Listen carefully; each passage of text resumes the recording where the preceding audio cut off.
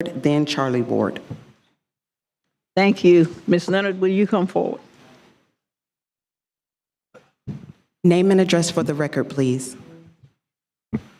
Laura Leonard, 3494 Colonnade Drive, Tallahassee, Florida. Yes, you may begin.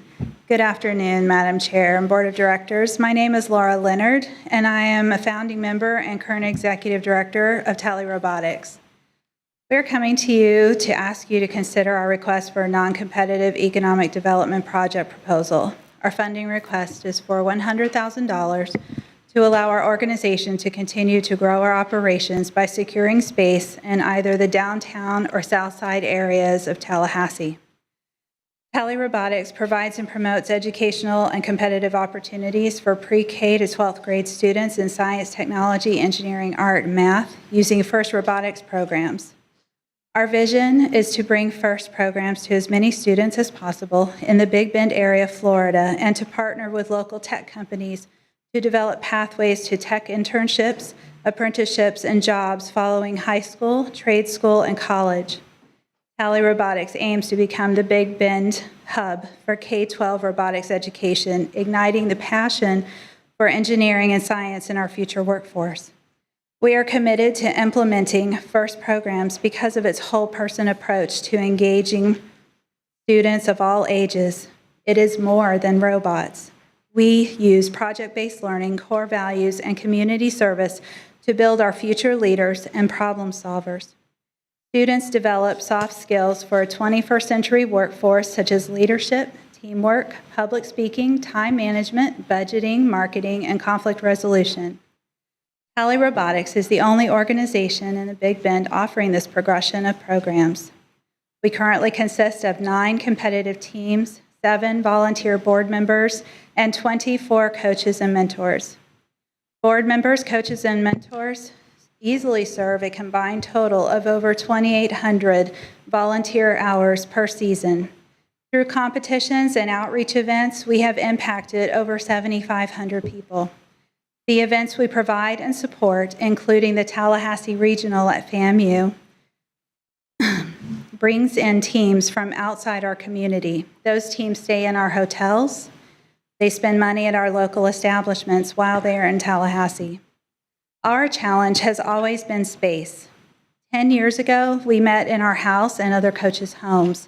Eventually, we moved into space provided by the CCC Center for Innovation and the Workforce Development. And as those spaces have become unavailable, we have had to move around to other spaces donated by community partners. We hope members will consider supporting our non-competitive project proposal and will enable us to increase our community impact and expand our efforts to prepare students for our future workforce in Tallahassee. Thank you. Our next speaker is Tanja Ward, followed by Charlie Ward.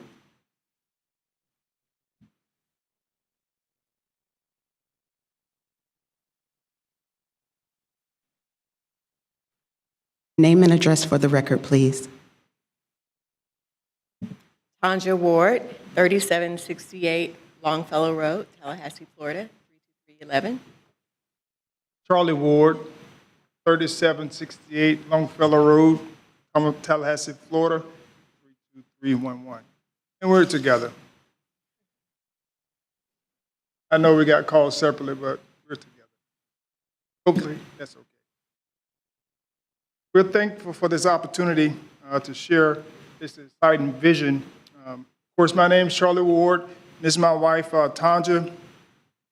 And we're here to talk about the Charlie Ward Champions Ranch. Our family foundation is a public 501c3 committed to supporting youth character development through sports, education, the arts, as well as supporting disaster relief efforts. We have been doing this work around the nation since 1996.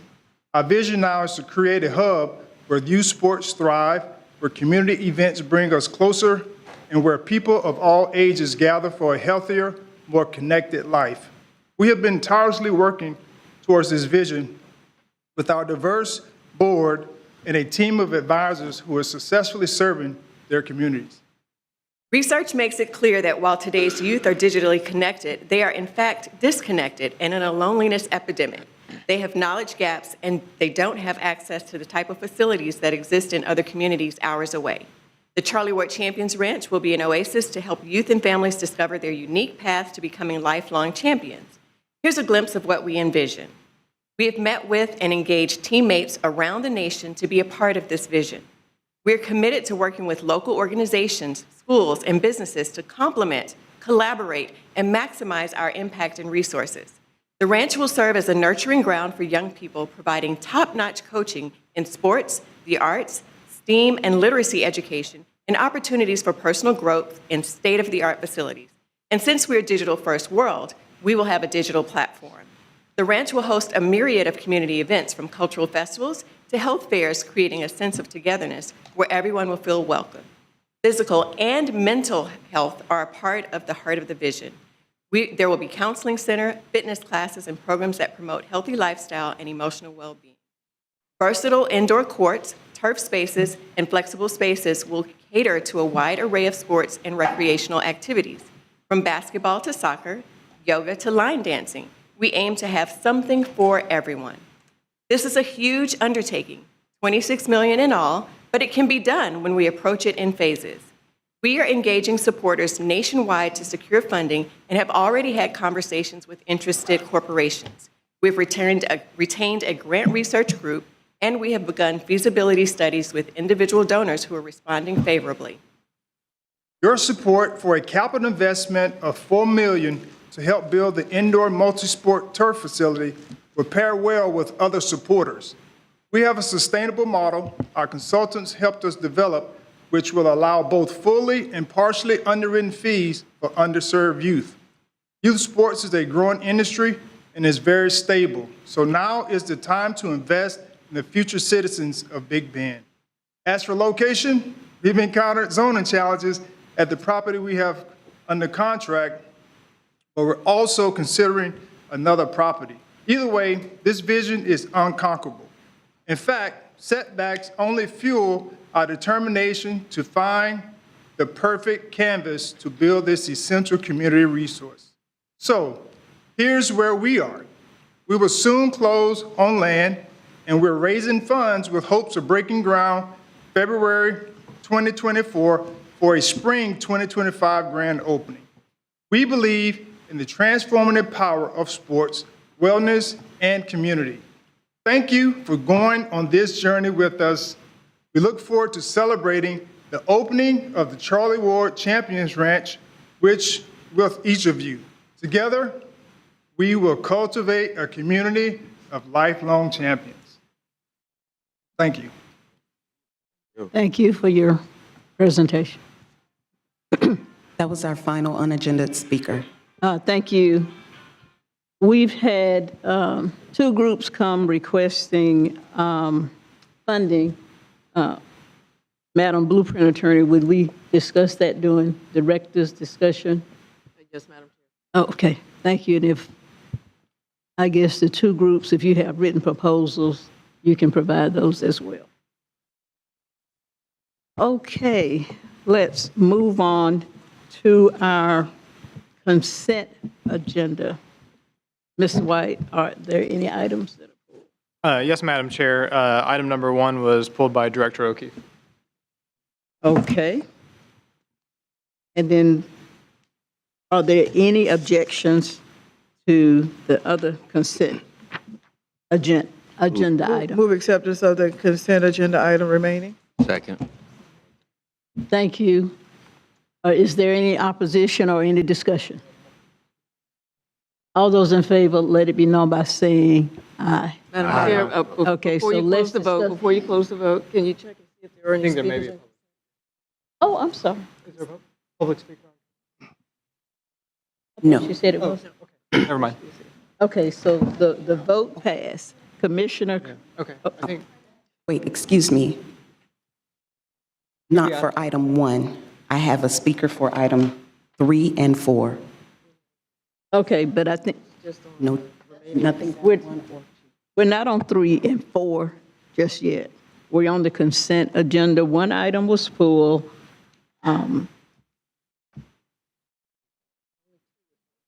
We voted on one.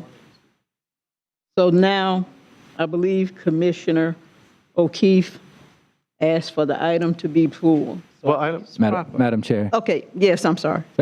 Mr. Sims is saying he wanted to speak on item 2 on consent, the evaluation of the economic impact analysis. On the consent agenda?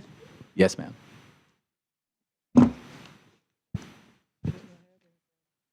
Okay, 2 was pulled from, okay. And then number 1. No, 1 was pulled. 1 was pulled. One was pulled, Oh, the okay. consent agenda.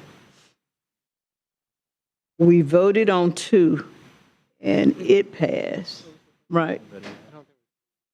Okay, okay. Mr. Sims, you want to speak on consent agenda item 2? So we've got a motion and a second. Now it's open for discussion, so we will take any comments. Point of information, Madam Chair, to the attorney. Do I use my 3 minutes and passing out my thing, or how do you recommend, since there's no policy? Sims, your 3 minutes starts when the chair recognizes you, and you can do as you please during that period of time, including passing out your Thank you. item. Thank you. Madam Chair, I'm here today because hearing citizens is very important. These are our tax dollars. I am currently in here in a hostile environment, being stared down by a city manager that takes advantage of my civil liberties and has caused my wife's supervisor to resign from a public service job that she loves. Saturday, Madam Chair, I suffered an anxiety attack for the very first time. Now, I've had strokes, I've had a heart attack. But this thing was settling. While I laid in the floor of Walmart, while my wife was panically on the phone trying to get me some help. Commissioner Maddox, I know you're on your phone, but my life flashed before me. And I thought about Ken Fowler, gone. I thought about John Brown, gone.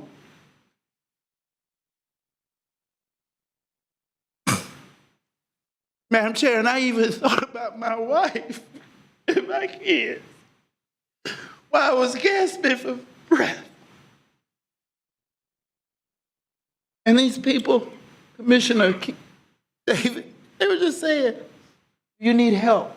You want me to call, and I'm struggling to speak. And my mind went to my grandmother, because I thought I was going. And I said, Commissioner Matlow, I don't want 30 seconds. my running to be in vain. And the very profound question, I know Reese says that I'm an insurrectionist, I'm a terrorist, but what do you say? What do you say, Commissioner Proctor? You 'Cause I baby can't rattler. hear. I said you're a baby rattler. What did you say, Commissioner Maddox? What did you say? Time Because you has didn't answer expired. my text, Commissioner Caban.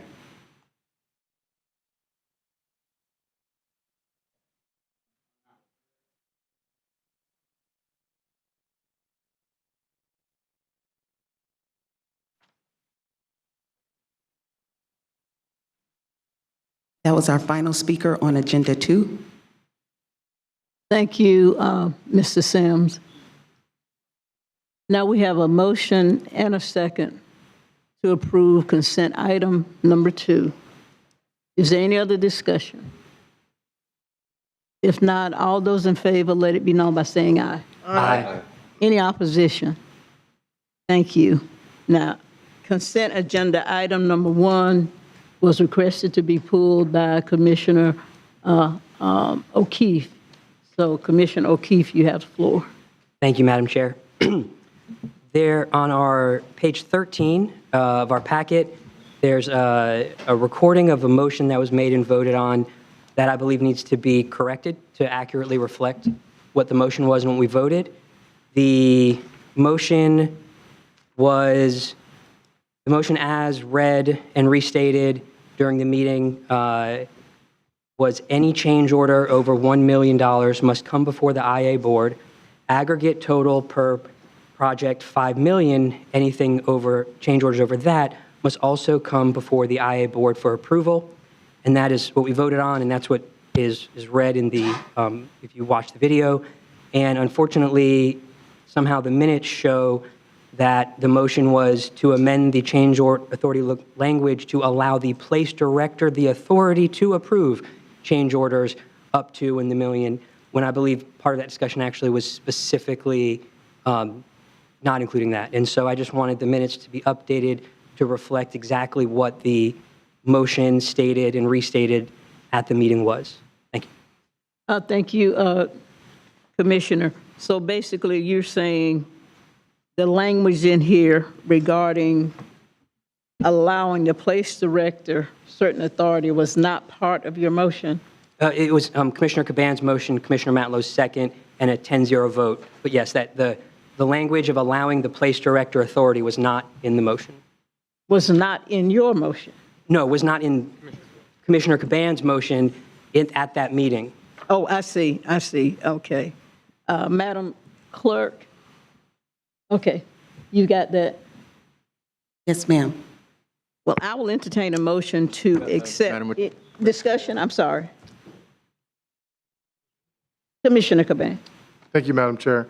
So I actually had this highlighted, but for a different reason, because when I read through this and I rewatched the video, so the original motion was allowed the place director to approve change orders up to $1 million. But the issue that I had was different than Commissioner O'Keefe. Anything over $1 million on a change order is supposed to come before the board for IA approval, for the IA board approval, and that's not what's in here. My original motion had that the place director could approve a change order up to $1 million, but anything over $1 million is supposed to come before the board, and then for any project aggregate total, the $5 million is supposed to come for the board. That's what I had. I actually had it written down too, Commissioner O'Keefe, but my issue with it seems to be different than yours. Okay, so Madam Clerk, can you check the video of the meeting? Yes, Make ma'am. that correction, make that change. Is he not Commissioner Richardson? Just a question of the attorney. How do we, because the minutes, I would assume, are an official document that we've approved. Yes, that's correct, Commissioner Richardson. So We haven't approved them yet. We haven't approved them I yet. know we haven't approved them yet. We did go back and look at the tape. Okay. Because we were aware of the concerns raised by Commissioner O'Keefe. Okay. And so I actually have a draft, and I would like to, if I can, read it to you so that, all can confirm that this is the will of the board. Absolutely. So it will read, Commissioner Caban again amended his motion to state that any change order over $1 million must come before the IA board, period. The aggregate total per project of $5 million must also come before the IA board for approval, period. And I guess That's on point, absolutely. Yes. the question that I had, Madam Commissioner Chair, Richardson. as a follow-up, how was that? So I assume that mistake wasn't picked up before the minutes were drafted, before we got a draft? That's correct, and we apologize for that. Okay, all right. Thank you, Madam Chair. Thank you. Commissioner Minor. Madam Chair, that's fine. So long as everyone here, so long as Commissioner Caban, it seems that he gave a thumbs up. Commissioner O'Keefe, is that consistent with what your understanding is too? The draft red is perfect. I'm sorry. Madam Chair, I should direct the question to you. I'm sorry. But so long as it's consistent with both Commissioner O'Keefe and Commissioner Caban, I'm happy to support the motion. I hope this doesn't happen again. Thank you. Thank you. And it is consistent, I think, with most of our memories of that meeting as well. Thank you, Madam Attorney, by the way, for clearing that up. You're welcome. Do we need a motion, by the way? Okay. I'll make a. Okay, please let me recognize you before you just talk out, okay? So we can keep some type of order, okay? Commissioner O'Keefe, did you have another comment, or are you satisfied? I was going to go ahead and make a motion, if that would be in order. Okay. Commissioner Caban, are you satisfied? And I think it's what I remember too. Yes, ma'am. Sorry about that earlier, by the way. Yeah, yes, ma'am. You're okay. Okay. Based on the representation in the reading from the attorney, I think all minds are clear. I will entertain a motion to accept consent agenda item number 1 with the corrections as stated by the blueprint attorney. So moved. Is there a second? Commissioner Minor, second. All those in favor? Madam Chair, I'd like to discuss. You like to comment? Yes. Thank you. Madam Chair, I'm not Commissioner Proctor. understanding why are we giving our legislative authority to staff for $1 million. That's a lot of money for staff to decide. Anything costs $1 million should come before this body. I mean, I may be old school. $1 million is still, to me, a substantial amount of money. So why can someone help me to appreciate this lifting of the ceiling that our staff, anybody in the country gets to spend $1 million with a budget this small? How do we get to $1 million for staff to decide? And can I please understand it? Thank you. Does any staff, Madam Director, you want to address that?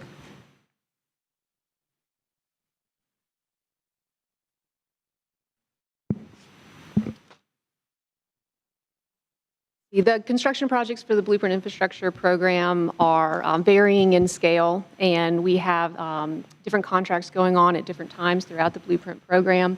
We have a lot of checks and balances in place, working off of professionally developed cost estimates that then lead into procurements of our construction projects following all procurement policies. And this procurement policy just helps us to guide us forward to get those projects implemented at the schedules that the IA board has directed. Madam Chair, I can't vote for this. I think at Leon County, our staff has discretion to about 200, 250, something like that. I could be off my number. But nowhere in the county does staff have $1 million worth of single line item authority. I think this is excessive, and I think it's too much. But my expression about that will be made with my vote. Thank you. Thank you, Commissioner Proctor. And I know one of the things that we discussed last month was not wanting to belabor or slow down the progress of projects that had been approved and funded as well. Any other comments? No more. We've got a motion and a second. All those in favor, let it be known by saying aye. Aye. Aye. Any opposition? Aye. Thank you. So I believe the motion passed with one opposition. I'm sorry. Commissioner. Yes, it was one opposition. Oh, it was two. You opposed. I'm sorry. Two opposition. Madam Chair. Yes, Commissioner Cox. For point of clarification, I thought we were just approving the corrected minutes. I didn't think we were going back to relitigate the discussion that we had last time. I thought we were just updating, we were accepting the correction to the minutes. Is that? That's what. Okay. That's what we were doing. But in doing so, commissioners can voice their opinion. And I think that's what Commissioner Proctor did. He wasn't here, remember, the last time he was out of town and probably didn't hear the discussion. So we're just clarifying basically what we did at the last Blueprint meeting. And he has a right to voice his opinion, has a right to oppose the motion, but I believe it has passed with 2 opposition. Yes, Madam Chair. I just want, for a point of clarification for those who may be watching, to understand what is the action we're taking today, and that is to update the minutes. You're absolutely correct. Everyone's entitled to their opinion. That's not what I was saying. I just want to make sure that the public knows what we're voting on today is a correction to the minutes. Absolutely. Thank you. Thank you. Commissioner Minor. Ma'am, I was going to speak on number 3 when we get to it. I'm sorry, didn't understand. I wanted to speak on item number 3 when we get to that point in the agenda. Our general business. No, when we come to, yes, general business, yes. Okay, item 3. Okay, thank you. Okay, now, commissioners, I believe we have approved all of the consent agenda. And now we'll move to our general business. Madam Chairman, I have Commissioner I Proctor. have unreadiness in the proceeding with today's general business. And I look at page 16 of our minutes, 16 of page of 22. At our last meeting, you read a letter from Dr. Larry Robinson.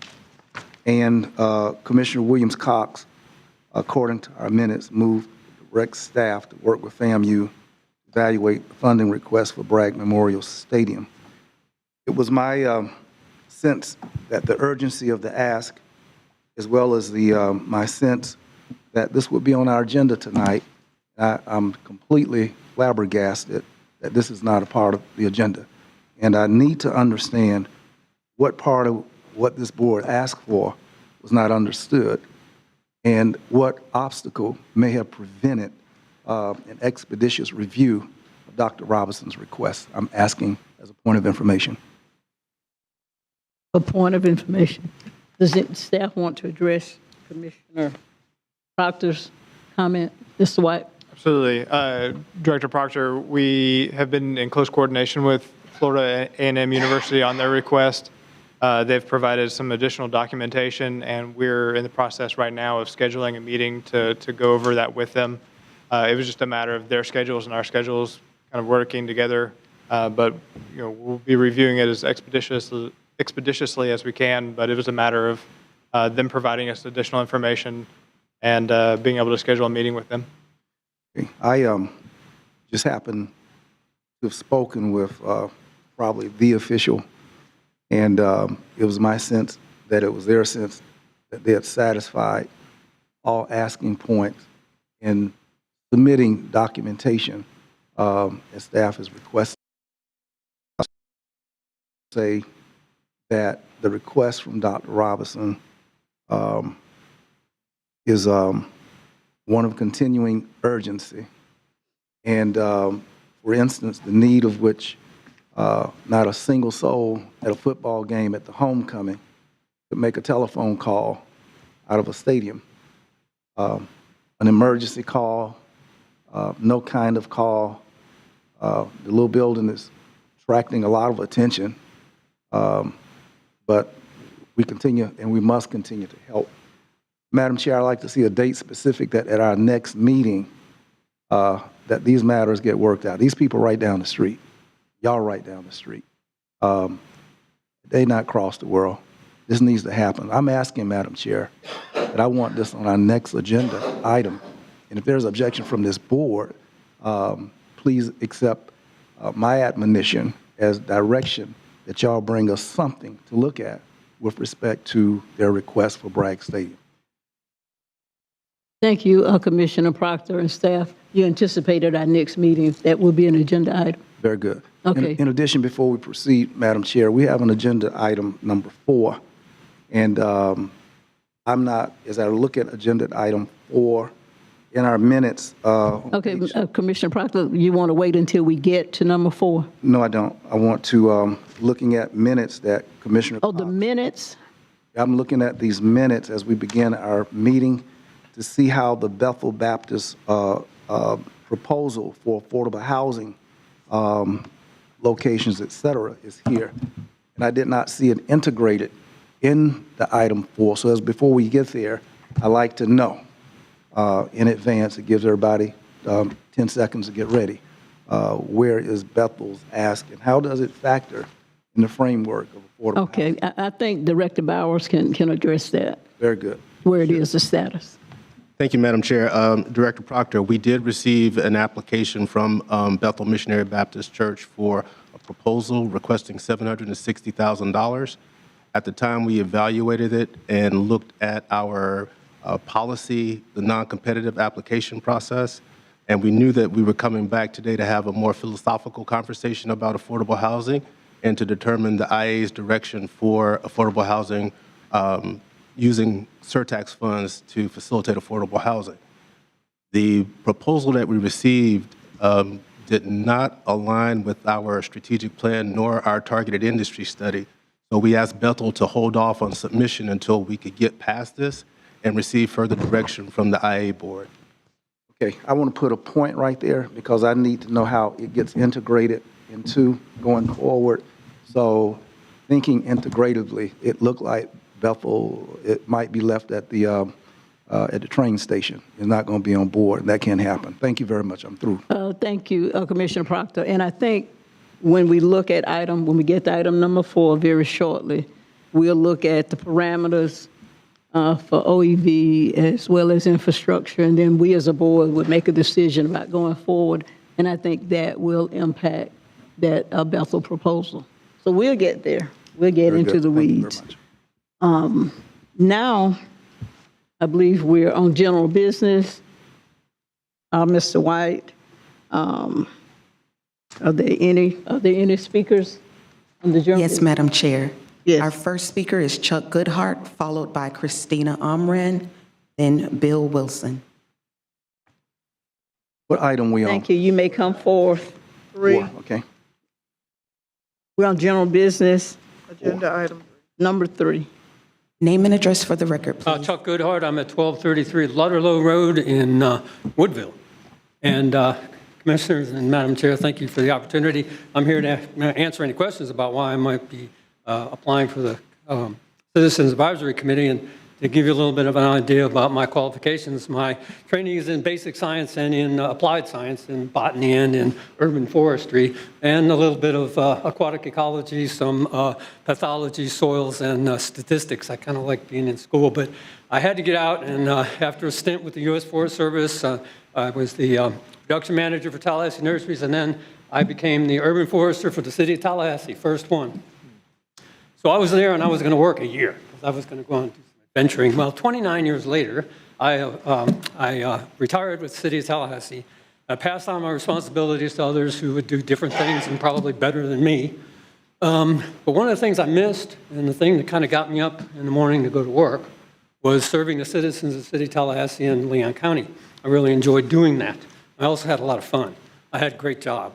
I did all kinds of projects, from planting trees and working with citizens to do tree planting projects to environmental education programs for kids.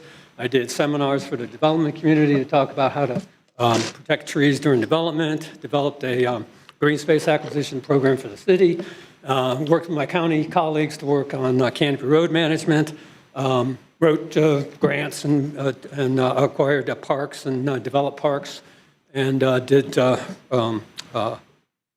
lake restoration projects, all kinds of fun stuff. And then I built all the bike trails and multi-use trails and hiking trails in the city, some in the county as well, and working with state and federal partners as well.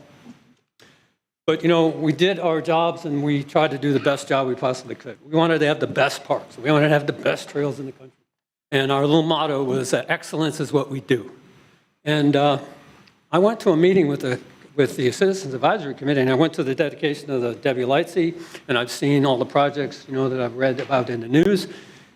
And I see that this organization has kind of the same focus, you know, excellence. And I really mean that. I mean, you do a good job. And that's the kind of organization that I really want to be a part of. And as a committee member, you know, your job is not just to say everything's wonderful and approve everything. if there's some concerns and if there's some things that you need to bring up and discuss, I think seconds. you have to be able to do that, and that's the role of the committee person. So I'm ready to serve if you think my qualifications can be of value to you, and thank you for your time. Thank you, Mr. Goodhart. And I just want to tell you, I have a niece that graduated from Stephen F. Austin University. Thank you for your interest and for your public service. Next speaker. Our next speaker is Christina Omran, followed by Bill Wilson, then Stanley Sims. Name and address for the record, please. Christina Emron, 358 Hunters Crossing. Thank you for recognizing me. And thank you for reviewing my information. I don't believe any scientist can fill Elva's shoes. And I do believe that we have many big projects ahead of us in our city. So there's a lot of work to be done. And looking ahead, I would like to volunteer my time and my professional expertise to the CAC to ensure that our needs are met successfully, sustainably, and safely regarding our projects, developments, and the needs of our city. So I enjoy the work that I've done as a certified professional scientist. I know that you've got my resume, so I won't use the full 3 minutes. If my knowledge can be of any service, I'm happy to be a resource, and I'm very happy to serve the city and bring my professional experience and expertise to the committee. Thank you so much. Thank you for your interest as well. Our next speaker is Bill Wilson, followed by Stanley Sims. Name and address for the record, please. Madam Chairman, I think there's two versions of the agenda, and I had picked up the wrong one. I'm actually on item 4 and would like to be behind Ms. Reverend Jones and Mr. Dodd. When we get to item 4, very well. Thank you. It has been notated. Our next speaker is Stanley Sims. Name and address for the record, please. Madam Chair, I think we are all a little confused on these items, but I'm on 3, but I think I need to be on 4 as well. I do. Thank you. All right.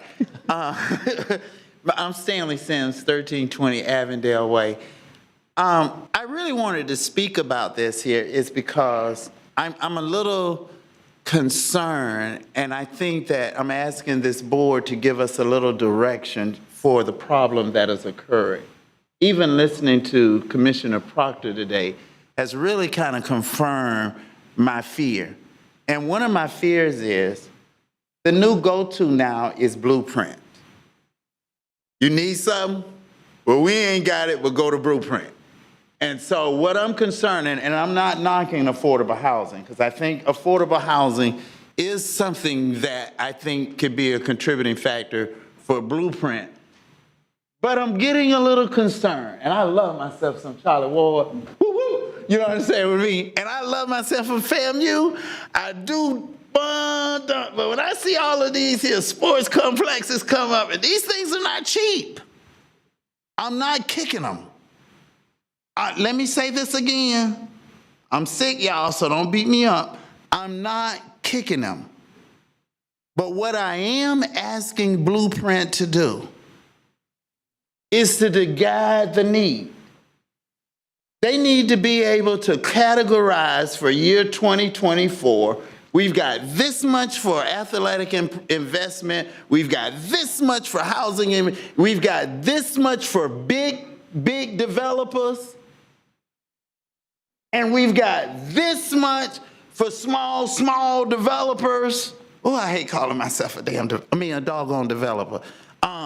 Businessmen like me. I think it needs to be categorized out. And then that way, we all, you, Mr. Ward, would have a greater understanding of what funds are available. You, as policymakers and decision makers, will know what bids are realistic and not. And me, as a taxpayer, would really know if I got a really good chance to open up an airline and call it Tamika Air and get you all the funding. That's an old joke, and I think y'all missed it. It's okay. But I'm 30 saying seconds. information, communication, deletes, reduces confusion. And I'm very easy to get confused. Oh, thank you, Mr. Sims. That was our final speaker on Agenda 3. Thank you so much. Mr. White, is there any comment or presentation from Blueprint on this particular item that basically deals with approval of new appointments to the Blueprint Citizens Advisory Committee? Yes, Madam Chair. Director Calder can briefly go through just kind of the vacancies and the appointments and the reappointments. Thank you. Director Calder. Excellent. So the Blueprint Citizens Advisory Committee is a 14-member body. We have 4 positions that we'd like your direction on today. 2 of those positions are just for reappointment. 2 members, they are eligible for a second term. That's Mary Glowacki and Christopher Daniels. And then we have 2 vacancies. One of those vacancies is through a nominating organization, the Capital City Chamber of Commerce, and they have nominated Byron Green to serve them. And then the 4th position is for the natural scientist biologist position, for which we've received the 3 applications. So we'd like your direction on one of those 3. Next slide, please. So options 1, 2, and 3, we're recommending Chris Daniels, Mary Glowacki, and Byron Green. And then option 4, we'd like your direction on one of those, Maria Brown, Chuck Goodhart, or Christina Omron. Thank you, Director Calder. So, okay, one second. What we have before us, directors, is 3 options, 1, 2, and 3, where they're recommending 1 individual for those positions.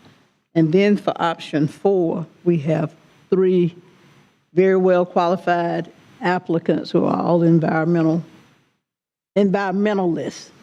So what I'd like to do is entertain a motion to accept the recommendations for options 1, 2, and 3. Oh, we want discussions on that. Okay, I'll entertain a motion to accept options 1, 2, and 3. Commissioner Cox, Williams Cox. So moved. Second. Thank you. Now we're open for discussion. Commissioner Minor. Thank you, Madam Chair. I had my name card up to talk about option 4 when we're ready. To talk about option. Option 4 when we're ready, ma'am. But I'm ready to vote on options 1, 2, and 3 when you're ready. Okay. Thank you. Any other comments on the motion to approve options 1, 2, and 3, which are the recommendations from our staff? No other comments? All those in favor, let it be known by saying aye. Aye. Aye. Aye. Any opposition? Thank you so much. Commissioner Minor, regarding option 4.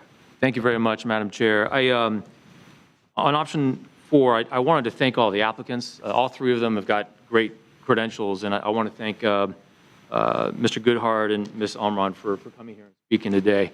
After looking at the 3 applications, I was kind of at a standstill on which to select, so I made a couple calls, talked to some references, and the one that stood out to me was Mr. Chuck Goodhart because of the many years of experience he's had working on city projects and county project involvement, trails design, that type of thing. It really kind of led me to believe that he would be able to have a strong contribution onto the CSC from day one. So my recommendation, my motion, is to nominate Chuck Goodhart for this position. Thank you, Madam Chair. Thank you. Commissioner Richardson. I would second that motion, Madam Chair. And in addition to the information that, Madam Chair, that Board Member Minor acquired, I also asked of staff their recommendation.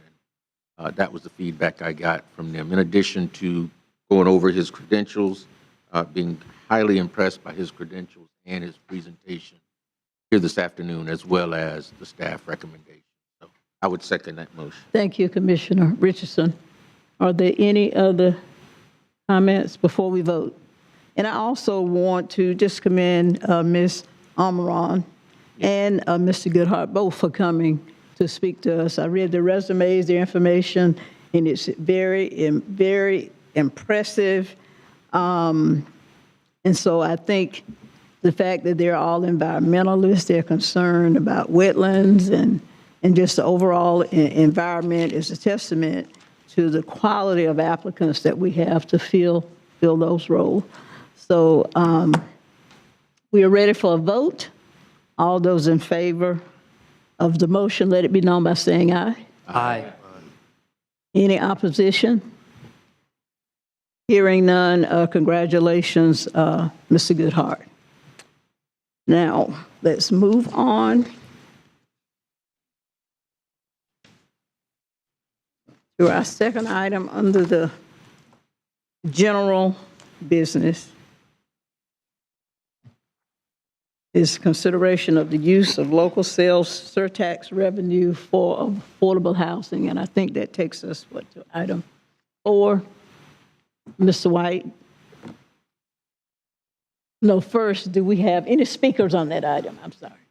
Yes, ma'am. Our Okay. first speaker is Robert Deal, followed by Reverend Sylvia Jones, then Stanley Sims. Thank you. Name and address, please, for the record. All righty, I've got a slide for this. Be able to get that up. My name is Robert Dial. Good afternoon. I live at 2409 Oakdale Street, Tallahassee. I'm a member of the Capital Area Justice Ministry Affordable Housing Research Team, and I'm here with my colleague, Rev. Sylvia Jones, to speak to this item. We're disappointed but not surprised to see that staff recommends maintaining the status quo. But after all, their job is to administer the existing programs. As our community's elected officials, you have both the authority and the responsibility to change the status quo to address critical local challenges. The affordable rental housing status quo for very low and extremely low income members of our community is a critical problem. But the staff's report does not explicitly acknowledge this, and so let's review the facts once again.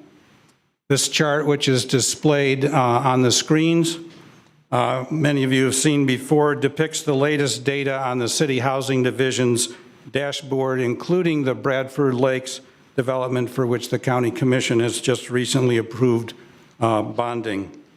The first two blue columns on the left show the 14,494 severely housing cost burdened families with extremely low incomes on the left of 30% or less of the area median income. These folks are earning $24,400 or less a year. The second blue column from the left represents the very low income families earning 50% or less of the AMI. These folks in a family of 4 are earning $41,000 or less. The orange columns show that rental projects built since 2020 or in the pipeline are leaving these families behind. The root of the crisis, as we've discussed before, is the lack of financial incentives for rental housing developers to set aside more than the absolute minimum numbers of units for families with very low and extremely low incomes that they're required to do based on the financing instruments that they use. Attachment 1 of the packet for this agenda item, which reviews city and county programs, offers no information on city programs that address these households. That's because none of them do. Attachment 1 does document the County Commission's recent vote to require rental development seeking county financial support to set aside units for people exiting homelessness. And this apparently played a role in the Lake Bradford project, which will now allocate 25% of its units for families with extremely low incomes. Time has expired. Oops, I didn't get my 30-second warning. I've got 3 sentences. May I finish? You have 30 seconds. Go ahead. Thank you. With the Lake Bradford project, with no financial incentives to do otherwise, most of the units, other than those being set aside for extremely low income, are being set aside for families earning 70 or 80% of the area median income. Again, leaving out those folks in the middle that we haven't been able to serve, the second blue column from the left. Today, KJM's asking you to embrace justice and change the status quo. My colleague, Reverend Jones, will tell you what we'd like you to do. Thanks. Thank you. Name and address for the record, please. Good afternoon. I'm Reverend Sylvia Jones. I reside at 4250 Woodbridge Road, Tallahassee. I'm chair of the Capital Area Justice Ministry Affordable Housing Research Committee. The staff report for agenda item number 4 makes clear that the IA board can utilize both infrastructure funds and OEV funds for an affordable rental housing initiative, but doing so will require changing the status quo.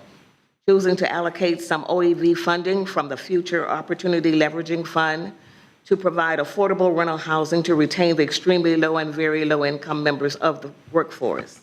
Revising the OEV strategic plan to explicitly call for providing an adequate supply of housing for those members of the targeted industries workforce, and/or amending the interlocal agreement to create a project for affordable rental housing for families with extremely low and very low incomes, and reallocating funds from among currently funded projects.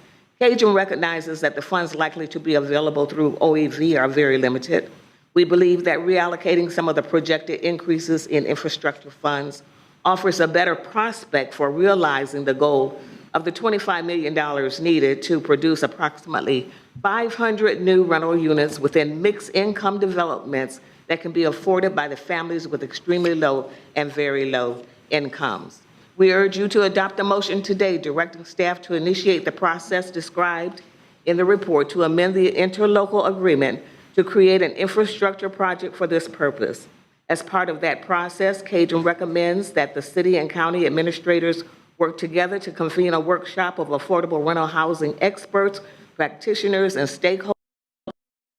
The approach for using infrastructure funds to purchase land to be leased to rental housing developers willing to meet stipulated set-aside requirements for families with extremely low and very low incomes. We are asking you to break the status quo logjam and pave the path to true justice for the members of our workforce who struggle to make ends meet and care for their children.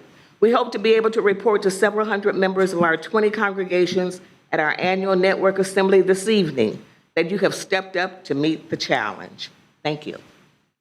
Thank you. Our next speaker is Stanley Sims, followed by Bill Wilson. Name and address for the record, please. Very thankful my wife allows me to still reside at 1320 Avondale Way. Reason I'm excited that this blueprint is entertaining the thought for low affordable housing because of my anxiety. I don't sleep long. So I'm up at 4:30 in the morning. And City Commissioner Curtis Richardson,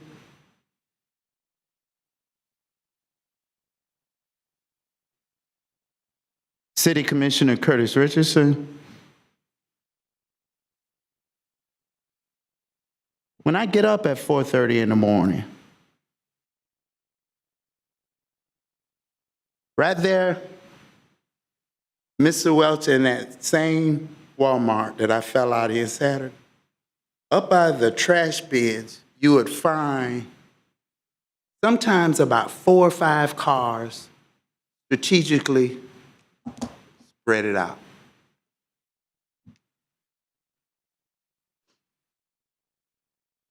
Not this weekend, last weekend. There was a lady in there with a 3-year-old child. I'm not going to embarrass her, but she is a state worker.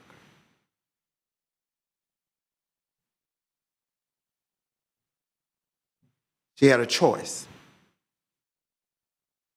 You pay for your baby to get sick, or you pay your damn rent. She was already a month and a half behind. That's not just at my Walmart. That's at the Walmart on Appalachia Parkway. Instead of the police harassing me and watching what I do in here, why don't you go out there and watch what these people are doing? And Mr. Welch, even at your Walmart, these are safe havens that people have created because why? You have failed them. You, not city staff, you, because you set policy. City Commissioner Curtis Richardson. 30 seconds. Somebody would like to build their house on the south side. Someone would like to have a circular driveway in front of their house. Hell, they don't want a circular. They don't even want a driveway. They just want decent housing. Decent. And they shouldn't be victimized and put down or have to beg. This is America. Time has expired. Thank you, Mr. Sims. That was our final speaker. That was the final speaker?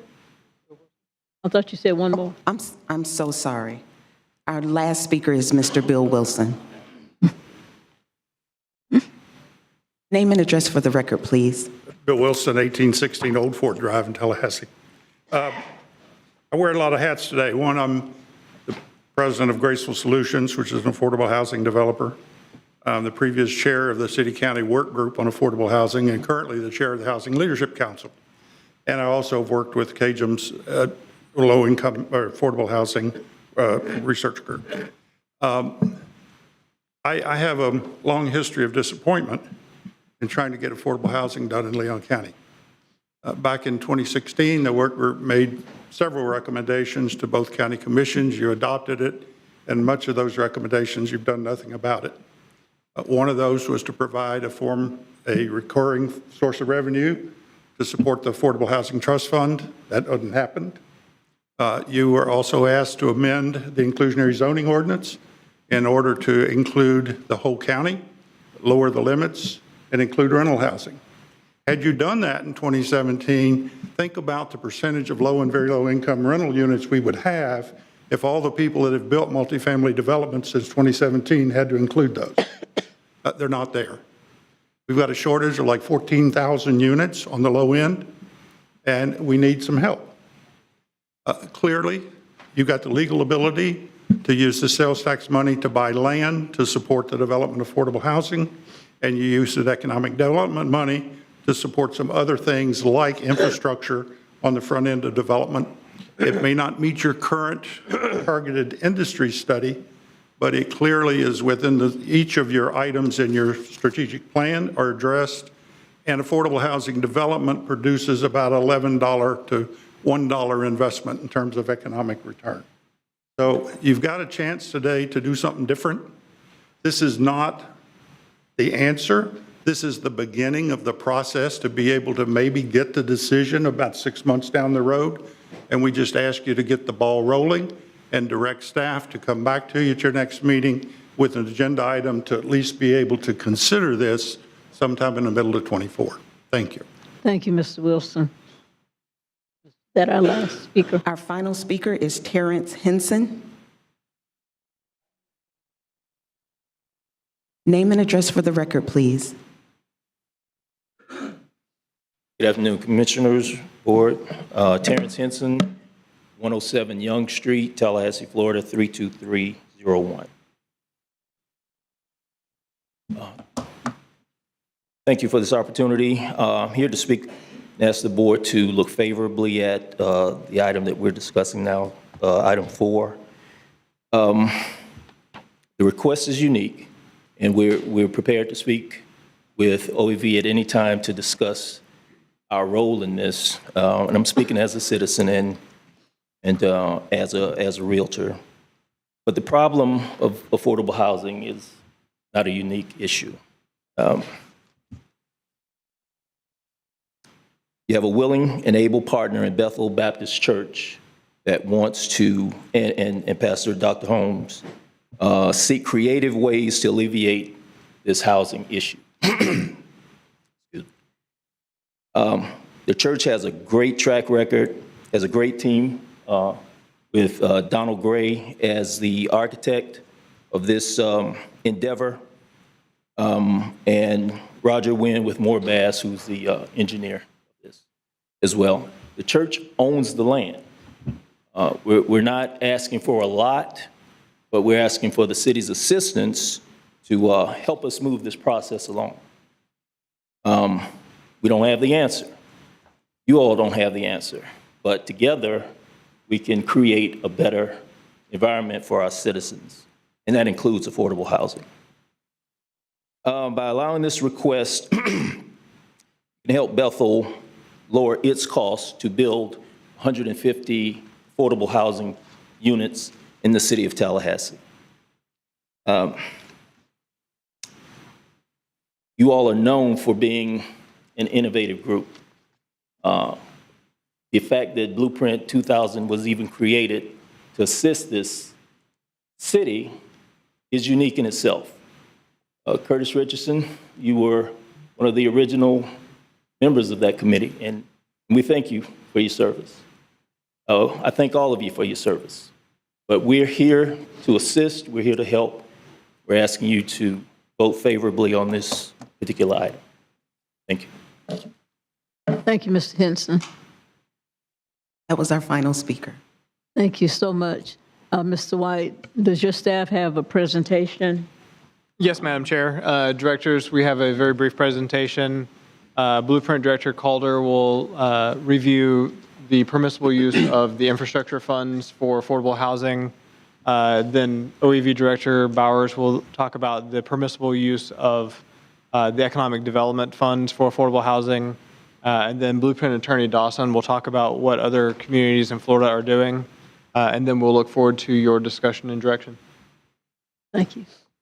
I'd like to turn it over to Blueprint Director Calder now. Thanks. Okay, next slide, please. So under Florida statutes, there is the allowable use of infrastructure surtax dollars for the acquisition of land for affordable housing. That land needs to be maintained in ownership by the local government, and it does give you some flexibility in order to enter into a ground lease with a public or private entity for the development of that affordable housing. So you may expend the dollars on the acquisition of land. However, the interlocal agreement has to be amended before those infrastructure dollars are used. And the next slide, I'll detail that process. However, go back just one sec. Thank you. However, our recommendation is to not use the infrastructure funds for affordable housing, and that's precisely for the need to continue the implementation of the projects that the IA board has already approved based on their scopes and schedules. Thank you. Next slide. So the substantial amendment process, if you should choose to go down this road to use infrastructure funds for affordable housing, is laid out in your interlocal agreement and further detailed in your bylaws.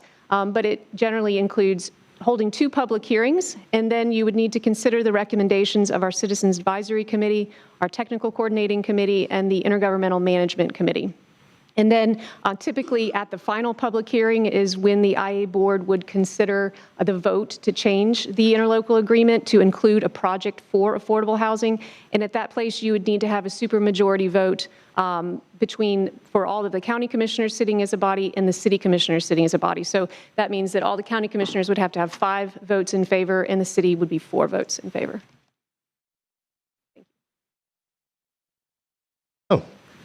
Thank you, Director Calder. Good afternoon, directors. I'm pleased to provide you with the staff analysis of the permissible uses of economic development surtax funds for affordable housing.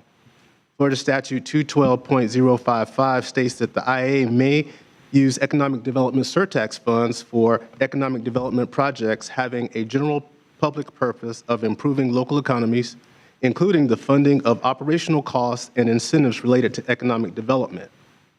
To tailor the scope of and focus of OEV's work, the IA board approved a 5-year strategic plan in 2016 and approved a subsequent 5-year strategic plan in 2020. And the strategic plan guides our day-to-day work plan at OEV.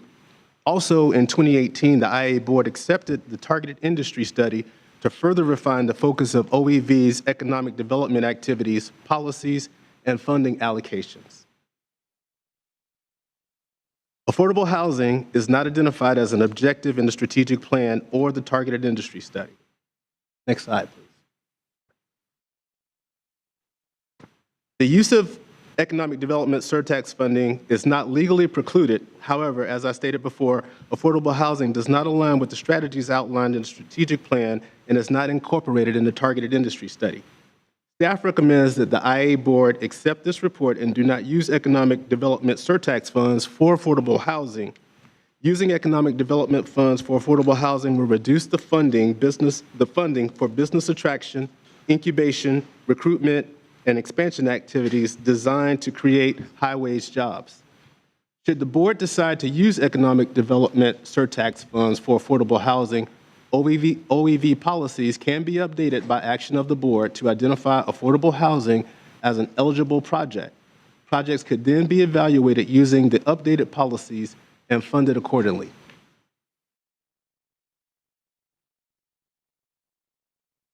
Commissioners, first of all, let me share with you that there are 27 Florida counties that collect a local government infrastructure surtax. Of those, 3 counties use their infrastructure portion of their surtax dollars for land acquisition for affordable housing. All 3 of those counties had language on their ballot referendum addressing affordable housing. So the voters knew at the beginning, before that collection of the surtax was put forth, that affordable housing would be addressed. Only 1 county thus far, Pinellas County, has used their funds for land acquisition at this point. Excuse me, Attorney, can you pull your mic closer to you? Sure. Sorry about that. Looking first at Pinellas County, they have a 10-year surtax. 4.15% is devoted to land acquisition for affordable housing. Pinellas County is similar to Leon County in that they do have an economic development allocation component to their surtax. Collier County, they started their collection in 2019 with a ballot summary that specifically stated to acquire land and support construction for workforce housing. Collier County is very because their surtax ordinance will actually sunset in December. They had language in the ordinance which stated that the surtax would run for a period of 7 years or until they reached 490 million was collected. Several years out, they actually reached the 490 million. They reached it this year. So they will have to sunset their surtax collection because the ordinance language specifically says whichever was sooner. Meanwhile, they have $20 million that's set aside for land acquisition. To date, have been spent on affordable housing. Collier County, as well as Alachua County, which I'll get to in a second, does not have an economic development allocation similar to what we have. Looking at Alachua County, they approved in 2022. It is, they actually started collecting in January of this year, and it will run until 2032. Half a cent is allocated for public infrastructure and affordable housing. And again, this was noted for the voters when the referendum was put to the voters. And so, thus far, we don't have any data on Alachua County using its affordable housing surtax dollars for project because they just started their collection. Thank you. That's it. And with that, the recommended option is option 1, and that's to accept the report, and we look forward to your direction. Thank you. I want to thank the directors and the staff for that analysis and for the information that they have compiled under this particular agenda item. Commissioner Proctor. Thank you, Madam Chair, Commissioners. This is not rocket science. One of the problems, which always has been a classist approach for our use of the economic development, is that very limited notion of attracting high-paying jobs And for some reason, use of our money to attract other people from outside of the boundaries of our community for high-paying jobs is a very exclusive idea, and it overlooks, in many ways, people who have fallen to the wayside here in our community who may be local, may be intergenerational dwellers of this county and community. I find that language to be very narrow, and what has occurred over recent years is that while I don't think this one penny can accomplish and do affordable housing, because I believe within the last maybe 24 months, interest rates are gone from 4 to near 8%. I don't know at 8% and where the market is, who can afford a house? I really don't understand 30% of the medium and the 50% below to this and the 80% that I don't know what that means to me. If you're talking about, if you don't make 6 figures and interest has gone to 8%, you, all of y'all, all of us, every one of us is running out of steam in this game. So with there being no market, banking community, folk who loan money, index of affordability, that thing is so steep and has tripped a switch that has fostered a cataclysm of oil spilling on a pole that people cannot climb. It's too slippery. And it's gone so steep. And I really don't know if we can afford to take this one penny to do what, to fill the hole that affordable housing costs and what housing costs right now. We wouldn't meet the market's need or even probably place a dent. Go to that one starfish that got thrown back in the water. It mattered that we tried. But I would dare say my interest here is knowing Mr. Henson's ask of us, who I respect, Pastor Holmes, the great work that's occurring, moving forward for housing. I think that we've supported some bond issue for somebody from out of town. And it's amazing to me that when it comes to affordable housing, we tend to put our name behind people from out of the state, from San Diego and from Memphis and from anywhere but here. We have to do a little soul searching. Do we live flesh and blood as an economic development priority? And if you're thinking about crime, and if you're thinking about people who languish on the streets, bringing values of property down, there's a lot wider consideration. And commissioners, I do believe that what we're looking at is just to attract people for high-paying jobs. We're at a different place. There's a different, more urgent need, and perhaps there's room to expand that. But if we do, I'm not over-optimistic that given 8% market, people can't get on, they can't qualify, and the banks are not dropping the ladder to reach them. The escalator doesn't come down far enough to reach them. Those things considered, if we move forward, I want to put some money behind who I know can get it done and whose track record bears witness to their execution of a vision and a mission, and that's the Bethel Missionary Baptist Church effort. So when I looked at my earlier comments of Commissioner Williams-Cox ask for the Bethel proposal to give consideration, I want to make sure that if we move, that we fix the new parameters for housing and allocation, that we are not setting rules that exclude the Bethel, but we set parameters that for a local investor and one who's empathetic and an entity that understands the needs of this community already, and they ain't from San Diego, we need to set rules that include their efforts to go forward, and that this money be placed in the hands of people we know, trust, and believe in, and have a track record. Those things being said, Madam Chair, I may get a second crack on this once I've heard others. Thank you. Thank you, Commissioner Proctor, for those comments. Commissioner Porter. Thank you, Madam Chair.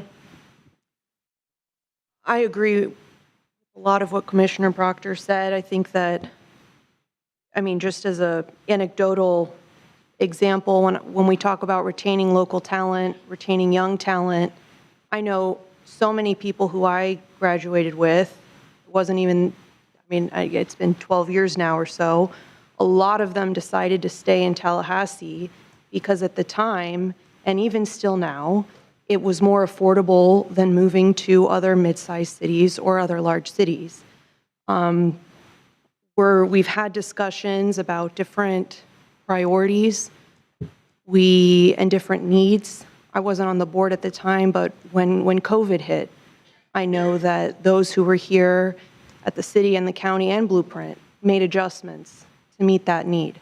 I think that we're at a critical point in in the history of, it's really at a crisis level. So I think that having this as an option is important for us to explore.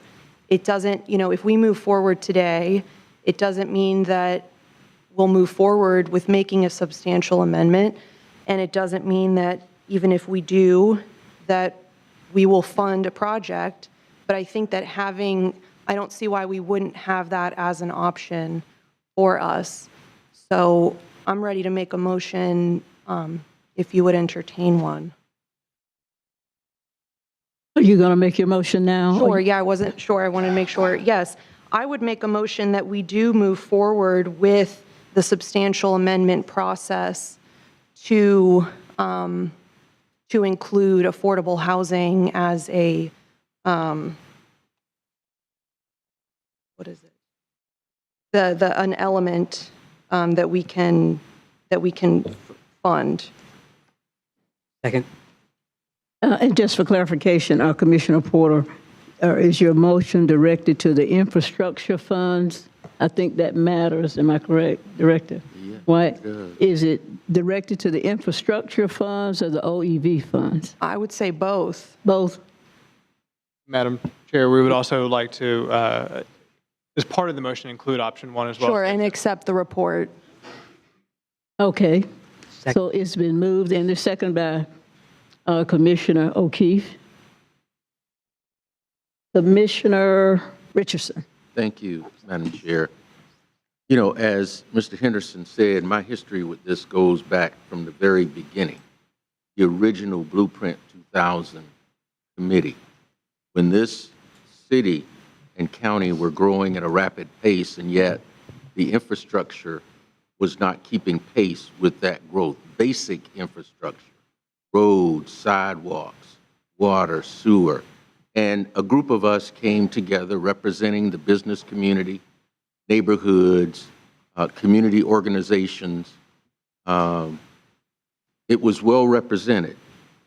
The real estate industry, I believe, was also represented. And we came together, had a series of community forums where we took input from individuals throughout the community as to what the needs of this city and county were at the time in terms of infrastructure improvements. We came up with that list of projects. We took that to the community and explained to them, the taxpayers of our community, what the needs of the community were at the time. The community voted to tax itself for the next 20 years to include an additional penny sales tax for the next 20 years to fund those infrastructure projects. It was clear to everybody in the community what those projects were, And we felt, and we did, keep faith with the taxpayers and voters of this community that those projects would be completed, that they would be completed on time, and at least within budget. And every single one of those projects met those criteria. Every single one. When we had to come back 20 years later to this community to convince the taxpayers to extend that penny sales tax for future needs, because we had kept faith with the voters and taxpayers of this community, we had overwhelming support for continuing that sales tax. We identified, again, and Terrence, you'll hear? Yeah, well, he was a part of the sales tax committee. It was, again, a committee of individuals who represented this community across the spectrum. We met for several months. We had extensive meetings and community input, giving everyone an opportunity to have input into that process. We met on FAMU's campus. We met in the Northeast. We met on the west side of town so that everyone would understand what the continuing needs of this community were in that respect. I had the honor of serving as the vice chair of that committee. Steve Evans was our chair. We came up again with a list of projects that we thought were needed in this community. The voters in 2014 determined, yeah, we will agree again to extend this penny sales tax to fund those continuing projects. 32 projects, Alderman, if I'm not correct. Is it 32? 27 in the Blueprint 2020 program. 27 projects. And again, the voters and taxpayers of this community said that they were willing to tax themselves for another 20 years to fund those 27 projects. One of the things that Terrence and myself, Christique Henry was a member of that committee. I can't remember everybody else that was on it, but one of the things that we fought like hell for were projects that would improve the quality of life of individuals on the south side of this community. We fought like hell for that because the south side of Tallahassee had gone neglected for so many years. And I'll say it again, I don't give a damn who doesn't like it. I've lived on the south side of this community for 31 years. I chose to live there. My wife and I chose to build our home there because we saw the potential. We chose to raise our 2 children there.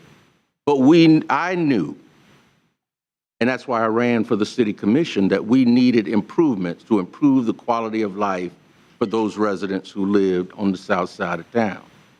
And we did that.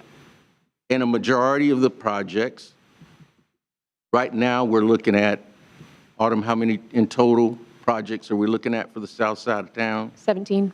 17 of those 27 projects at a total of at least $270 million. That's what we're looking at investing on the south side of Tallahassee, an area that has been neglected in this community for the decades that I've lived here. And so that gives you my history with this whole project and how we've gotten to where we are now. I agree with Cajun and Bethel Baptist. There is a critical need for affordable housing in this community. I don't think anybody would argue with that. That is not a need unique to the city of Tallahassee or Leon County. I talk to my colleagues from across the state, and I hear the same thing in communities throughout the state of Florida. And I'm sure it's the same throughout this nation. And it's been one of my personal top priorities, one of the first things I did as a city commissioner, and it took me 4 years to accomplish it, was to include the south side of Tallahassee in the CRA district. I did that, why? For investment in the south side of Tallahassee, number one. Secondly, because I had had conversations with Brenda Williams, who is the director of the Tallahassee Housing Foundation. And she shared a vision with me of improving the quality of life of the individuals who at the time lived in the Orange Avenue apartments. And so we thought that by including the South City in the CRA district, that dollars could be made available for at least starting that project. And that's how that early funding from the CRA, that's how the Orange Avenue redevelopment project began. And we've included city funds and additional CRA funds to that during the course of the redevelopment and revitalization of that project. So I say that to show you how long I have personally been dealing with this issue. I serve as the city's representative on the Tallahassee Lenders Consortium board. Our mission is to make home ownership available to those who desire it.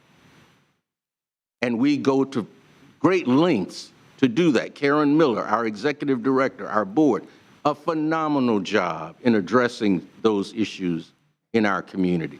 We just had a block party on Saturday where we invited people to come out and learn about the services available through the Tallahassee Lenders Consortium and what can be done to assist individuals in fulfilling that American dream of home ownership. You all might have seen the young lady who was interviewed on television saying that it had taken her 5 years getting through all the roadblocks and hurdles to become a homeowner. I also represent the City Commission as the government representative on our AHAC, the Affordable Housing Advisory Committee, which is legislatively mandated. We just finished our most recent report, and you all, both city and county commissioners, will be getting a copy of that report to be considered and ratified at our respective meetings. But in that report, it talks about the number of initiatives that both the city and the county have implemented to address this issue of affordable housing within our community. And you'll read in the report those recommendations and the impact that they will have or could potentially have in addressing this issue. Also in the community, we have Habitat for Humanity in the city of Tallahassee, and I'm not sure if the county has the same relationship, but we have partnered with Habitat for Humanity, and we've allowed our employees to go out and volunteer to build homes in the community for individuals who desire to acquire that American dream of home ownership. The city of Tallahassee just recently was awarded the 2023 SHIP Award by the Florida Housing Foundation. I hope I have that correct. Was it the Florida Housing Foundation, Mayor? Recognizing us for the initiatives that we have taken as a city to address the issue of affordable housing in our community. Over the past 5 years, we've had 3,000 affordable housing units either completed or in the pipeline, more than over the past 25 years combined. 3,000. Will that solve the problem? Of course it won't. But it certainly shows that we have taken the initiative and we are moving forward, and that is one of the top priorities in our strategic plan, second only to public safety. I mentioned the AHAC report that you'll be getting a copy of soon. Commissioner Proctor has mentioned some of the obstacles to obtaining what we're trying to obtain here. If we look at the interest costs, when I financed my home in 1995, the interest rate was 2.99%. That was in 1995.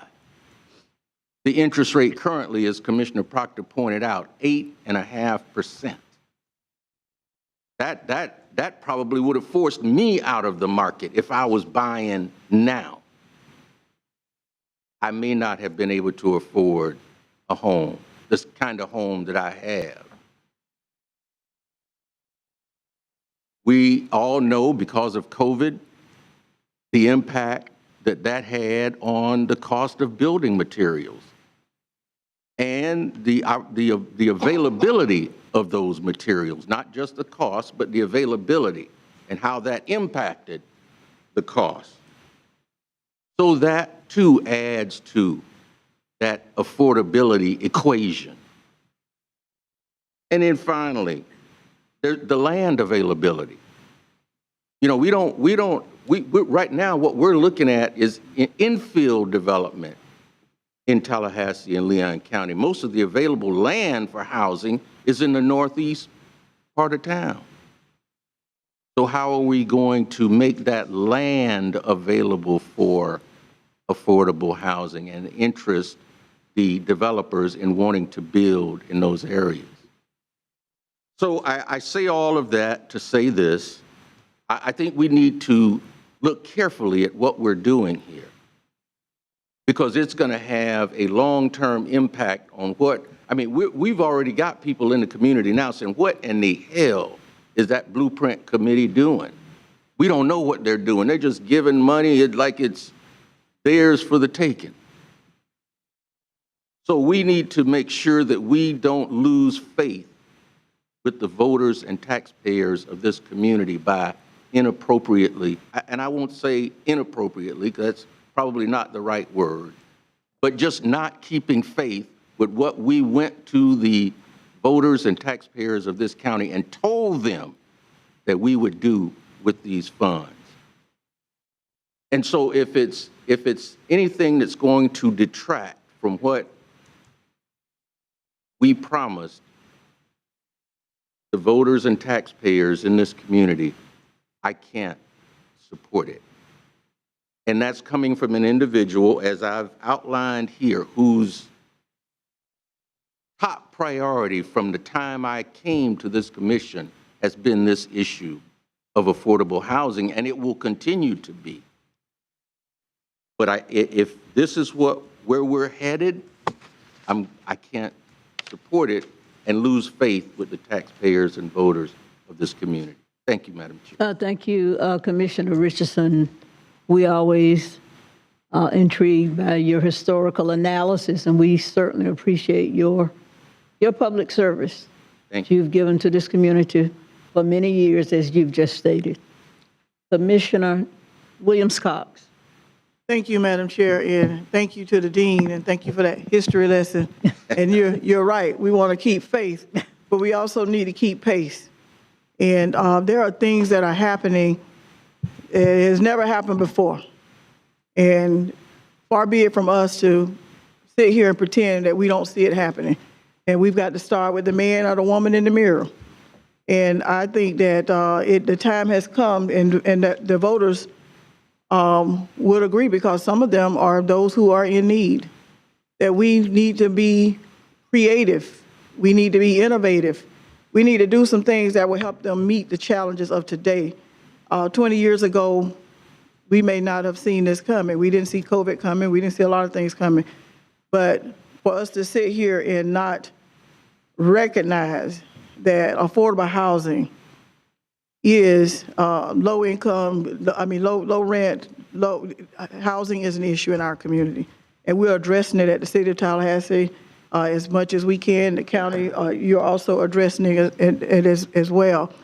I am very intrigued by what I saw Pinellas County doing. I happened to be at the White House a couple of weeks ago with the mayor, who is a Rattler, by the way, of St. Pete, and they are doing some innovative things in St. Pete, and we've heard him present the kind of things that they're doing. And I think that being the capital city of the third largest state in the nation, we too can learn from what others have done. And so I want to thank the staff for bringing us some cities and what they're doing. I would like to see us look at, when we look at the blueprint pie, there is 88% for infrastructure and 12 little measly pieces for economic vitality. I would like for us to focus on the large part of the pie, the infrastructure side, and figure out where can we scrape the money to allocate for affordable housing. I know that projects are underway, and there are projects that haven't started, and there are projects, some are further along than others. But I would like to see us look at projects that, might have a little money left over, that might need a little reallocation somewhere, and see if we can't use some of those dollars to help us at least start our affordable housing to try to meet that need. And I know Commissioner Porter made a motion to look at OEV and infrastructure, and I would like to see if we can focus on infrastructure, because there's not much in OEV. I don't know how many times you can split 12 when you got 88 sitting over here. We may be able to do more with it. I'm looking at Autumn. I know you're shaking your head, Autumn. I know projects are underway, but we're going to be efficient in those projects, and we're going to get folks to come and help us so that we can at least have some monies. And with the Bethel project, they already have land. So currently, what the law says now, that we can acquire land, they already have the land. And I say that with Cajun as well. I mean, I know we want affordable housing, but we got to come to the table with something. It's a partnership, not one way. And so we need land to build on. So, as we heard recently, God is making more animals and what have you, but he's not making more land. And so those of us who have land, need to leverage it to allow us to be able to meet this need of affordable housing. So I say all of that to say, Commissioner Porter, I would ask if we could, if you would be interested in amending your motion to have the focus on the infrastructure piece instead of the economic vitality piece. And if so, I can support that. But we got to get started, or we're never going to get there. And we can talk about it, but until we make a step forward, the journey of 1,000 miles starts with the first step, and we've got to get there. So that's what I'm asking, if you'd be interested in. So are you offering a friendly amendment to her motion? I'm asking her if she will accept a friendly amendment to her motion to begin the substantial amendment only for the infrastructure piece. Madam Chair. Yes, please. Thank you. I don't have strong feelings about that. If that's going to be a sticking point for other members of this board, then I'd be willing to amend my motion. Okay, great. Who second her okay. Would you still second it, Commissioner O'Keefe? Yes, Madam Chair. Okay, great. And I believe thank you, Commissioner Williams-Cox. Commissioner O'Keefe, I think you are next in the queue. Thank you, Madam Chair. I'll start by saying, getting the easy stuff out of the way, but I'm excited that we might be moving forward on the infrastructure, even if we're not on the economic development. That's why I'm sticking with the second. What is that thing about a bird in the hand versus the bush? I'm going to take what's here. But I will just note that when we talk about economic development side, it may feel like we don't have a lot, but after my briefing, or during my briefing, and the directors can correct me, looking at the Future Opportunity Leveraging Fund over the next, through fiscal year 2025, there is $5 to $6 million that would be funded. Now, don't tell anyone else, because we'll have more requests. But I think, so as we think about things generally, we don't have to think just what we have this year.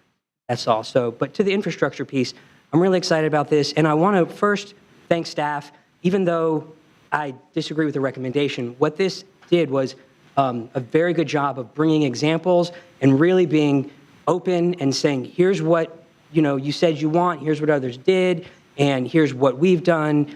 And we think for these reasons, we shouldn't do it, but here's all your information. It was very helpful. So I like talking about, I'm going to talk specifically about affordable rental housing because that's what I think is the key, is more key to the critical success of our economic development projects and our community as a whole. This is the number one thing that got me to run for office growing up and dealing with my family's experience with housing. And this is not, I don't think we should think of this as things that take away from our projects and our development. A study by the National Association of Home Builders found that a lack of affordable renting housing can lead to decrease in population growth and job creation, which can have a negative impact on local economic development. And that's why affordable rental housing is critical to support our community's growth. And then, we talk about voters, we have the projects, this is what voted on in 2014, and that is right. And that's why I like making sure we understand that we're not changing any policy today. We are starting a process to have significant input from the public, to hear what they say, to then go make a decision. Because I think, I don't know about you, but if you ask me what I care most about now versus 10 years ago, it's going to be different. And I think that's what I've heard from the citizens. And I think that's why this is brought up. I think it came up because we've heard so much from people about this. And so let's give them a chance to weigh in and see if this is something we want to focus on. And, those folks that are homeless, that are working, that are living outside Walmart, those folks that are struggling to pay rent, they also pay this sales tax every time they buy stuff. And I think that their trust in us for next time may be the strongest when they see a more direct benefit, that something helps them directly. And so I think that people will appreciate and trust us considering their sales tax use with their input based on what we've heard from people day in and day out, at least in my experience. And then I like where we're going with this. And the other thing is, those voters that voted on that ballot, they didn't have the chance to vote for affordable housing. They were given a list of projects on a website that was set, and they could vote up or down on those projects. And so we don't know if they could write that in. I don't suggest we do that either on the next one. And so I'll just leave it with this. It's a great idea. I'm excited that we are going to deliberately and thoughtfully look at changing the rules based on input instead of bouncing around. And to Commissioner Proctor's point about interest rates, 8% interest rates for people in the private market buying and building homes and developers, I think that actually gives us an opportunity as a local government to strike while the iron is hot. I think it's an economic timing advantage when developers are going to have difficulty getting private financing. If we line ourselves up to be able to decide that we want to provide local government financing and we don't get charged those same 8% rates, we have a competitive advantage to see developers take advantage of the things we propose. And I think if we start considering this, we might be able to put ourselves in a strong position where private enterprise can't loan money, but we, if the will of the people that were elected want to use our tax money, can step in when it's a better opportunity. So with that, I'll pass. Thank you. Madam Vice Chair, can I ask a point of inquiry of last speaker? On point. That money would be found or pulled from what source, and are we able to utilize the penny sales tax as a revolving loan fund? Can we do that? Does staff know legally, can we use it as a revolving loan? Okay. So, sounded real good, but I'm just pondering the source of local government backing efforts to alleviate affordable housing. Sure. Madam Chair? Well, Madam Vice Chair, good question. So let me separate. I'm not talking about us giving people loans to buy houses. I'm suggesting that let me pause, this discussion this is theoretical, because this discussion is about starting a process to see if we're even allowed to change rules to allow things. When I say we might have an advantage if we're able to, is not on an individual. Think of the builder, okay? And if you're a builder and people can't buy homes because there's 8% interest rates, you might not get financing to build a development as much.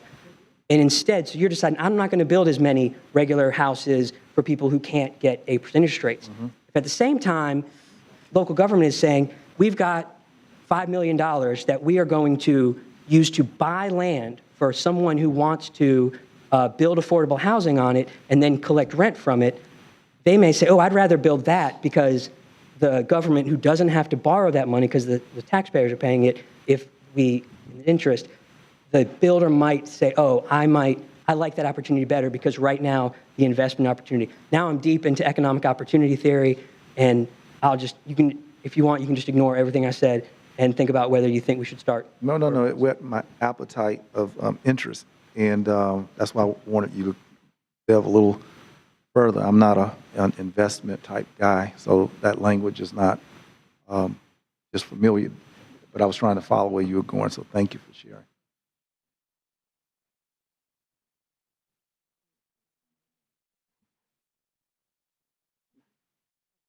Commissioner, thank you, Commissioners. Commissioner Minor? Thank you, Madam Chair. I appreciate the discussion. I think all of us would agree that we're in a housing emergency here in this community as well as the nation, and you see it everywhere, right? It feels like our community and the nation at large, we're fraying. Homelessness is at record levels, 500,000 people homeless in 2022. Crime is up nationwide.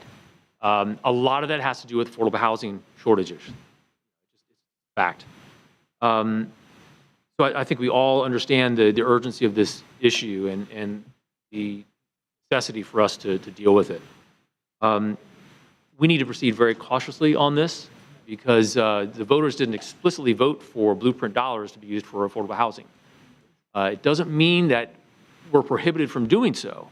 It just means that we need to be very cautious about moving forward.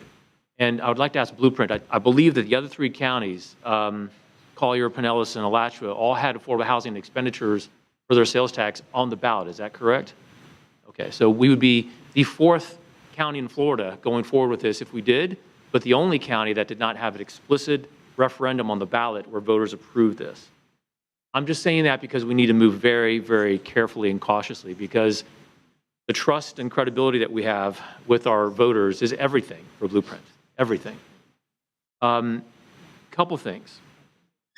4 months ago, the legislature passed the Live Local Act, which is going to dramatically change the housing market in this state. It's designed to $711 million into affordable housing projects. It also does some policy changes where now the developers can come to local governments with mixed residential, commercial, and industrial zones with development projects that promise, I think, 40% of affordable housing. The local government is required now to approve that request. That's something new in Live Local. So this past 4 months ago, we should be seeing an influx of new requests coming in because there's a whole bunch of new land available for affordable housing projects throughout the state and also here in Leon County that were not available before this bill passed. So that's a huge dynamic that is newly introduced to us that we need to be cognizant of.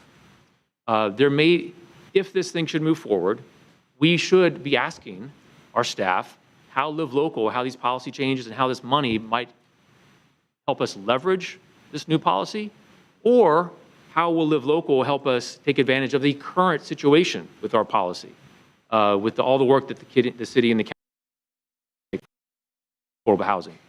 So I want to bring up Live Local because no one's talked about that yet. That changes the playing field that we're on. We just don't know what the pieces are and where they are yet.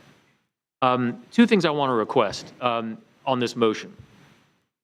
And if the motion maker will accept this, I will support this going forward with the idea that I think all of us will scrutinize whatever agenda item comes back. One, Mr. Bowers mentioned that our ROI for Blueprint overall is 6 to 1. So for every $1 that we have in investment, we get $6 back to the economy.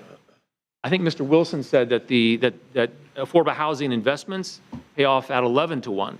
So $1 invested in affordable housing pays off $11 in the local economy. That seems a little high to me.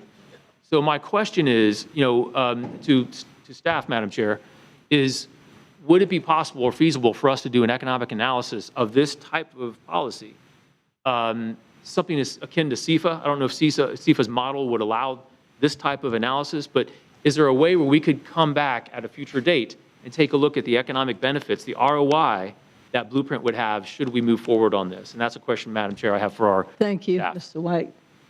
It's definitely something we can look into. I don't have an answer today. I know we've had some conversations with CIFA about it. Director Bowers, if you have anything to add, but it's definitely something we can look at and see what is available. You're right, Mr. White. We have had some conversations about analyses from CIFA. I believe that is within their purview, and we could talk to them about the extent to which we would want to come back with some information to help inform this conversation. Thank you, Madam Chair. And the other thing I wanted to talk about that I'd like this motion to include would be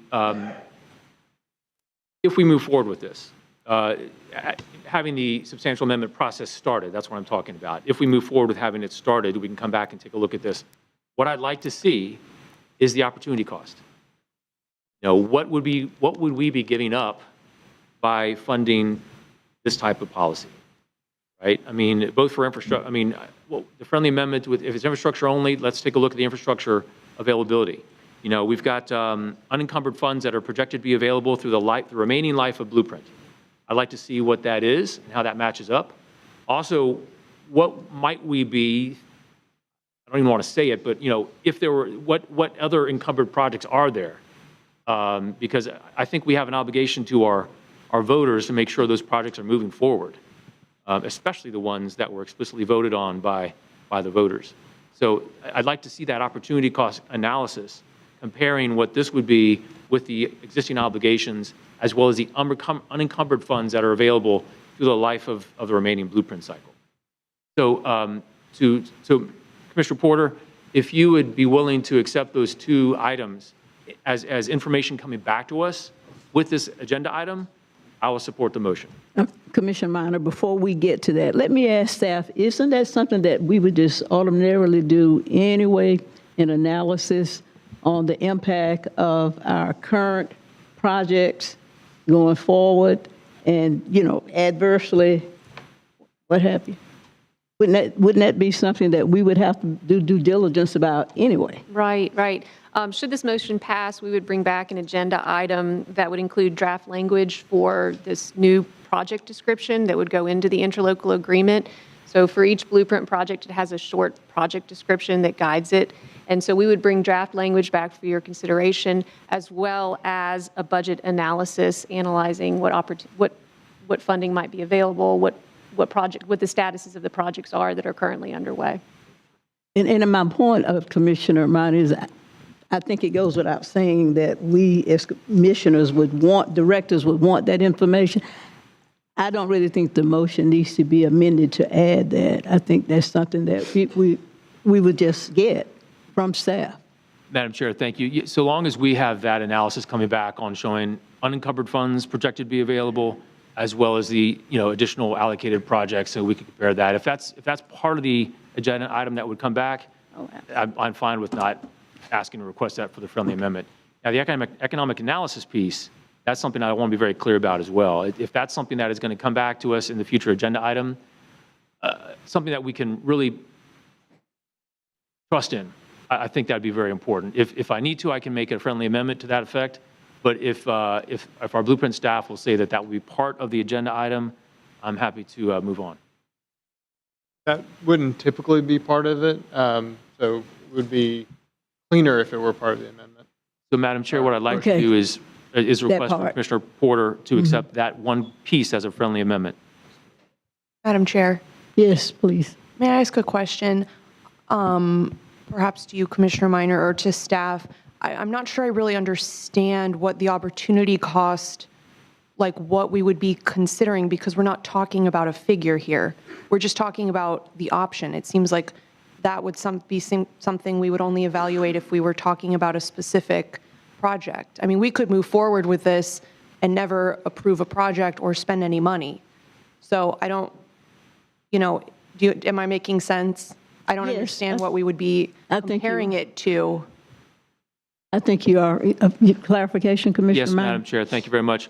I would respectfully disagree with that because I wouldn't want to go through the process of the substantial amendment unless we thought that it was a viable policy for us to actually implement.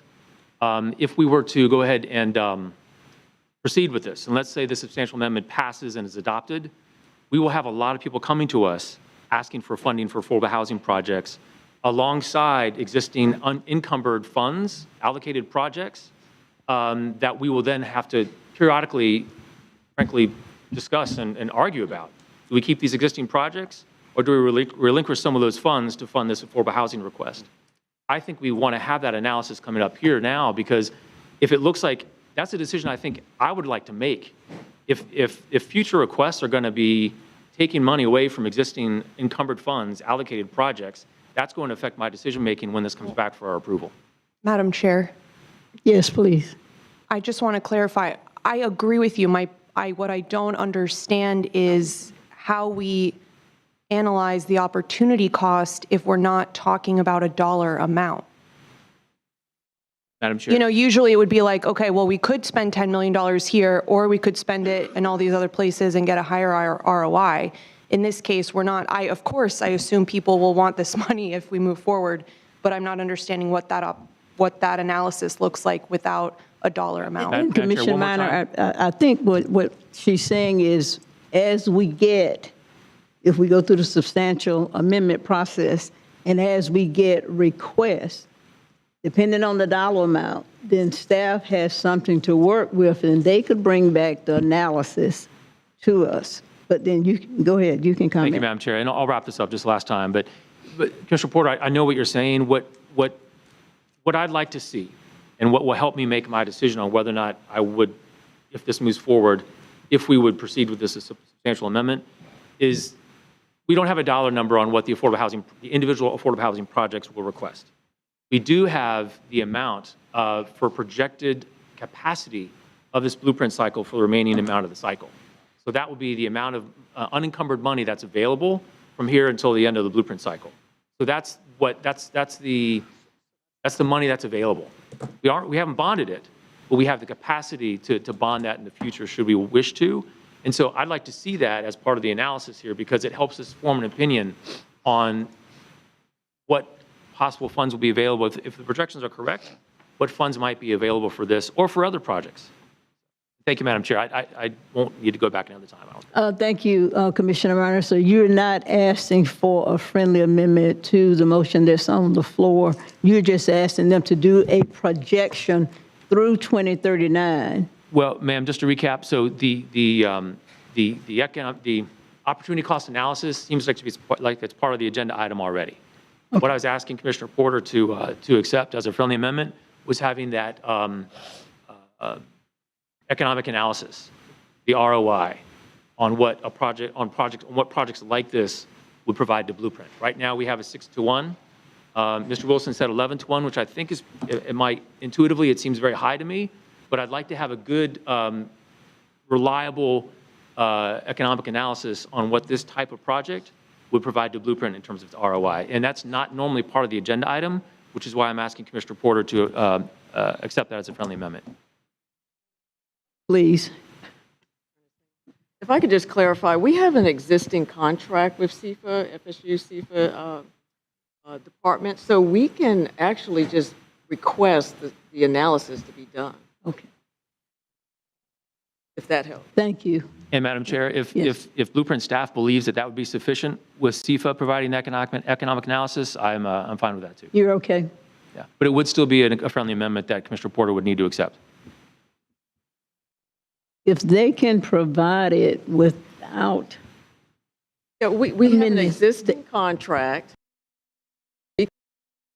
Simply ask them to do an analysis of the particular affordable housing aspect of this. Now, they may come back and tell us that they need more information or they can't do it, but we can certainly make that request because we have an existing contract with them to provide those services with us. Madam Chair, I am asking for this body to include an economic analysis in the agenda item. We can ask CFA. We're under contract with them, you said twice. That's fine. I'd like to have the economic analysis in the agenda item, and I'm hoping that Commissioner Porter will accept that as a friendly amendment. So to move it along, why don't we, if Commissioner Porter does not object, just allow it to just be? Are you okay with that analysis? Madam Chair, yeah, I'll say that to move this along, that's fine. I would really rather this stay a little cleaner, frankly. And it sounds like if this moves forward, we'll have many opportunities to discuss this. That would really be my preference. We will. Thank you, Commissioner Porter. Commissioner O'Keefe, you seconded. Are you okay with that? I will continue to second it and hope we can keep it simple going forward. Okay, thank you. Thank you so much. Point of clarification? Yes, sir.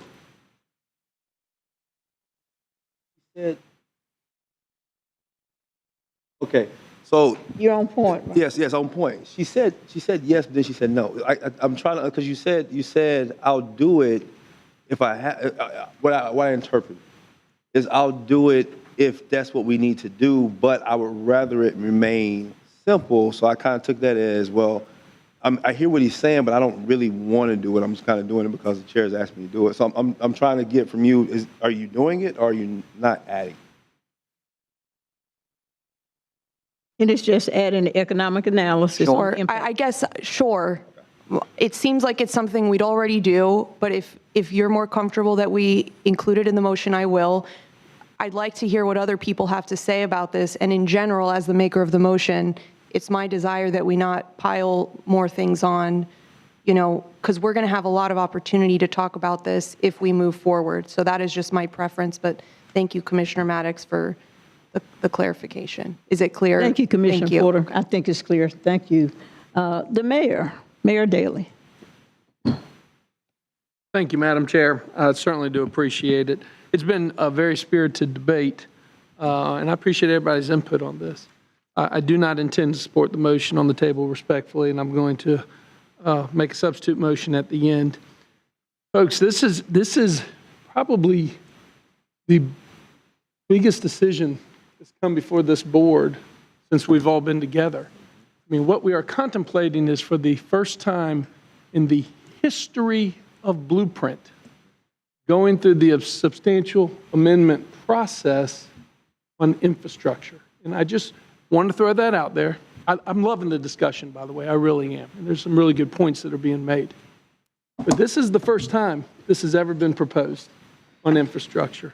Now, I, for one, wish that the legal analysis, which, by the way, great job.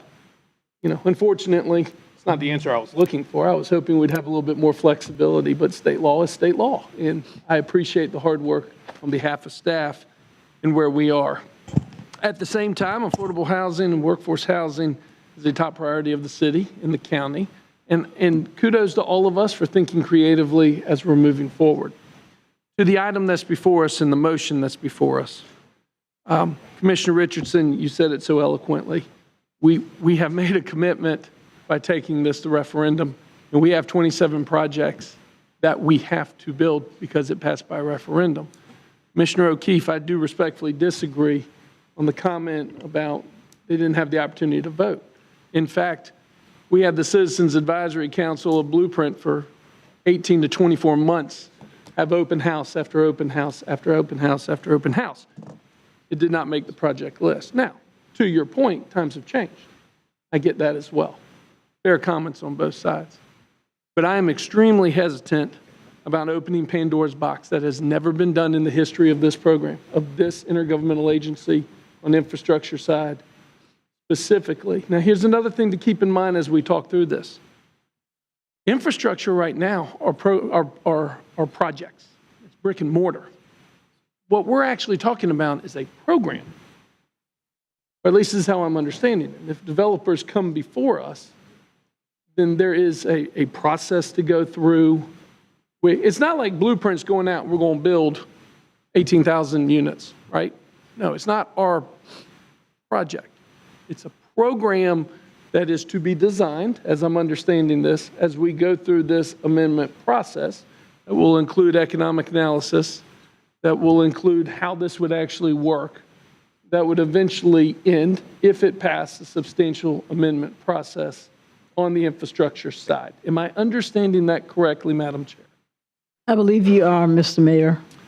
So I would feel a lot more comfortable before formally entering this process of actually looking at that economic analysis. Because Commissioner Minor, you are correct. We have passed a balanced budget. It will impact infrastructure projects, no doubt about it. We have projections for the future, as you rightly stated, that we could leverage against and bond against. But you know as well as I do that if a housing project comes before us, they're not going to say, and we're going to wait 10 years to build it. No, they're going to want to do it right now, and the need is right now, which means we would be bonding against future projections. Where this would impact our budget specifically is 5-year capital outlook of what we're looking at right now, 5-year capital budget plan. So there will be economic impact because we have a balanced budget right now. That is something that needs to be taken into consideration.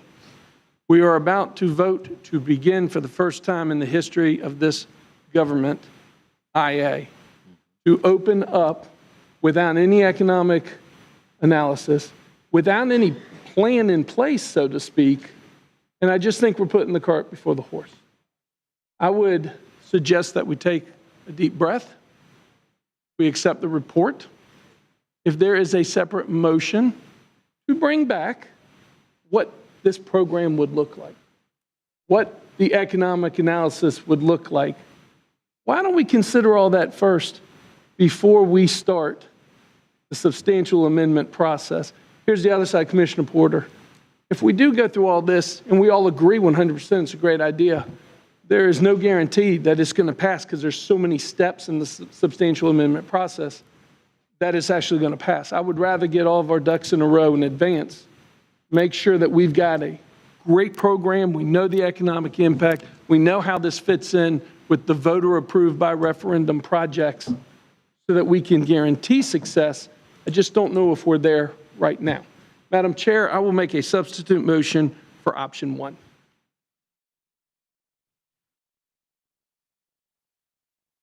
Thank you, Mr. Mayor. Is there a second? Yeah. Oh, Yeah. second by Commissioner Caban. Commissioner Caban, I think you're up. Thank you. Thank you, Madam Chair. I first want to say that, Commissioner Porter, I think your heart is in a great place with this. That's one of probably my top point is that we all know that I'm sorry, Commissioner Caban, can you speak into your mic? Yeah, pull it closer to you. I said, Commissioner Porter, I believe your heart is in the right place with this, and I think that we can all agree that affordable housing is a dire need in our community. It's a dire need across the state of Florida. It's a dire need all over the world right now. And I support affordable housing. Just today, the county, we had, with our SHIP funds, we built a new home for a resident. It was a great event, and I applaud county staff for that. It was seeing the happiness and the pure joy in some of our constituents' faces was something that you can't replace. It was probably one of the most heartfelt moments I've had since being a commissioner. But I brought with me today, just in case anyone wanted to review it, but this is the referendum that voters voted on in regards to this 1% sales tax. And I think that it's important that we maintain the transparency of this organization and remind ourselves that taxpayers didn't vote for this 1% sales tax to go to affordable housing. And I think that by us saying, well, they didn't have the opportunity to, I think that's a slippery slope because that could really be applied to anything that comes before a ballot. I think that if we want to increase affordable housing in our community, I think that we need to look at our comp plan and make sure that current zoning is giving builders and developers the opportunity to increase density in the urban services area, to go up on housing, and to build more units. I also think, that there are opportunities in the county, in our own board, where we could ease on some code to increase density in multiple different areas. And I've seen some of this myself. Mr. Mayor, I agree with you. I think that this is potentially one of the biggest things that's come before this board, is we are taking a chunk of money that taxpayers didn't vote on We have approved projects. We are already seeing costs increase on projects. And I think that this would ultimately affect projects. And so with that being said, I will support the mayor's substitute motion. But again, Commissioner Porter, I do think your heart is in the right place. Commissioner Williams-Cox, I saw she stepped out, but I think her heart is in the right place. I think everyone who's looking to support this, I think everyone's heart is in the right place with this. I think it's just about how are we going to go about creating more affordable housing. But I think right now, with what taxpayers voted on, I don't believe Blueprint is the right organization for this right now. Thank you. Thank you, Commissioner Caban. Commissioner Matlow. Thank you, Madam Chair. Thank everybody for the comments. We've had a lot of, I'd call, knockdown, drag-out fights over affordable housing, I think, on our respective boards. And the question always comes down to, well, who's going to pay for it? Who's going to be the first agency that's willing to put their money where their mouth is? So we've been all around the world on this, and we landed here. And I'm listening to. First, I want to thank Mr. Hinson and Bethel for bringing a project forward. We know we're going to need real projects to invest in. There was a conversation earlier that sounded more like we're just going to throw a bunch of money in a bucket and just start taking projects on a whim. I think we can be a little more strategic in how an affordable housing project plays out, what we're looking for, how many units. I know there's been a huge focus by KJM on affordable rental units specifically, and I don't see why any decision we make would preclude us from having a real conversation about different buckets, making sure everybody who wants to invest in affordable housing somewhere along the line has an opportunity. And we know that people, particularly low-income rentals, we have a conversation about where we choose to live. A lot of people are choosing to live the only place that they can afford. And a lot of people are getting priced out of their neighborhoods. Their mobile home parks are being purchased and their rents being doubled overnight. Like, they don't feel like they have a whole lot of choices. So when we talk about where we choose to live, we have an opportunity to do something about it. And I appreciate the ballot language. But I mean, as the ballot language says, and other uses authorized under Florida law.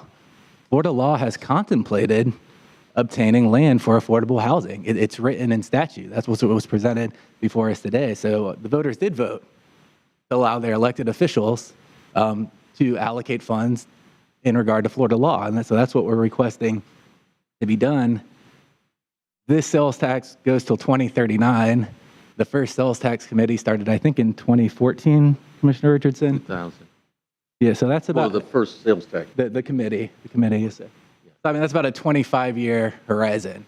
And when we look at rents, what they were in 2014 compared to today, like, we're heading into a crisis that couldn't have been predicted in 2014. So there wasn't a thought to maybe add this to the ballot language then. So I do think, and I don't think supporting this means we have to not deliver on anything the sales tax committee did tell the voters. The substantial amendment process is designed just for that reason. It's not willy-nilly, half of us can decide to go allocate all of our money to something else. It requires a supermajority, which, if that is actually achievable here, doesn't happen very often. And 2 public meetings, we only meet 4 times a year. This is a year-long process, to be able to consider it. So I didn't want to talk the substantial amendment process. Madam Chair, or if I can direct my questions to staff, when's the last time we went through that process? How have we ever gone through that process? Thank you. My staff will correct me if I'm wrong, but I believe it was a substantial amendment for the Northeast Gateway project. We've never discussed a substantial amendment for affordable housing. And if I may, I just want to add one more thing here. Please. When we present the budget to you through your budget process every year, we present a balanced budget, and it takes into account all of our estimates for our future revenues, as well as updated cost estimates for all of our projects. And right now, you have a balanced budget that you approved in September, and every one of those dollars is allocated to the infrastructure projects. So a future discussion about using infrastructure funds for affordable housing will involve a discussion about reprioritizing some of those funds from other infrastructure projects. Thank you, Director Costa. Yeah, thank you for that. I don't disagree with that, and I think that's where some of the anxiety from other commissioners may be coming from is if we open up this category, how will it be funded? Is the project I really care about going to end up on the chopping block and so forth? And I don't know if that's a question we can get everybody to trust to be answered today, but I do think it's a conversation that's willing to be had. In our last budget cycle, we reduced the project cost of the airport gateway to $82 million, also made a significant cut to the Northeast Park. In theory, freeing up $40+ million that's technically unallocated today.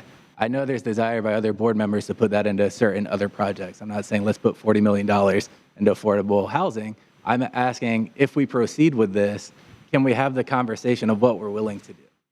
If it's not 25 million asked by KJM, is it 10 million? Is it 5 million? Is there an amount that's acceptable to everybody that's willing to be put into a bucket to move this project forward? Because we have gone through the substantial amendment process before. The 2014 airport gateway project did not include the FSU extension. That was never put to the voters when it came on the ballot. But through community input, this board decided to make that change. And now we don't really see that community input, anybody in our community really advocating for the change that was made, 6 or 7 years ago. And that's okay, because arguments saying let's not explore it outweigh the tremendous need for affordable housing in our community. And I don't think engaging in a year-long process with 2 public hearings that we know just a few of us could stop at any point along the way if we're not actually taking this in a direction that the public agrees with, it is too much of a risk to take today. Thank you, Madam Chair. Thank you, Commissioner Matlow. Commissioner Commissioner Maddox, and then you're in queue. Thank you, Madam Chair. Commissioner Meyer moved to direct staff to return with an agenda item to initiate the substantial amendment process to extend the North Monroe Gateway project to include the segment north of I-10 as indicated in attachment 4 in the meeting materials, with the project being split into 2 phases. That motion was made the last meeting and it passed, as I see it, 9-2. Is that correct? When is that looking to come back? That would come back on February 29th at your next And meeting. that is the process of a substantial amendment, correct? That is to initiate the substantial amendment. Exactly. That's all I needed. So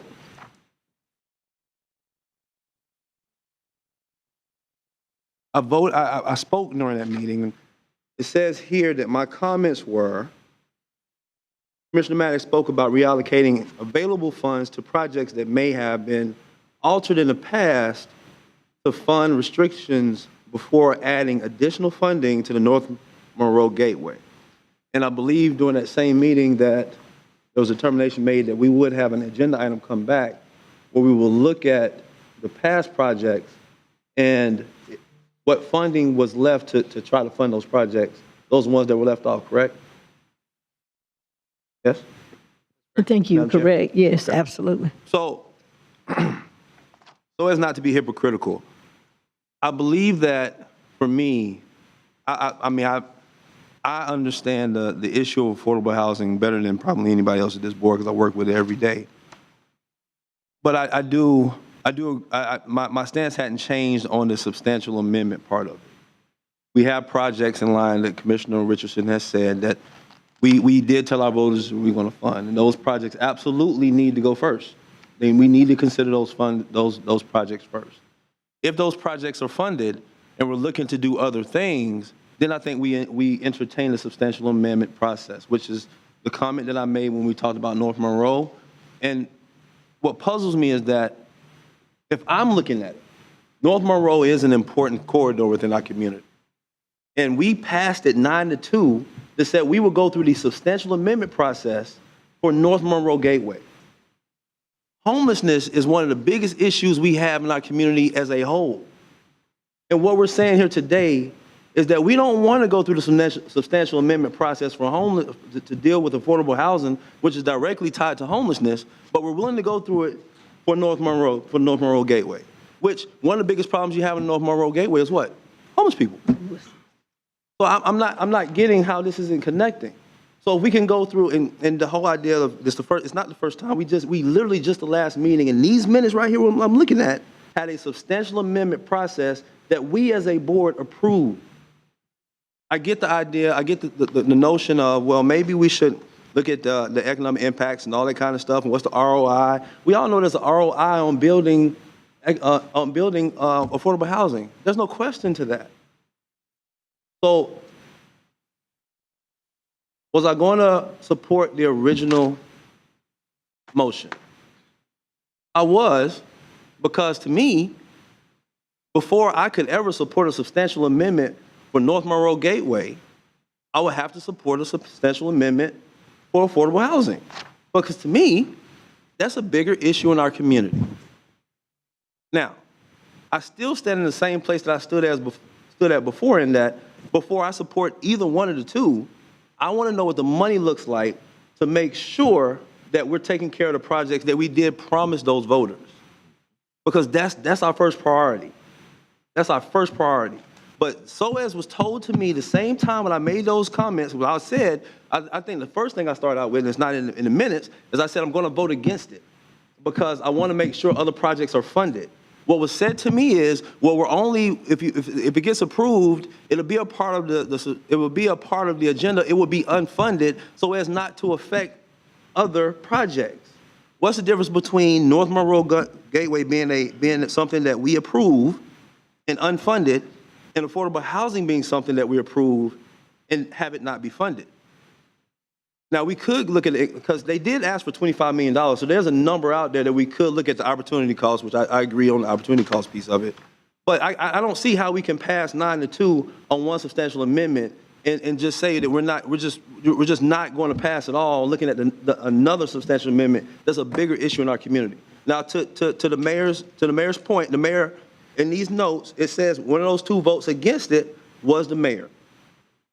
So I can say you're consistent on that. And if I remember his notes, his messaging was the same. But for the rest of us, we're not going to look at affordable housing as a substantial amendment because the voters didn't vote for it. Mm-hmm. But we're going to look at North Monroe as a substantial amendment when the voters didn't vote for that either. I just think if we're going to do one, we definitely should do the other. Madam Chair, on point. Thank you. Thank you, Commissioner. And I'm not saying to that point that if we do it, that we do it saying that there's going to be funding involved. There is no funding involved yet. I'm saying if we're going to add it, we add it.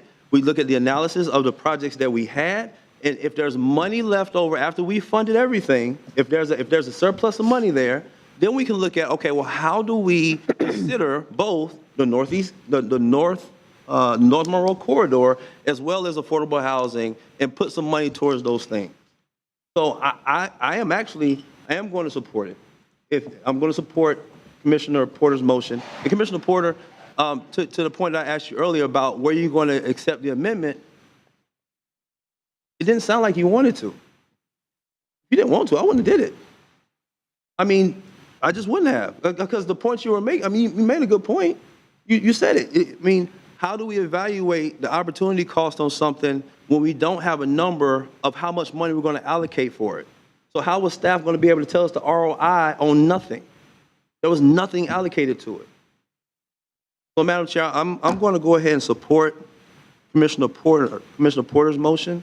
I think there was a substitute motion there. To accept option one. To accept option one. I'm not going to support that one.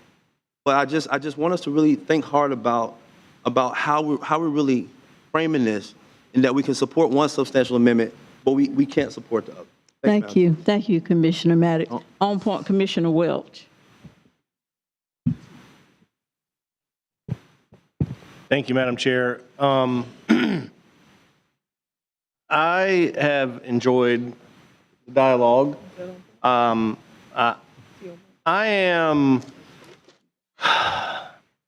love this good, healthy dialogue, by the way, honestly.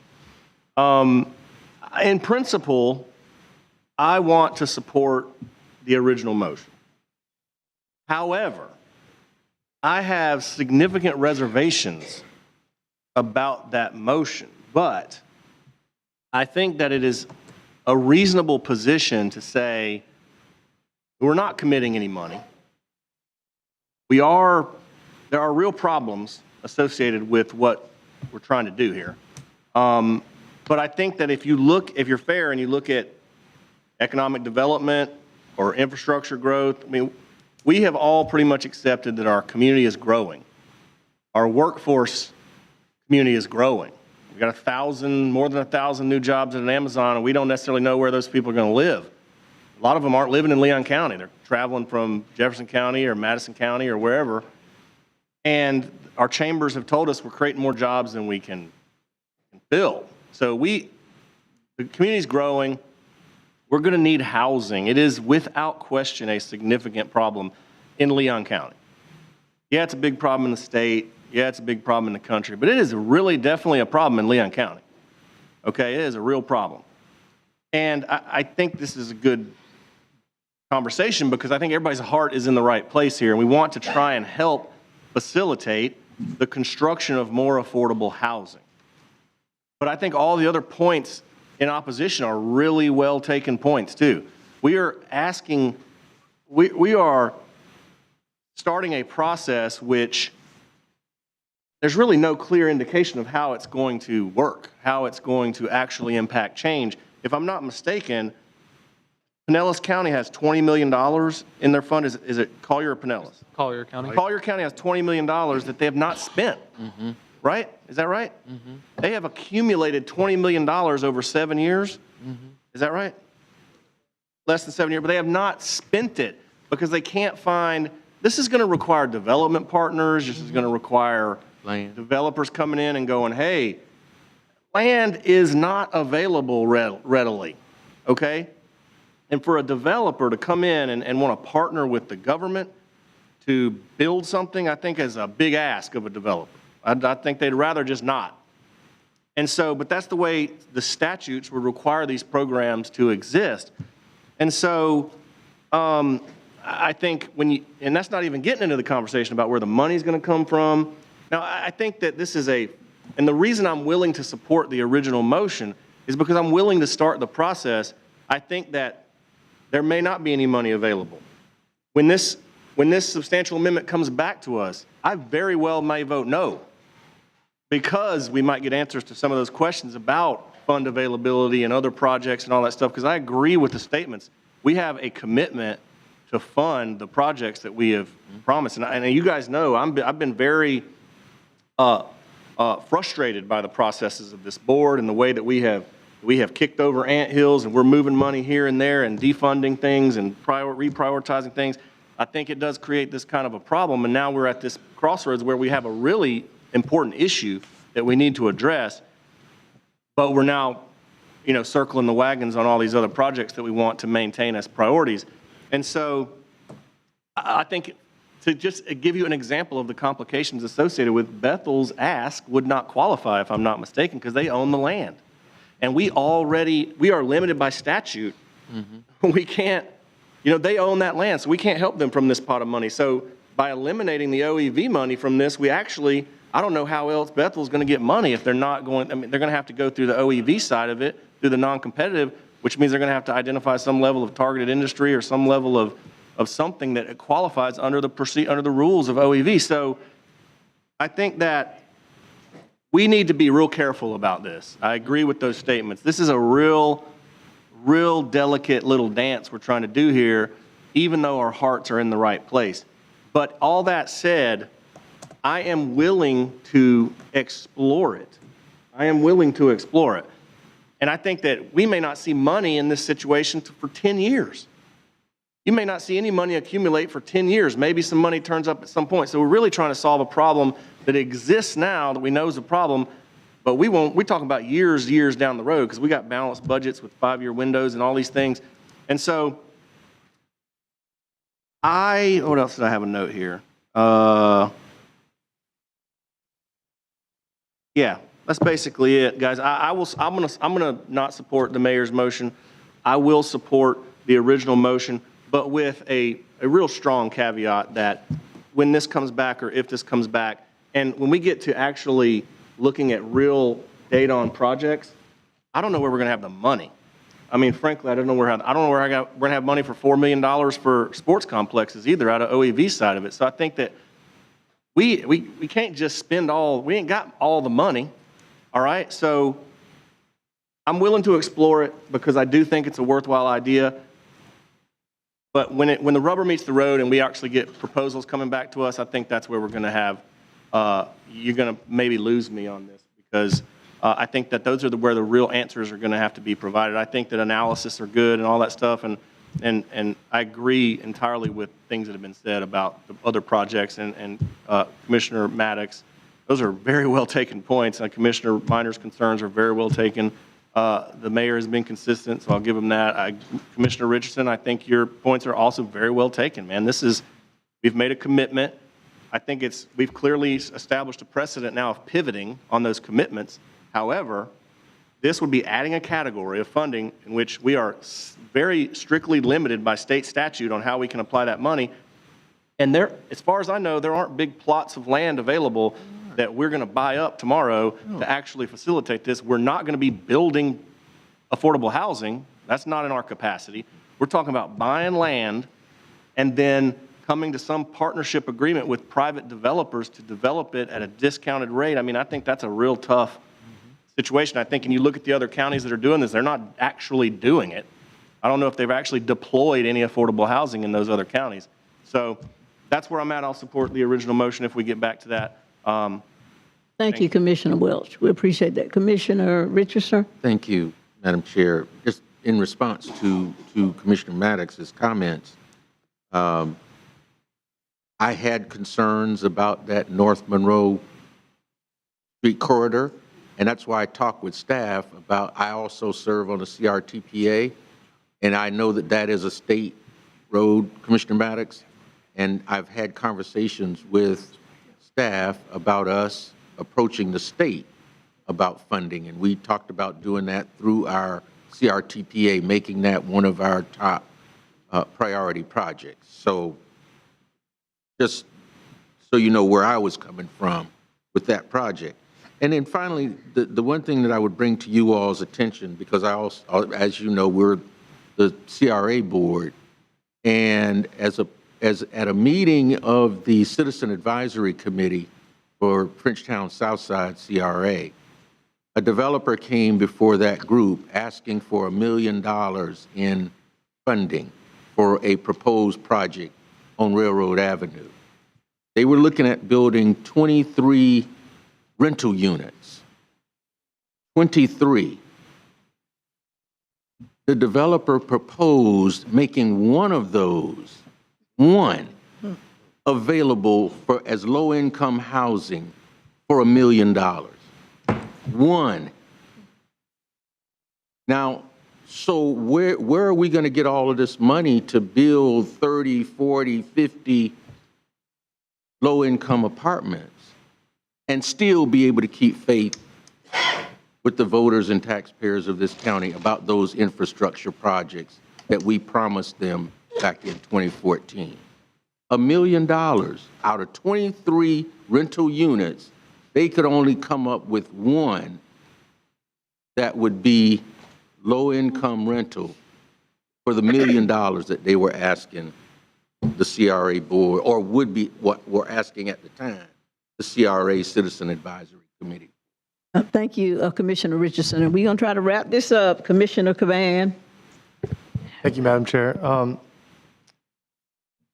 I just want to give a practical expectation, in my opinion, of what's going to happen. And Commissioner Matlow, you do a lot of business. You're a smart guy. I think you will see this too.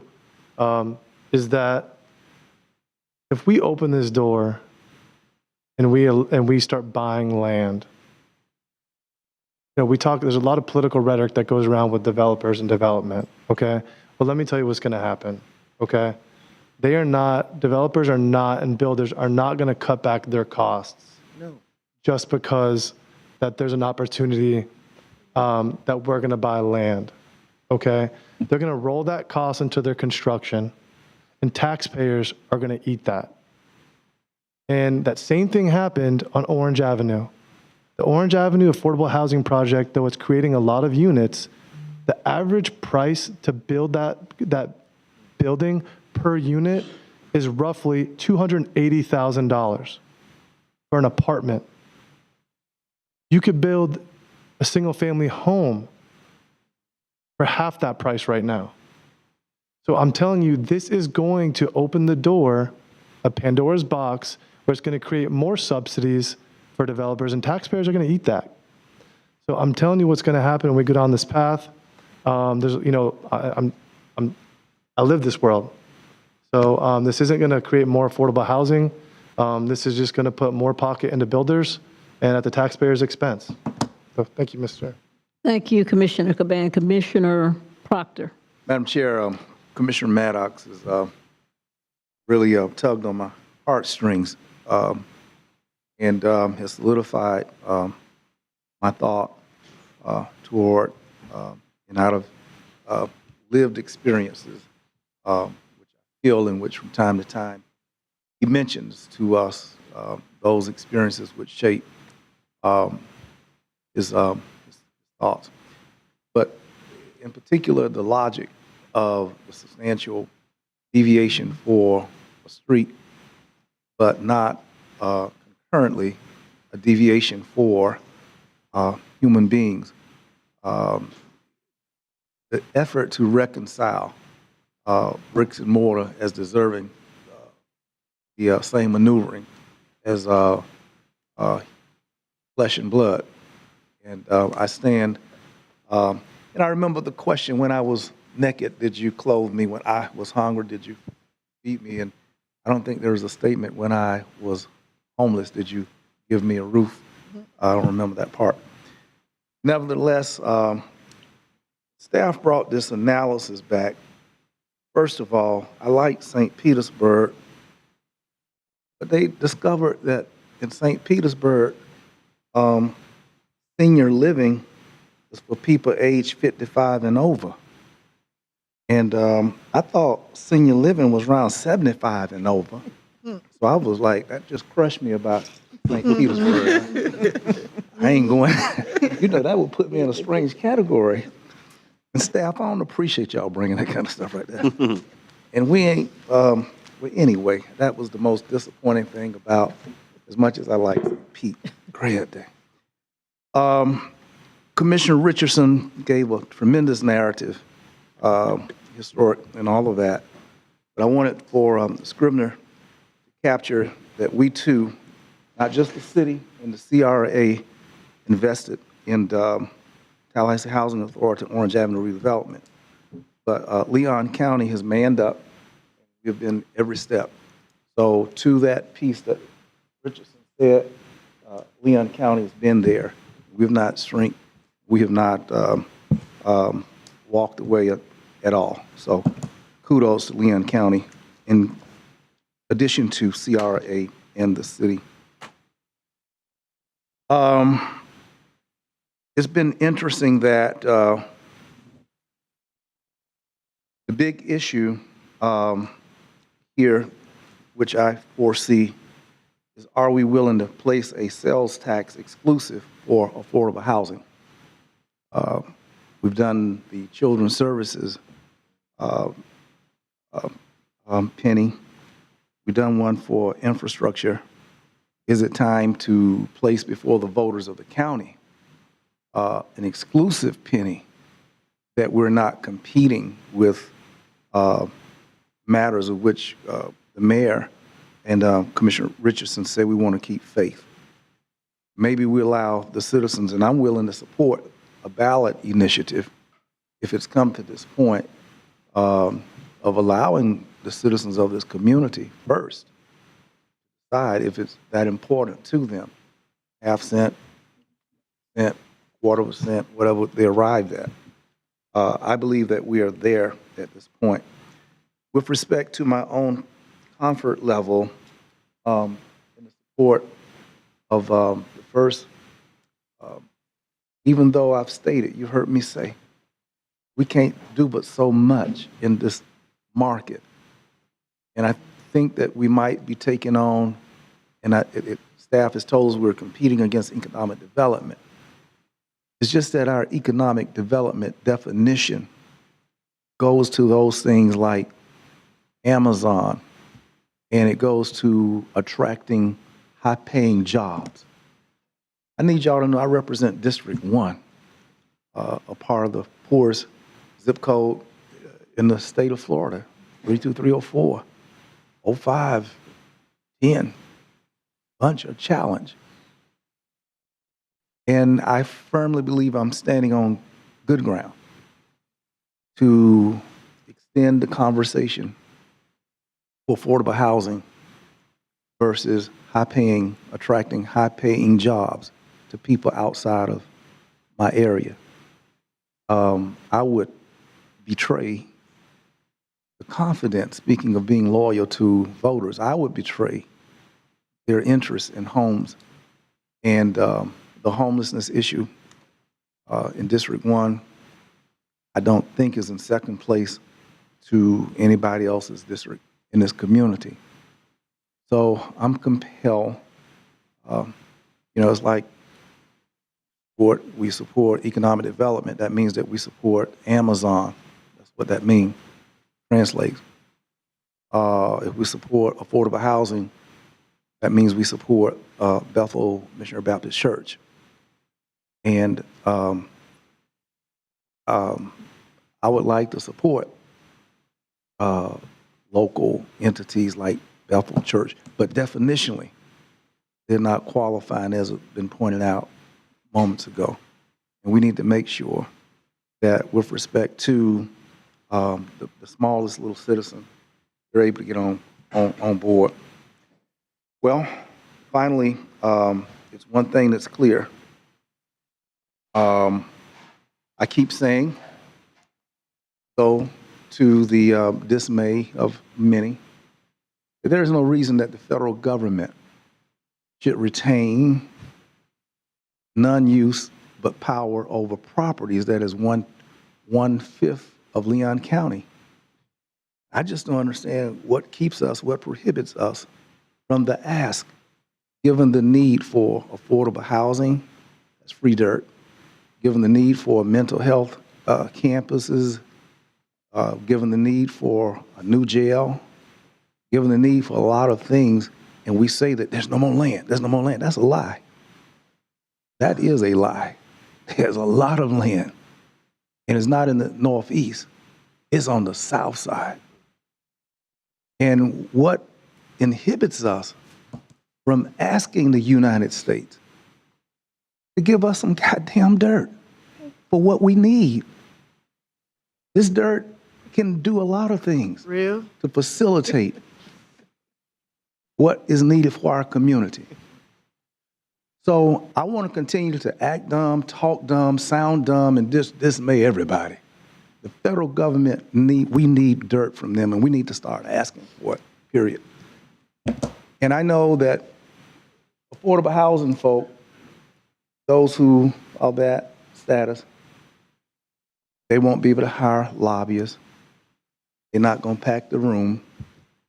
We're not going to get a lot of phone calls.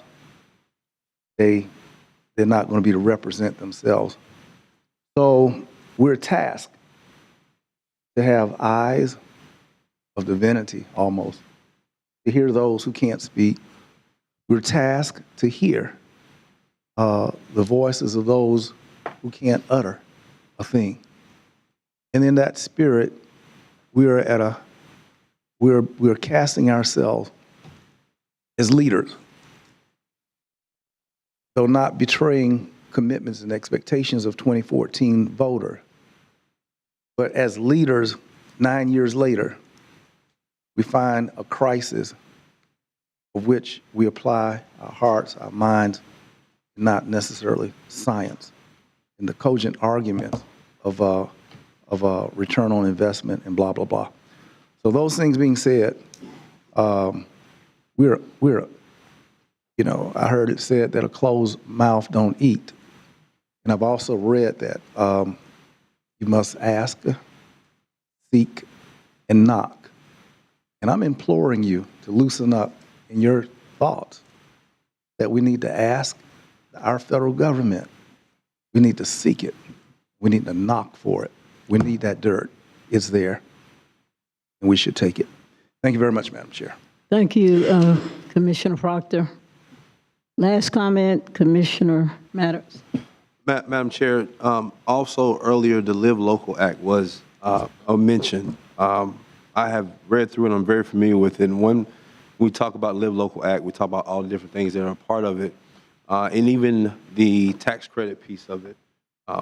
I know for a fact, because I've had conversations with our county administrator, that Orange Avenue would not be what Orange Avenue was if it had not been for the COVID dollars that we had to be able to allocate the funds at the city and county level that we were able to allocate. And so as you look forward and you look at that Live Local Act and that tax credit stuff, a lot of that's going to demand that you have some kind of participation from your local government, which means they're going to come to our city, our county, our blueprint to look for monies to go towards these affordable housing developments. Now, that would be the piece that would involve the economic development piece of it, because that's the only piece they can go towards building, right? The infrastructure piece would go towards the actual land. I do understand that we're a little short there on money when it comes to the affordable housing piece that would be the match for the building portion of it. But that land piece is still pretty important. And so again, I think when we're looking at this, and I do stand corrected, Mayor, this is the first time we would be entertaining something that would be a brand new add to us and not an extension of another project. My point was simply that it's still a substantial amendment. We have an opportunity here to really, really advance affordable housing here in Leon County. It is only going to get worse. I think Mr. Wilson brought up some points of some stuff we could have did in 17. And we're kind of behind the 8 ball now. So, and then with the state doing what it has done, what it did in the past, at least they're not doing it now, and sweeping the Sadowski Fund, it put us in a place where we really didn't have funding to do what we needed to do, and now we're having to work overtime. So, like I said before, I will support the original motion, but I will say this: there's no guarantee that once I support the original motion, we go through the substantial amendment, that in the end, after all the analysis, that I'll be there for the substantial amendment. Because, again, as Commissioner Richardson said, my first obligation is to make sure that every single project that we put on the ballot gets built. And if I remember correctly, the first thing we did with some of the monies from the 2020 blueprint was make sure that we built projects that were still outstanding on the previous blueprint. So I'm not saying I'm going to be there in the end. I'm just saying I'm okay with starting the process. Thank you, Madam Chair. Thank you, Commissioner Maddox.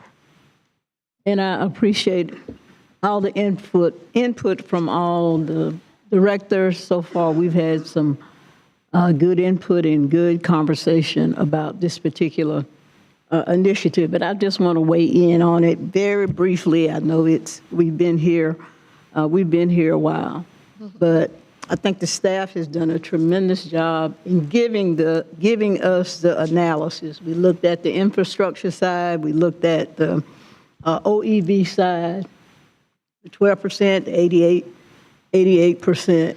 And so I think we are all in this room as leaders in this community. We are city commissioners, we are county commissioners, and we are accountable to the citizens in Leon County, Tallahassee. I don't believe that we can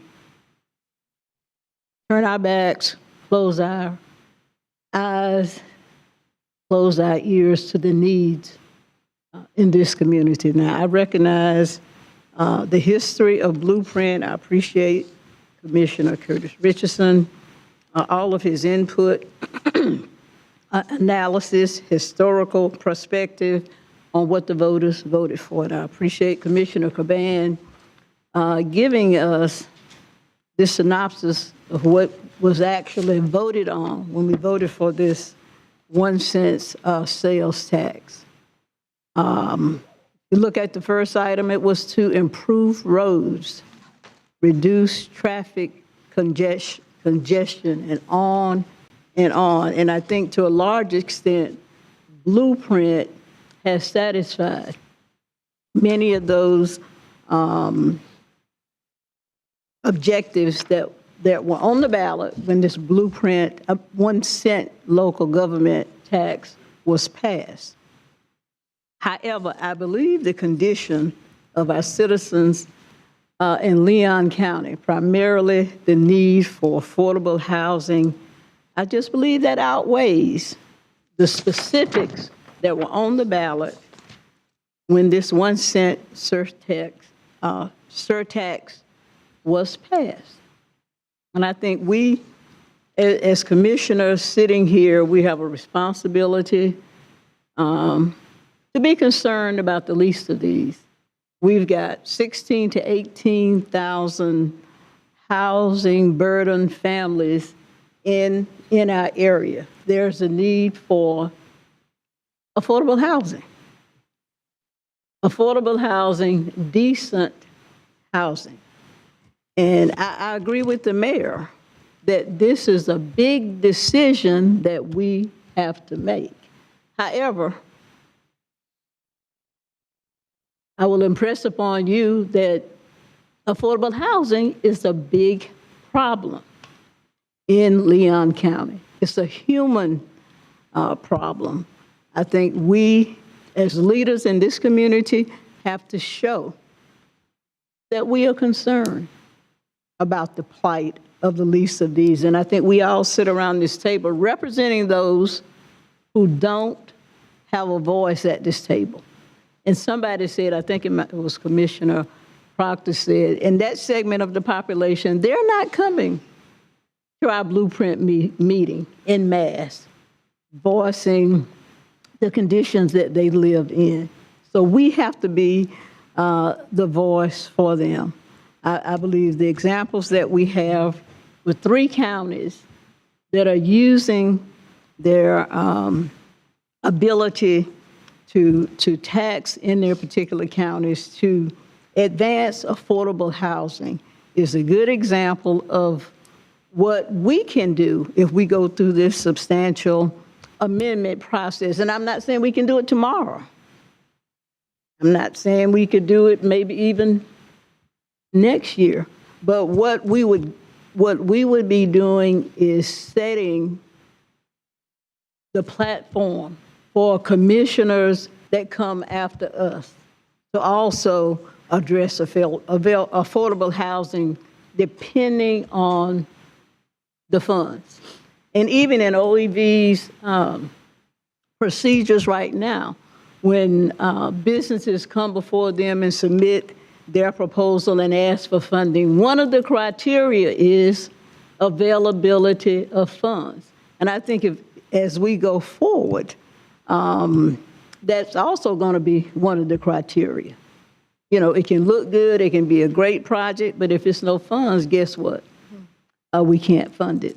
And Commissioner Minor's concern about economic analysis and the impact on other projects that a request for affordable housing would have, I think it goes without saying it. And any project that I've seen as an agenda item from our Blueprint staff always comes with some type of analysis.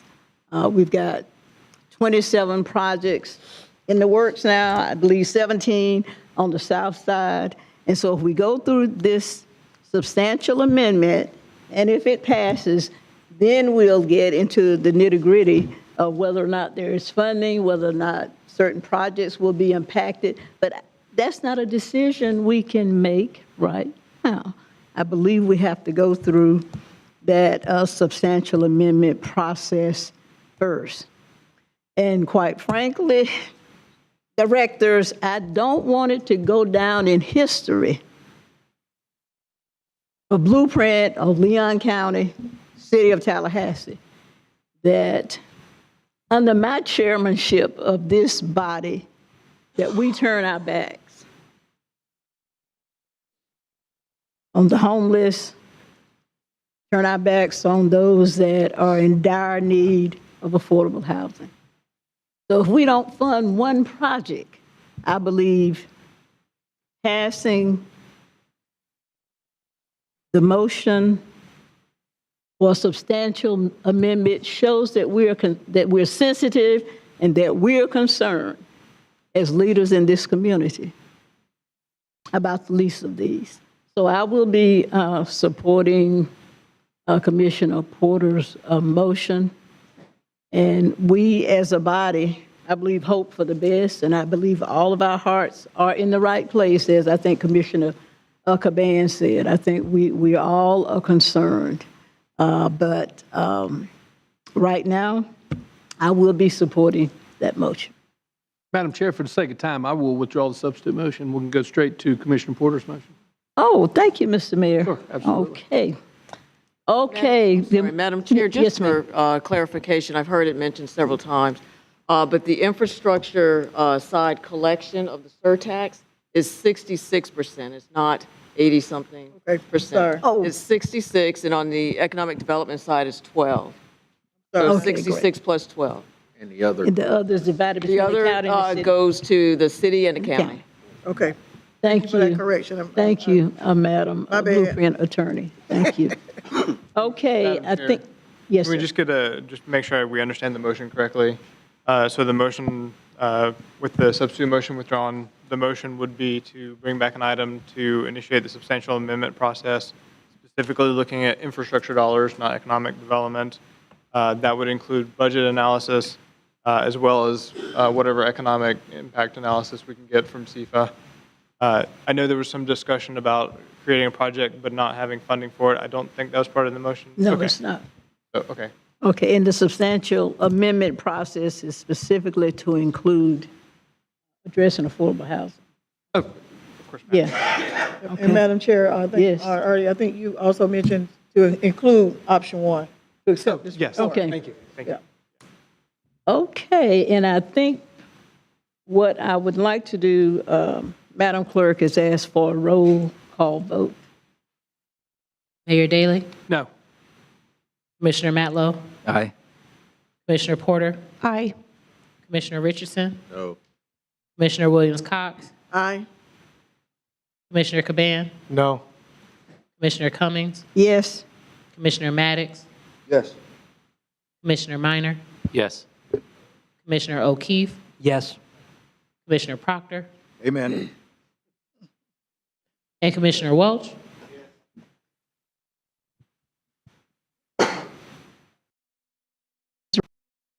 Okay, the motion passed. Thank you all for your input. What was the count, Madam Chair? 51 total weighted vote. What was that number? I'm sorry, Madam Attorney, will you repeat that again? I'm sorry, that was 51 total weighted vote. It needed 36 to pass. It got 51. I Thank you. think Commissioner Proctor's looking puzzled. How many yeas and how many nays? Oh, I'm sorry. On the city side, 1, 2, 3 yeas, and 6 on the county side. 3 on the city, 6 on the county. Thank you, Madam Attorney. Okay, we are going to move forward. This ends our business portion, I believe. Madam Chair. Yes, ma'am. Madam Chair, since we're going to, I guess, direct the discussion, is that where we're heading? We've Okay. concluded the business portion, and now we are into directed discussion. I'd like to. Madam, what? Oh, I'm sorry. Okay. Commissioner Diane Williams-Scott. Thank you, Madam Chair. I'm sorry, the time is getting, anyway, I would like, we heard a proposal tonight from Mr. Ward and his wife. They were not able to stay with us, but I would like to make the motion that staff brings back, or get with them, get their proposal and bring back an agenda item of an analysis of what it would take to support what they're proposing on the economic development side of the house. Is there a second? Second. Any discussion? Thank you. All those in favor, let it be known by saying aye. Aye. Any opposition? Thank you so much. Commissioner Richardson. Thank you, Madam Chair. We also heard earlier from Ms. Leonard about Tallahassee Robotics, and I can tell you that is a very exciting project. They had a robotics competition at Florida A&M University. I might have been 2 or 3 years ago. And just to see the excitement on those kids' faces was just phenomenal. Again, introducing them to STEAM, is what they refer to it as, and I think that that would be a tremendous addition to our community and offering for our young people. So I would make a motion that we direct staff to get with Ms. Leonard and the appropriate persons associated with Tally Robotics to come back with a recommendation for funding from the non-competitive grant. Is there a second? Commissioner Coban. O'Keefe, you second? Yes, ma'am. Discussion? Okay, all those in favor of sending Tallahassee Robotics Could you restate the motion, to please? OEV for analysis and to bring back an agenda item, let it be known by saying aye. Could you restate the motion? No, I couldn't. Yeah, it was what the Yes, the motion was to refer Tallahassee Robotics to OEV for analysis and to bring back an agenda item. Thank you, sir. Sir? Thank you. Oh, okay. All those in favor, let it be known by saying aye. Aye. Any opposition? Thank you so much. Thank you. Commissioner Minor. Thank you, Madam Chair. Just a lot of talk about North Monroe tonight, and I just wanted to tell everybody, that if they have any questions, Commissioner Maddox, if they have any questions about the importance of North Monroe, walk up and down North Monroe, talk to some of the businesses about the issues with crime, homelessness, lapidation, safety. We've had people crossing the road on North Monroe getting killed. We've had people on North Monroe getting stabbed.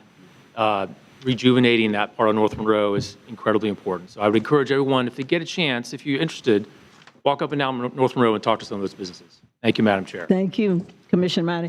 Mayor Daley. Yes, ma'am. Technical issue. I had to step out for a second. I missed Commissioner Williams-Cox's good motion. I would love the record to reflect that I was in favor of it, and if I was president, I would have supported the motion. Absolutely. Thank you, Mayor. Commissioner Matlow. Thank you, Madam Chair. And I'm a little hesitant to bring this up, and I'll start by just apologizing to my colleagues, at the county. We saw a lot of text messages come out in regard to our last blueprint meeting, where the IMC on the city side and the IMC's proxy on the city side sent some very disparaging text messages about the public, members of this board, questioning whether this elected oversight board should even exist. I'd apologize to Mr. Stanley Sims for the comments directed towards him. I'd apologize to Jordan Scott. I'd apologize to Kendall Brandt. I'd apologize to City Attorney Cassandra Jackson. But this issue has not found closure. There's been no recognition publicly that any of that was not okay. And it's blueprint business. This isn't city business. This isn't county business. And I understand the county has got dragged into this situation by natures of being on this board. But the people making decisions at Blueprint, our representation at the IMC, has vast control over what this board does, where money's spent, how it's executed. They have vast control over controlling the agency, independent of what the county wants to do. The city, the county independent of the city. But I do think as a board, as the Blueprint agency, we can't continue to allow those types of messages to go out. And I've heard, some pushback saying, well, what about what board members say on social media? Or what about what public members have said to board members? And I'd apologize for that as well. You know, I don't know how we move forward without putting it all on the table and directing this agency to take us in a new direction. And I'm heartened by the collaboration we found today, the decisions we were able to make today. They weren't easy, but I think they were helpful at driving our agency where we need to go. So while I can't direct individuals of the public or board members directly, the spirit of that is encompassed in the motion I'm going to make. But moving forward, I'd like to move that this board direct the IMC to make sure our communications about the public, board members, and the press are directed from a place of respect and dignity. I'm sorry, Commissioner Matlow, what was the last thing you say, from a place of? Yeah, You said from a place of. to treat the public, board members, and the press with respect and dignity.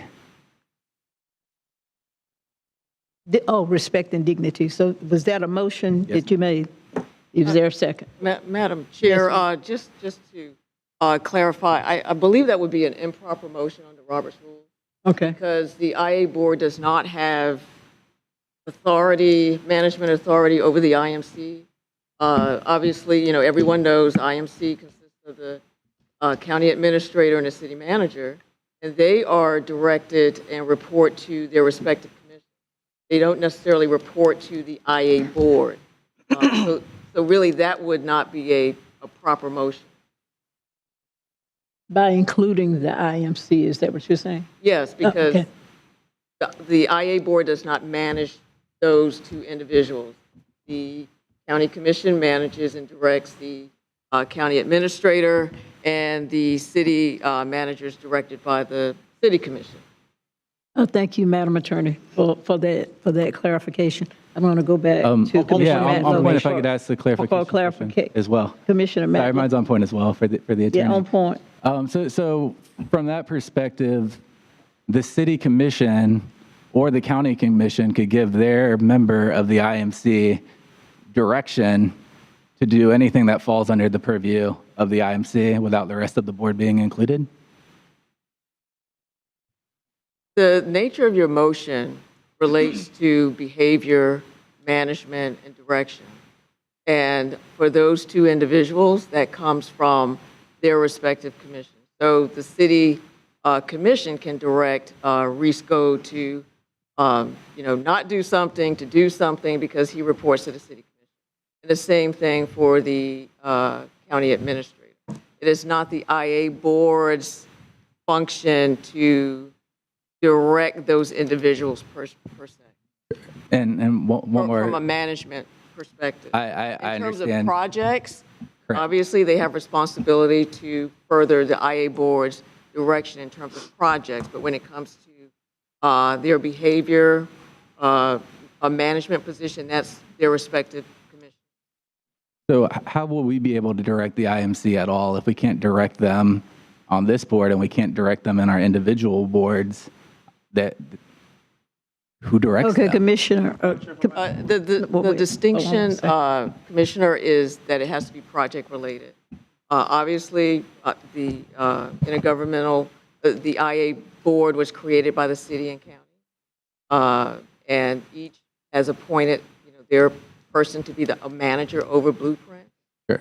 But it's project related. It's not, the IA board giving direction to the city manager or giving direction to the county administrator outside of something that's related to a project. So, you're talking about emails and behavior, that type of thing. That's not project related. So it would be an improper motion. I'm personally, I would find it project related if it pertains to a specific project or vote. But I'll adjust the motion and just say I move that the Blueprint Intergovernmental Agency treats the public with dignity and respect. Okay, and I think what the Blueprint attorney is saying, we really don't have jurisdiction. Is that what you're saying? To address that? I think that's... Yeah, that's basically, we don't have jurisdiction, Commissioner Matlow, if you want to maybe modify your motion, I think it could apply, hold on one second. I think it could apply to the commissioners on the board, but I think what she's saying is we don't have jurisdiction to do so with the IMC. Sure, and I'll let Commissioner Maddox speak, and then I have one more comment. I'm sorry. So all I wanted to do. Commissioner Maddox, hold on 1 minute. I'm sorry, go ahead. I'm sorry, Madam Chair. We can't talk over each other, I'm sorry.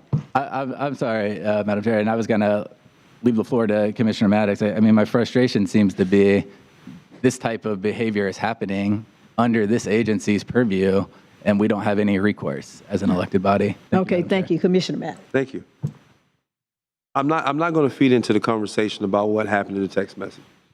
But what I will say is that I know at the county, in the front of our dais, there's a statement that sets the decorum for who we are and what we expect from our folks that come in our chambers and what we expect from ourselves as board members. Though we may not, Madam Attorney, be able to do some of the things that Commissioner Matlow has said, what I do believe is that this board, as well as any other elected board, because I think the city has something similar, it may not be shown, but they have something similar, can have a statement of decorum that's the expectation by which we conduct our business and that we expect the public to conduct themselves when they're in the presence of the chamber, to be displayed on the agendas, if you want to put it that way, or it could be displayed as we have a plaque in the center of our dais at the county. So again, I don't want to all get into this the discussion about the text messages or anything like that. But do I think it is, because let's keep it a stack. This board, throughout the years, as the past chairs have chaired this board, have been one of the hardest boards to chair, period. Ever since the 12 years I've been, this board has been one of the hardest boards to chair, the hardest boards to keep decorum, the hardest boards to actually get to a place of resolution without insult. So I think it might not be a bad idea for us to have a statement of decorum that's the expectation by which we conduct our business, and that we have the same expectation from the public. So Commissioner Matlow, I get where you're trying to go with it. I don't necessarily agree with the method of bringing up the text messages, but I do think it's a good thing. So what I would say is, if Madam Attorney, you can tell me if I'm wrong, to ask for a statement of decorum to be crafted by staff, to be brought to us for our approval, for us to display at our meetings, either in any way that can be displayed without creating any kind of permanent structure in the city commissions, whether it be on the agenda or whether it be somewhere else. I think that would get you where you're trying to go in saying that we do believe in respect. We do believe in decorum in the way we conduct ourselves with each other, in the way we conduct ourselves with the public, and we expect the same not just from us, but from also our staff and the public. I think would that be in order, Madam Attorney? Commissioner, I believe the chair at the beginning of each of her opening up the meeting does state that in her comments to the public as well as to this body, so that that can serve as the. Madam Attorney, I'm sorry. My question was, is the motion to have an official statement of decorum for this board? Would that motion be in order for us to take up? If it's not, I get the chair may do it, but even if the chair does it, we don't have an official statement of decorum. So even if it's the official statement that we accept that the chair reads, it's still something official that we say that we conduct ourselves by. If it doesn't, then I'm totally fine leaving things as is, because I conduct myself with respect for all you in the first place. But if it does, I think it's okay for us to be official. So that's my question. Commissioner, I think that's consistent with that would be consistent with Robert's rules, as long as it's applicable to the IA board members. Thank you. I'll second. Certainly police yourselves. No, that was not a motion. Oh, sorry. I thought. Sorry. Commissioner Williams Cox. Okay, thank you, Madam Chair. The time is far spent. I think what we need to do is to practice our own self-constraint, our own self-control. The citizens elected us to lead without, whether someone says it or not, we know how we need to conduct ourselves. And for those of us who live in glass houses, we have no business throwing rocks. Thank you. Because there are text messages that are indicating things about some of us who only came to light recently, myself being included. So now if we want to go there, we can go there. But I think what we need to do is we need to move on, continue to move our city forward. We got big fish to fry. We got a lot of things to do, and the citizens are counting on us to do that. And I think that whether it's something printed, inscribed on the wall, it should be inscribed on your heart that you should treat others as you want to be treated. And nobody needs to tell us that. The chair, I think, does a great job in the beginning, letting us know what is expected of us. Here in the city chambers for a commission meeting, the mayor does a great job of letting us know what is expected of us and how we conduct ourselves. I think we need to leave that alone, and let's move on, and let's deal with the real business of this board and not try to reprimand or treat people, tell people how to behave. Let's, to their own self, be true. You behave, and we all behave. Everybody's responsible for their own selves and accountable to their own selves. And if you got something you want to say about somebody, do it to their faces. Don't text them. Don't text with other people about them. Because as I said, there have been things said out there about me as of recently that I'm reading in text messages, and they know who did it. I don't need to put you on display tonight. You know what you said, you know what you did, and I know too. So now I know who you are. So it doesn't matter. So let's just conduct our own selves, be responsible for our own selves. Thank you, Commissioner. Commissioner Caban. Thank you. This isn't on point. So if the conversation is continuing, I can defer till later. So this isn't about the text messages. I have something unrelated during my commissioner comments. Well, we're at director's discussion, so you can raise what you Thank want. you. I was on point. I think Commissioner Matlow still had the floor. Oh, I'm sorry. Do you still have a comment, Commissioner Matlow? I apologize. Sure. I respect everything that was said by my colleagues today. But nevertheless, the public doesn't get what's in our individual hearts. The public knows what has happened, and there has been no statement, no recognition, anything to say anything's going to change in the future. That's the clarity I'm trying to get to. And if that's a united board effort, which I think includes everybody's comments, not just staff, and we're talking about board members and everybody, to adopt a statement of decorum for this board, I'll move that we do bring back an agenda item with language for a statement of decorum for this board and our staff. Second. Okay, Commissioner Richardson. Thank you, Madam Chair. And I guess, it's interesting that this comes up all of a sudden now because people have been caught using their government-issued devices to send derogatory messages about others on the same board that they sit on and represent. I have served in public office almost 24 years now. Next year will be 24 years in 3 different capacities on collegial bodies. And not once have I had to have anybody tell me how to conduct myself on those bodies, number one. And secondly, I will give you my city-issued telephone. Look at it. If you find a text or email anywhere in there where I'm being derogatory to one of my colleagues, here it is. I'm offering it to you right now. But as Commissioner Williams-Cox has said, I have read derogatory stuff about me on people's social media sites, and I don't involve myself in that kind of childish play. I am here to represent the people who elected me to be here. That's what I've done for almost 24 years now, and never have I engaged in that kind of behavior against my colleagues who we are supposed to be working collegially with to solve the issues facing our community. So now, don't come to me now telling me that you want some kind of statement of how we should behave when we should have been behaving that way all along. Thank you, Madam Chair. Thank you. Madam Chair, I withdraw the motion. On point, yes, sir. I withdraw my motion.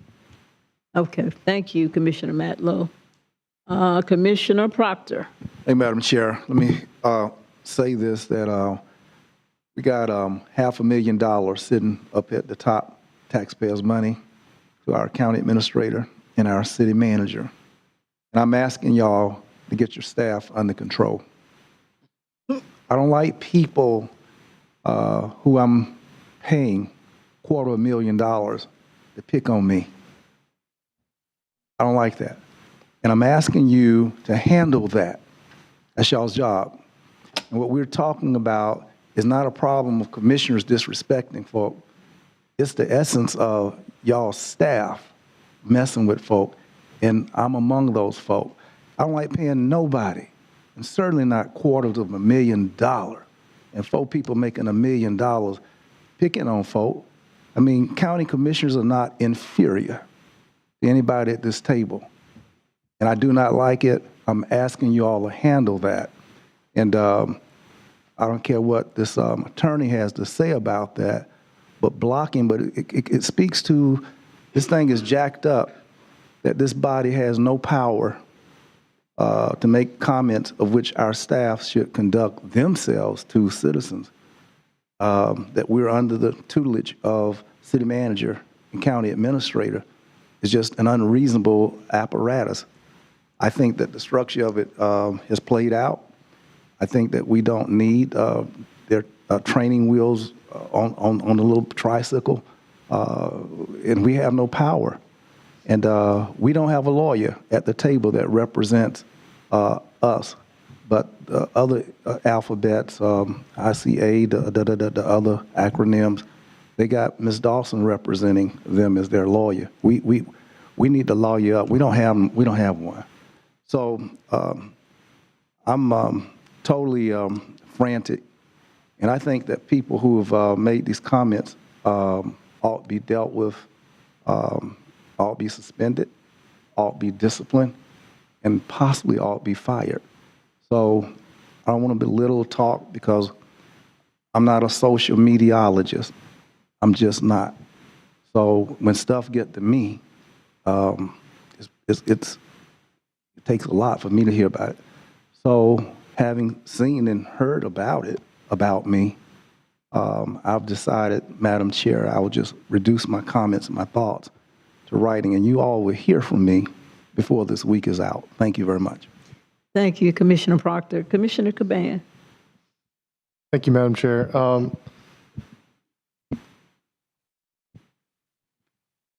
Carrying off where Commissioner Proctor said is that, my whole issue with, I guess you would call it the text gate or the text issues, is that if I'm a firm believer, guys, we're going to be criticized. We're elected officials. People are not going to be happy with what we do all the time.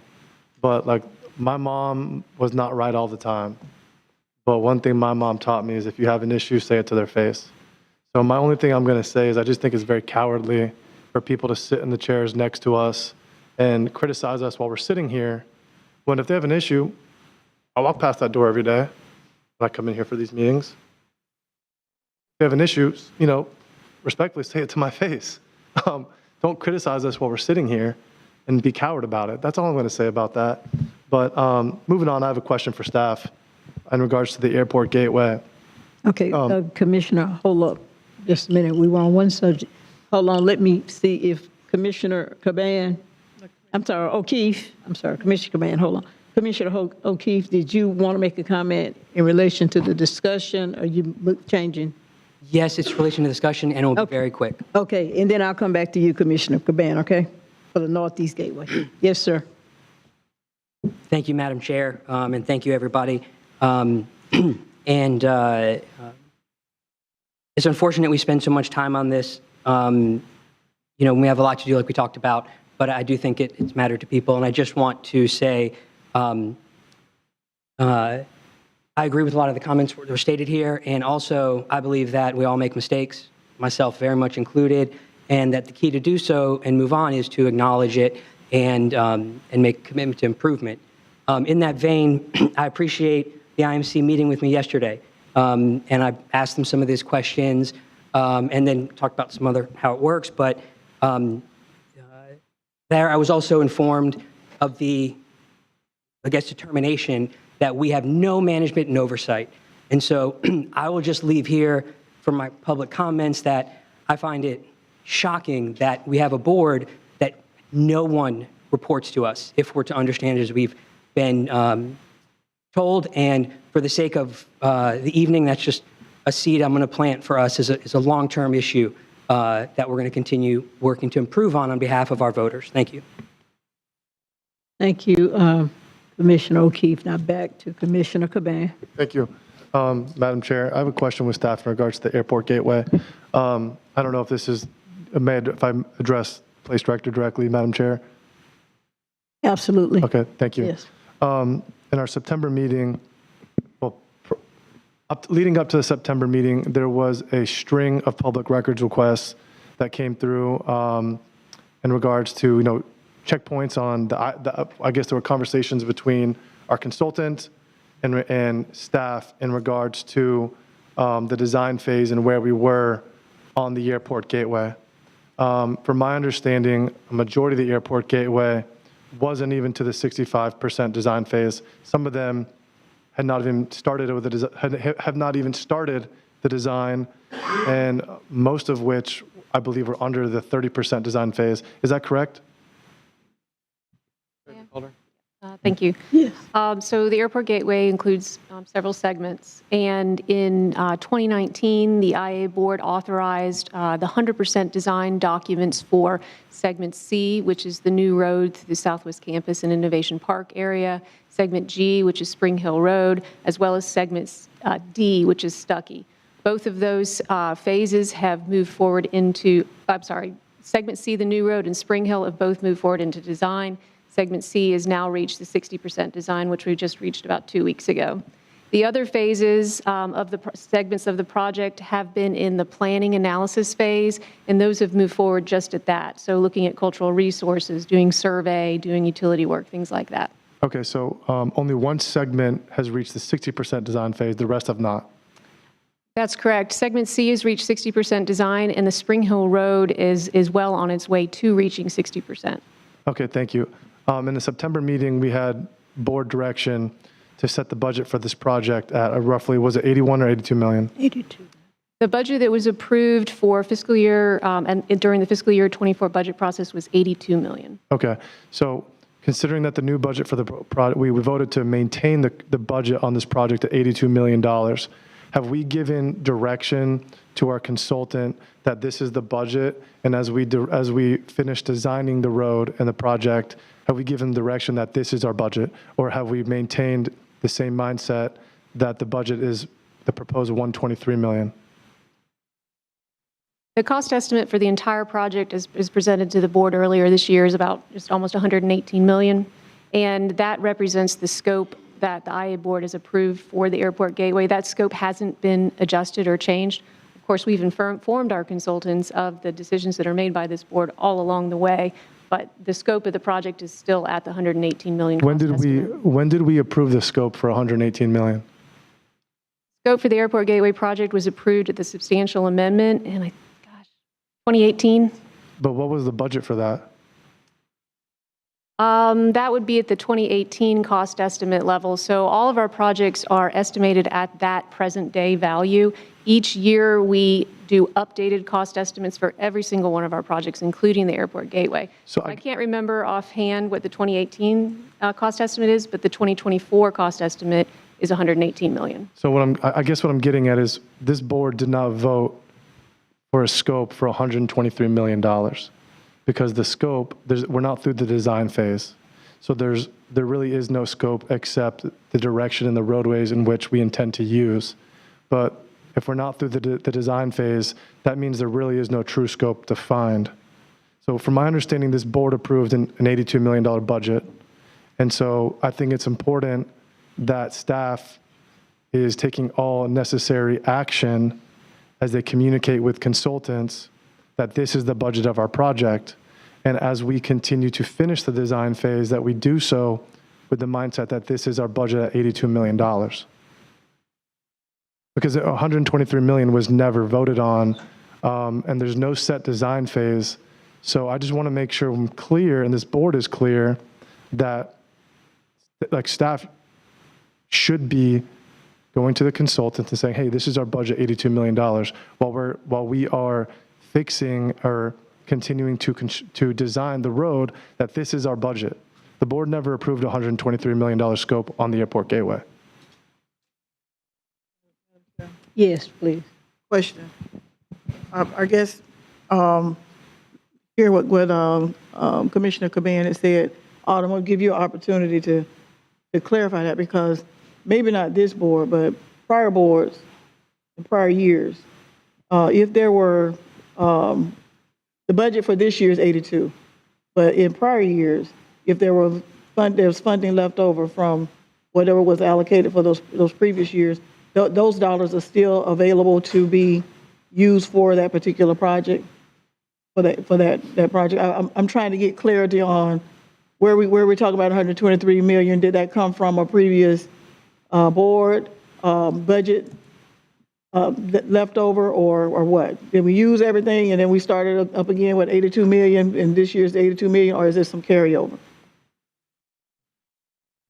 Project balance, all allocations to date for the Airport Gateway project equal roughly 47 million. So that's to date. So that includes the fiscal year 24 allocation that was approved in September. So future allocations will be needed to fill all the way to the 82 million, if that helps to clarify. On point. I don't mean to interrupt, madam. Go ahead, follow up. No, I didn't know if you were done, Commissioner. Go ahead, Commissioner. Okay. Thank you. I couldn't see, I could only see your side of your face, so I couldn't see if you're. My hand says. Thank you. I guess what I'm getting at is the board has never voted for a $123 million scope with the Airport Gateway.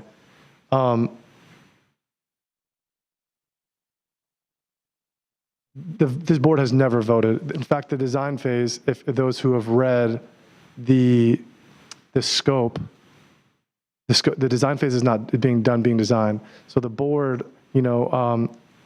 if this board has voted for 82 million, I want to make sure staff is moving forward, finishing the design phase with an $82 million project, and don't come, to their parents, aka the board, when we're out of money and say we need more money to finish this project. That's what I'm getting at. It doesn't sound like that we have gone to the consultant and said, hey, we need to pivot. This is our approved budget.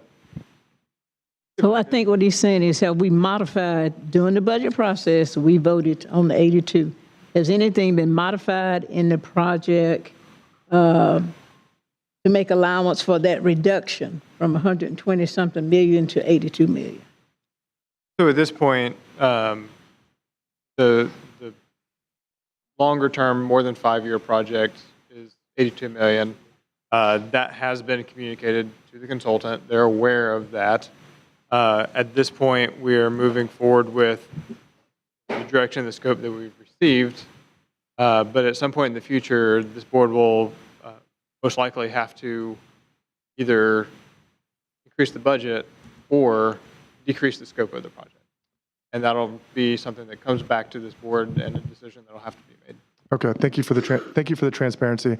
I guess what's really important to me is that this road is not done being designed. So scope is very vague, okay? So we're building a road. If this is the direction, we could have 50 trees, we could have 10 trees, we could have 2 trees, we could build it with brick, we could build it with asphalt, we could build it with concrete, we could build it with gold plate. So I guess what I'm getting at is, if the budget is $82 million and the design phase is not being done, we're not done with the design phase, we have all these different segments that are not done being designed, I think it's important that we're proactive and that we go to our consultants who are designing the road and say, hey, this is our budget. So that way, we don't have to be put in a position where we have to vote on increasing the funding or reducing the scope. I guess I just want to make sure that we're being proactive as a board and not reactive down the road. I mean, as we've communicated to our consultant what the budget that's been approved is. Given the estimate of the project, there may be things that can be done to reduce the overall cost, but at some point, we would not be able to do the entire project for 82 million. So at some point, when we come back with the next check-in with the board, that'll have to be a conversation about funding it or cutting something out of the project. Okay. Thank you, Madam Chair.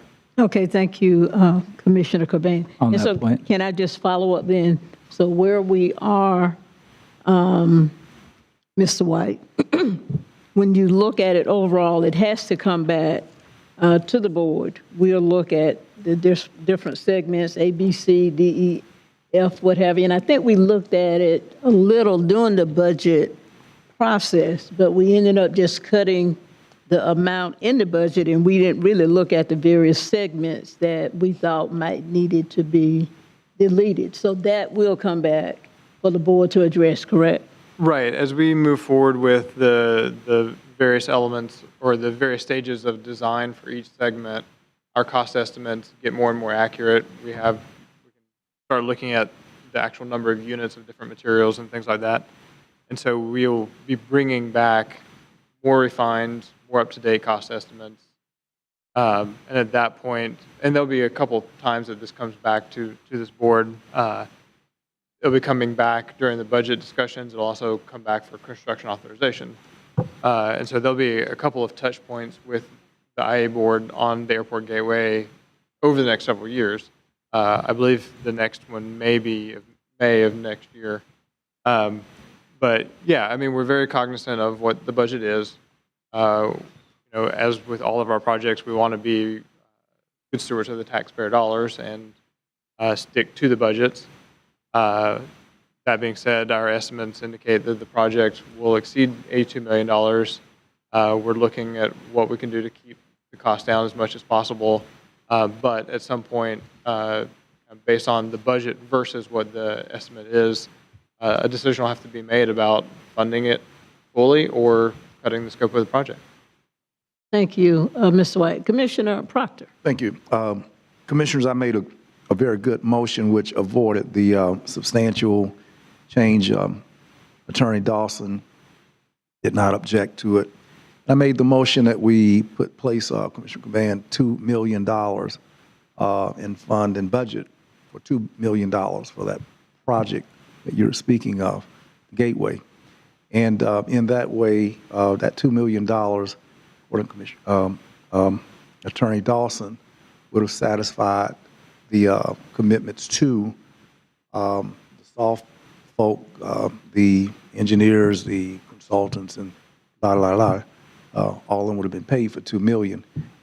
By the amount of money that we did not put on that project, it would have been put to sleep, deep six. And that was the action which I sought to do. What's a haunting sensation here is Florida State has abandoned, failed to show proactive interest. That it's on y'all. Why is we got $84 million just holding in abeyance that there's really no push for? And this was inspired by Florida State, Florida State, Florida State. Yeah. But it's not there any longer. My question is Spring Hill Road going to be 4-lane or 6-lane, Autumn? What do you got for Spring Hill Road from Capitol Circle down to Orange Avenue?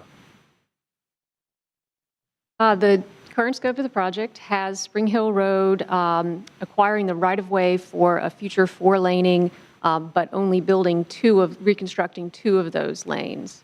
However, we are working with the Florida Department of Transportation on building the bridge over the Munson Slough at Lake Henrietta for the full 4 lanes today. All right. Tractors are down there right now. You got it right now, and tractors and dirt moved around. I don't understand what hindereth us from pursuing 4-laning. I ain't talking about future date. I'm talking about right now. We 4-laning the rest of it up there. Why is we 4-laning over there by the airport and the road leading to the airport ain't? All of what you're saying, Ms. Calder, Transportation Talk, I want 4 lanes on Spring Hill Road, and I want them now. And Florida State don't want their money and don't want that road. And why is we going forward with that? This is just chaotic. And I would like for our board to take the serious interest of whatever it takes to 4-lane the road Them bulldozers is up there right now.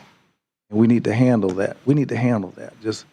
And leaving that hanging and dangling and put 84 million out there and don't spend another 40 million to complete it.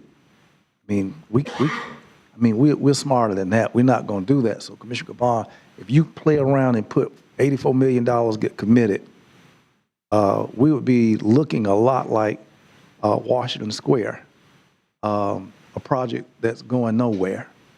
And we look just like those people behind Leon County Courthouse. I'm not going to sit on the board and and create that out of this board, and we shouldn't. So if we ain't going to complete the project and we are committing on the front end to do exactly what Washington Square has done, come on, let's not be that stupid. So if we ain't going all the way, we need to fund the dang on project or get off the pot. So I don't want to fund the project. I don't want the money there. FSU don't want the money there. So why do y'all want it there so bad? Give me some of that money and give me Spring Hill Road. That's what I want. Thank you, Madam Chair. Can I put that in a motion, Madam Chair? Put that in a motion, 4-lane Spring Hill Road right now. Thank you, Commissioner Proctor. Let me follow up with the Blueprint staff because this came up. You got a second on that. During our budget about various segments and whether or not we were going to cut out various segments, and one being the new road.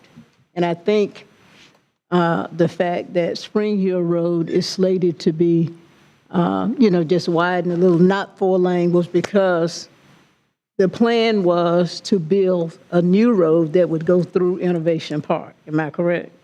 Okay. So at some point, though, I think we as a board need to address all those various segments. And we did that. We addressed them. We gave our opinion about it. We looked at the budget. We were concerned about the budget. But I don't believe coming out of that budget process, other than reducing the budget to $82 million, I don't believe we looked at the scope of the project. And I don't believe we changed the scope of the project. Am I correct on that? I don't believe we changed the scope. We said we wanted to. Correct, Madam Chair. The scope has not been changed. Okay. And it cannot be changed during director discussion. Okay. Under your agenda meeting and development policy, there is a requirement that you cannot do a policy change without an agenda item unless it's unanimous.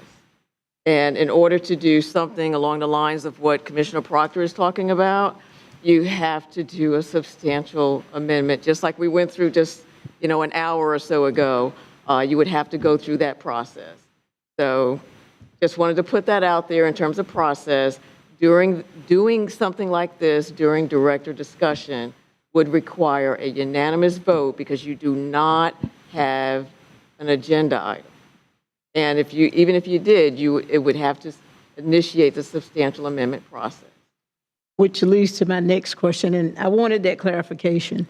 Is that something that we could, during the director's discussion, then ask for it to be brought back as an agenda item? And we look at the various segments. You can ask for the agenda item to be brought back, but you could not take a vote on amending the airport gateway scope right here, right now. Right, but we could take a vote on whether or not to initiate the substantial amendment process, though, right? No, you would have to ask staff to bring back an agenda item as to the airport gateway scope.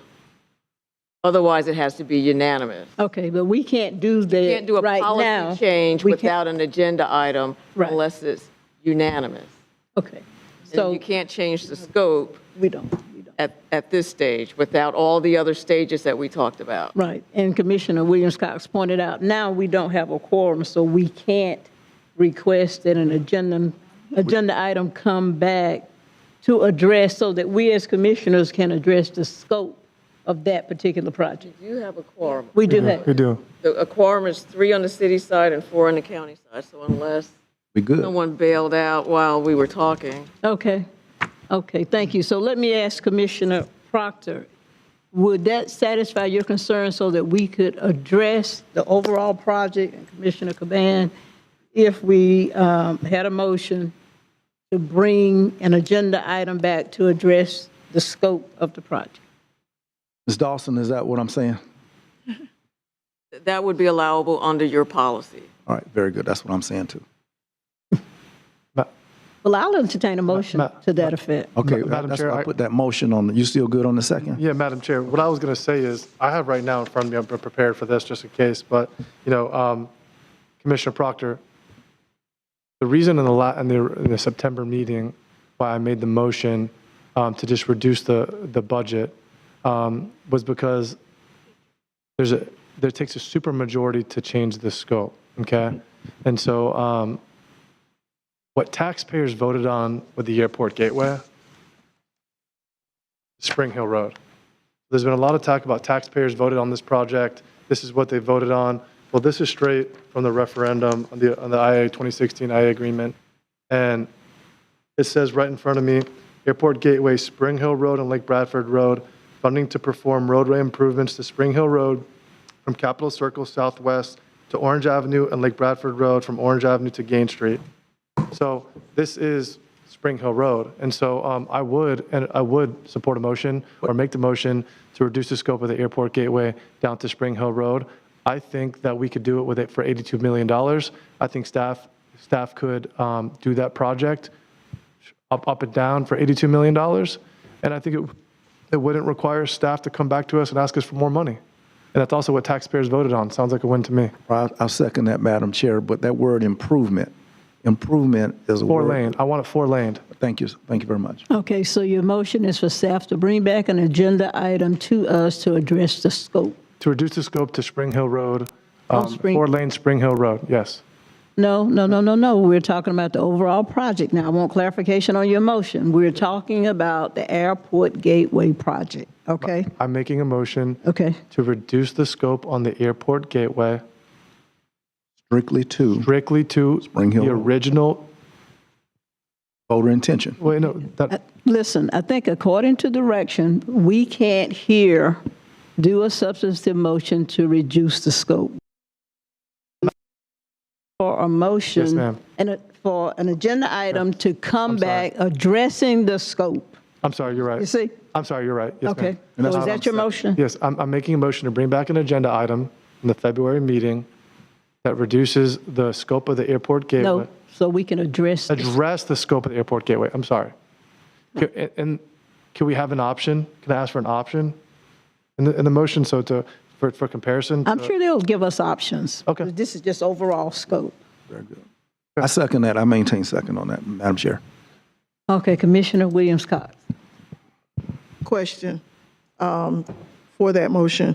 Attached to that project is the Providence neighborhood and those considerations that were provided. I want to make sure that we don't lose that in whatever we do with the agenda item regarding this project. So whichever way you want to go with, that's fine, but make sure that the Providence considerations, the Providence promises are included. Thank you, Commissioner Williams-Cox. And I think that would be included in our discussion when that agenda item is brought back. Thank you, Commissioner. Okay, the overall project would be within the scope of our discussion. Commissioner Proctor. Point, Madam Chair.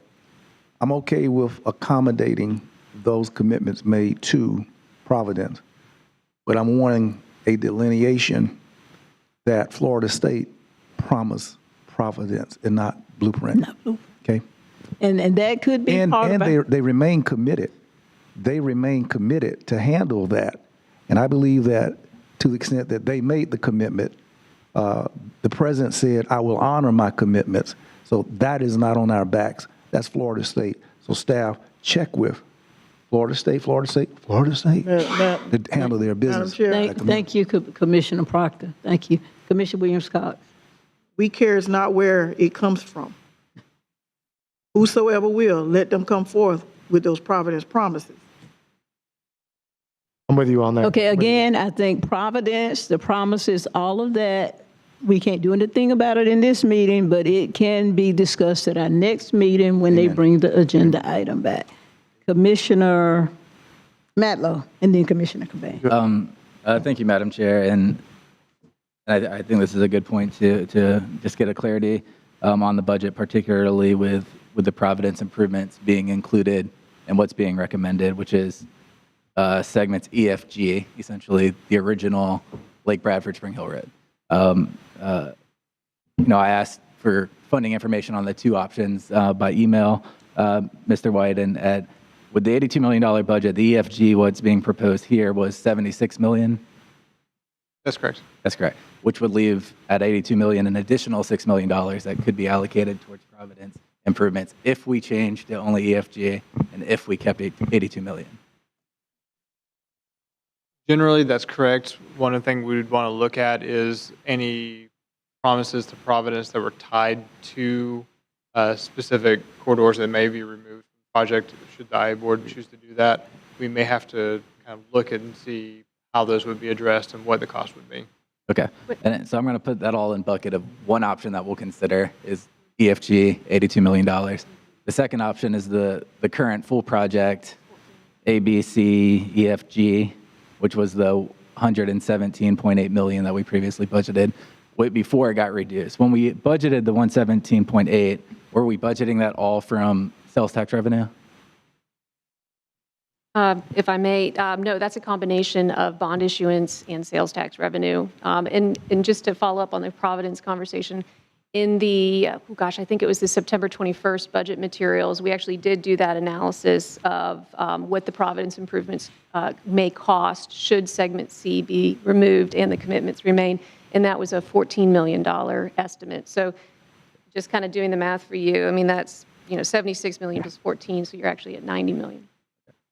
Thank you. And then, so on that first segment, if FDOT is going to fund segment B, is that correct? So is that subtracted from the 117 if that was sales tax revenue? Would that be additional leveraging money that would be brought in for the project? Right. So the Orange Avenue segment was not included in the 118 or 117.8. That's out. Okay. That's additional funds from DOT. So it would actually cost us a lot less than 117 if FDOT funded project. No, the opposite. The 117 does not include. The 117 is all of the segments except for Orange Avenue. Does that make sense? It does not include it. Okay. Right. So that would be separate and apart. That would have to be funded by them. Okay, so our commitment would be 117 to do the whole thing. So for our commitment on EFG, subtract that at $82 million, how short are we on that whole project? Subtract. Sorry. The original scope of the project completely at an $82 million budget, how short are we to be able to do all of this segment? I think it was 36 million. That's all the questions I had. Thank you. Just for Point clarity. of information, Madam Chair, are we advance funding this project for the state? Is that a condition?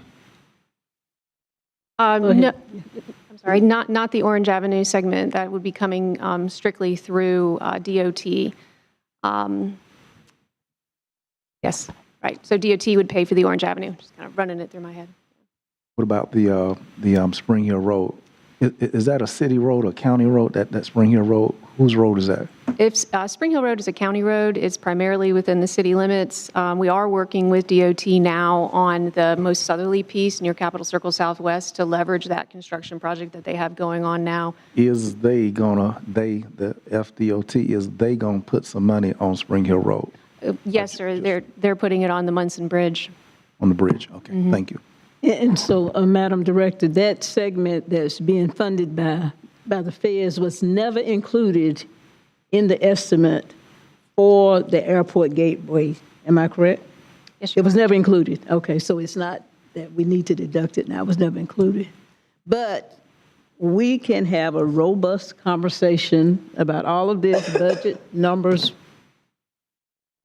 changing the scope, what have you, once we have the agenda item brought back to us at our next meeting.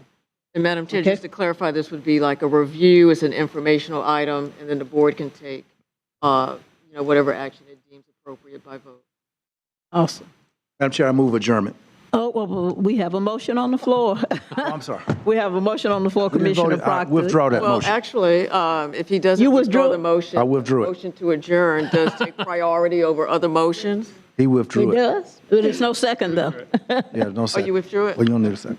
No, I didn't have a second on it. So do we want to go back to the motion, or will you all just bring back the agenda item on the scope a of that motion. project so that we can have a robust discussion? You need a vote on that, right? Yeah, we need to vote. We need a receipt on this. The only Okay. receipt we're All going to right, get is we a have motion. the motion on the floor. Commissioner Matt, I'll be quick, Madam Chair. please. I'm going to support the motion on the floor. I share the concerns that Commissioner Williams-Cox, Commissioner Caban, Commissioner Proctor have already talked about, which is our commitments, our some commitments to Providence and the other neighborhoods. Regardless of where it comes from, I think we need to think very carefully about those commitments and make sure they're maintained. Thank you, Madam Chair. Thank you, Commissioner Minor. Okay, Commissioner Matlow, one last comment. Yeah, just for clarity on the motion, it's to bring it back to our next meeting to discuss. Right, Okay. I think that was a motion. Okay. To bring an agenda item back to the next meeting on the scope of this project. Next year. Can we limit discussion to Next 10 year, p.m.? 2024, February. February. Can we limit discussion to 10 p.m. next meeting? I like that part. Okay, all those in favor, let it be known by saying aye. Aye. Is there any opposition? You don't need a roll call? Everybody said aye, I don't think. Do we need a roll call to make sure we have the appropriate number of county and city commissioners present, Be by the Madam chambers. Madam We can Attorney? do the roll call. Okay, if you'll do the roll call, please. Commissioner Matlow, Aye. Commissioner Porter, Aye. Commissioner Williams-Cox, Aye. Commissioner Caban, Commissioner Cummings, Yes. Commissioner Minor, Yes. Commissioner O'Keefe, Yes. Commissioner Proctor. Yes. Thank you. It passed. If there's nothing, I'm sorry. No, your motion? Motion to what? Motion to adjourn. Thank I'm you. sorry. Is there a second? Commissioner. Second. You're taking over. No. Sorry. I do want to adjourn very quickly, though. We can't get out of here. Thank you.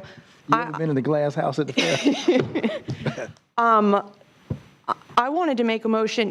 We've had discussion about this at several meetings, and I don't think we have formally taken action to bring an item back to us outlining what steps we would need to take in order to have a blueprint director who reports to the board.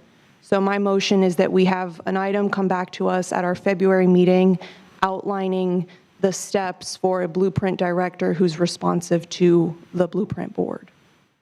Is there a second?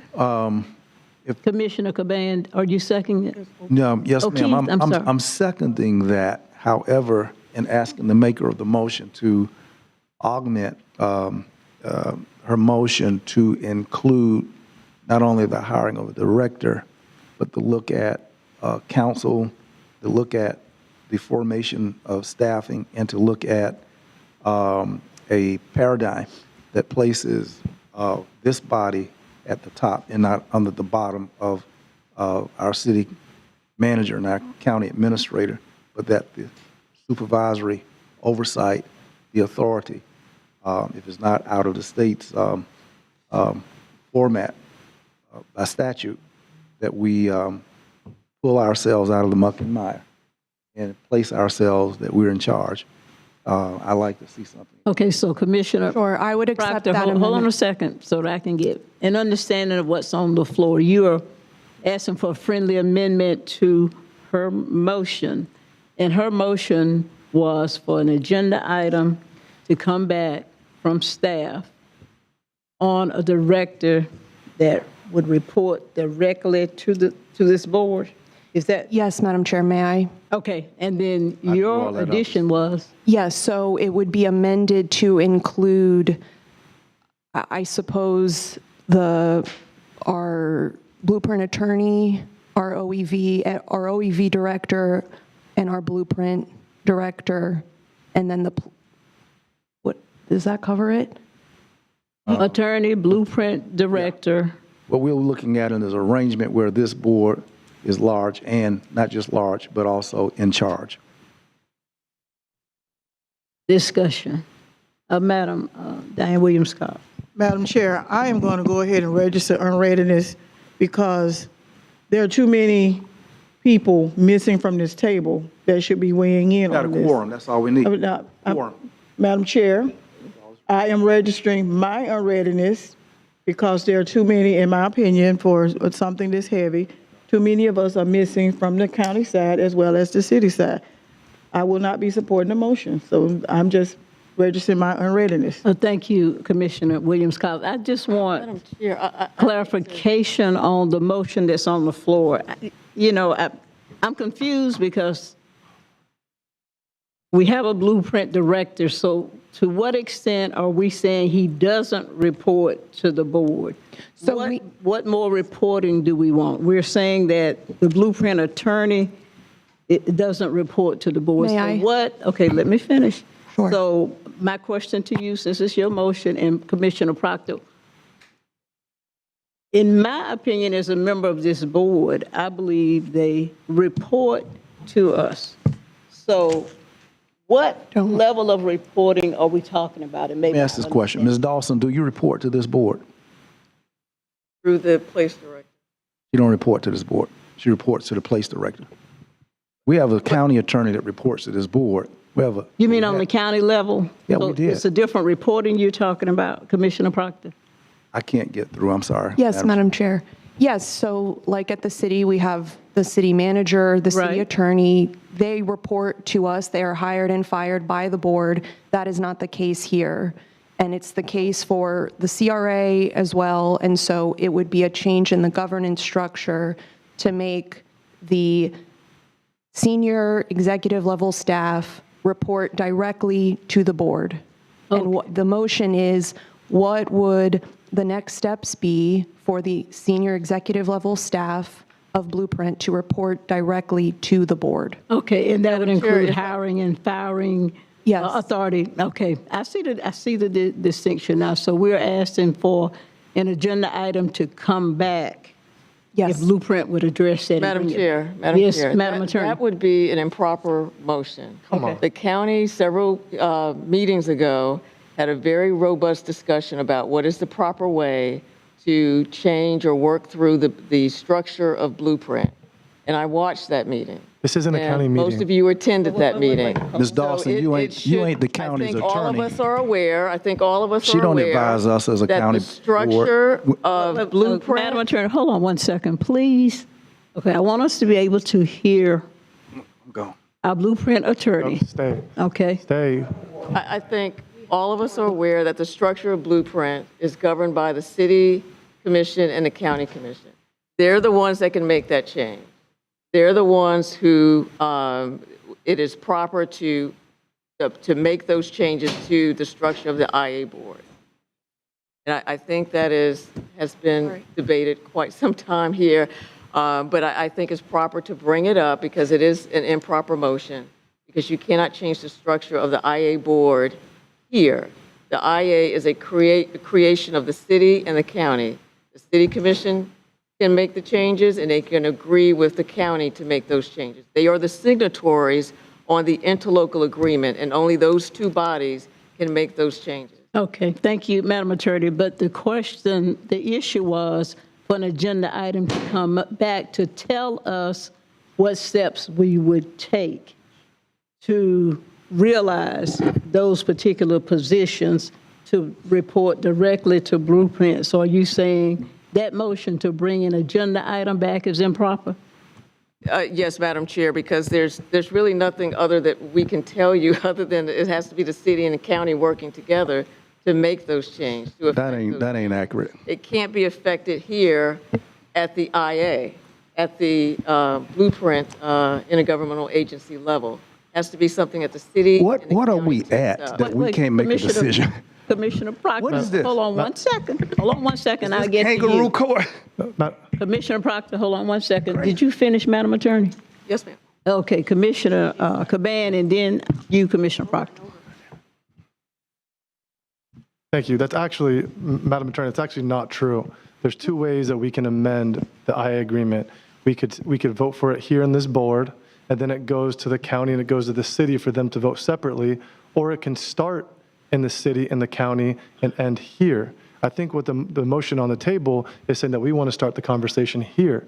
So if you could read from the IA agreement where it says that this is an improper motion, I would be happy to entertain that, but I don't think you'll find it. So I think that we should vote on the motion. I'm sorry to interrupt you. Go ahead. But it would not be necessarily in the interlocal agreement. It's in Robert's rules. If there's a motion Roberts is that is dead. against. He don't rule. Robert's Commissioner rules, Proctor, please. Is the He's dead and don't governing rule. procedure for this body. But if there is a motion that is contrary to the governing documents of the body, then it is considered an improper motion. That does not your apply in this comment is- situation hold at all. on. 1 second, Commissioner Proctor. This is So intellectually wrong. to initiate any change, you would have to start at both bodies, with the city and with the county, is basically what you're saying. Okay. Commissioner Proctor. Thank you, Madam Chair. Council has given us advice that I can't respect tonight. And this body has the authority to set forth a policy change. If we can't do that as a joint board, and we're here in our numbers, we have voted on billions of dollars. I mean, billions of dollars. But we can't make a decision on a policy change for something that affects a project. That is ludicrous. I mean, it just is. So for the years, and Tuesday completes my 27th year sitting at this table, my experiences inform me differently than the advice of counsel or what our practices have been. So either I've been here for a vast number of years under practices with which the sitting county commission acting as blueprint before, acting as an MPO, acting as the CRPTA, all of those things, we've had that authority. We've been castrated here tonight to be told that the approach is to separate and singularly go back, and you go back, then you come back, and then you come back to make it. This is just riotous. And at some point, if this is a union, then we decide jointly and together. This is a disruptive advisement. I don't honor it. It is not accurate to the task and the substantive amount of responsibility we have at this table. It simply doesn't go.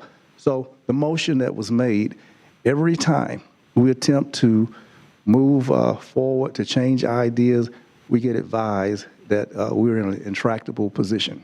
We can't change. We can't move. We can't this. We can't that. We need someone who can. We don't need someone who can't. We need that which can. And legally. So we've not done anything. We're publicly noticed. We are all elected. These things evolve. And I'm wishful that we could have progressive minds here to move forward the pendulum, which time has beckoned us to make decisions. Thank you. Thank you, Commissioner Proctor. Yes. If I could just remind those who are on the county commission side of the IA board that at the direction of the county commission, there is an agenda item on the next county commission agenda to address the structure of blueprint. Yeah, but let me ask you this, Artie. The county commission addresses it. The city, when do they have it on their agenda? Don't. They don't? They would have to request that. So the county has addressed it, the city hasn't. Madam Chair. Which means that the blueprint is left neutered. I'm sorry, I just wanted to get your attention. I know you couldn't see me. I can answer that question if you would like. Okay, and the question was, when will the city address it, or has the city addressed it? Yes, ma'am. Yes, sir. The city commission We'll give considered deference it. to you. Go ahead. Thank you, ma'am. The city commission considered the matter on August 23rd, I believe it was. It was the last city commission meeting in August, so there was a discussion of how the structure of place, blueprint and whatnot, how that works, how it came about, the history of it, and how it, essentially it's an interlocal agreement, which is a contract between the city and the county. So they considered it in August. Sorry, that was a FYI informational item that you all discussed at the city? Was any action taken, a motion made, anything to move the matter of the arrangement of the Blueprint Board? That's what I'm asking. No. Did that Madam occur? Chair, yeah, the city commission voted to accept the report. Okay, no action. No action. Thank you. Madam Chair. Thank you, Mr. City Manager. Commissioner Porter. Thank you, Madam Chair. If you aren't going to accept the motion, I would withdraw my motion and make a motion that we waive Robert's rules so that we move forward with this motion. Second. Okay. Madam Attorney. Madam Blueprint Attorney. Madam Chair, you have to have some rules. Usually you waive like a particular provision of a rule. You don't waive the entire set of rules because then you would not All right, have this any particular rules to deal with. provision. So that probably wouldn't be it. Madam Chair. So, okay, hold on Waive one. all the rules. So moving forward, Madam Chair, knowing the substance of the motion, is there action that we can take to allow the motion so the staff can bring back an agenda item on what's involved in modifying? I'm not aware of any. You're not aware of any? Okay. Why are we here? Let's follow up with. What is we here Porter. for? Commissioner Proctor, come on. Let's keep decorum. We already talked about decorum. Commissioner, this is your motion. Go ahead. Thank you. I believe it has a second. Okay, discussion? Go ahead. No, let's vote on the motion to waive. Let's vote on the motion. Well, I'm conflicted because we're advised that it's an improper motion. It's not true. Well, This is. we're advised that it's an improper motion. Waiving the rules is Commissioner not Matt- improper. Commissioner Matt- Proctor, come on. I- Commissioner Matlow. I agree with Commissioner Proctor, but I'm trying to get clarity on the first. Our staff is able to compile information about what a change in government structure looks like, correct? There's no reason we're not, the interlocal agreement does not prohibit us from asking staff. In fact, you've given opinions on what it would take. So that information can be compiled by staff. So what Robert's Rules of Order rule, and I'll bring it up, prohibits us from asking staff to compile that information and brings it to us in an agenda item. We're not asking to make the change here. Right. We're asking for information so we can discuss it collectively, because we can go fight about it in our different bodies and get to nowhere.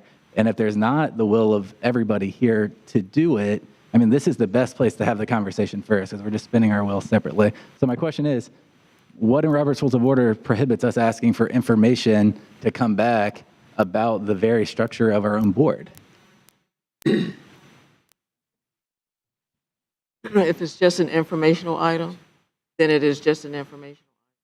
But I've stressed that the changes cannot be made here. And I think that was what was presented in some of the earlier discussions regarding that motion that was being made. Well, I wanted to stress that if there are changes, those changes have to be made in the city commission and in the county commission, because those two bodies, those two entities, are the signatories on the interlocal agreement.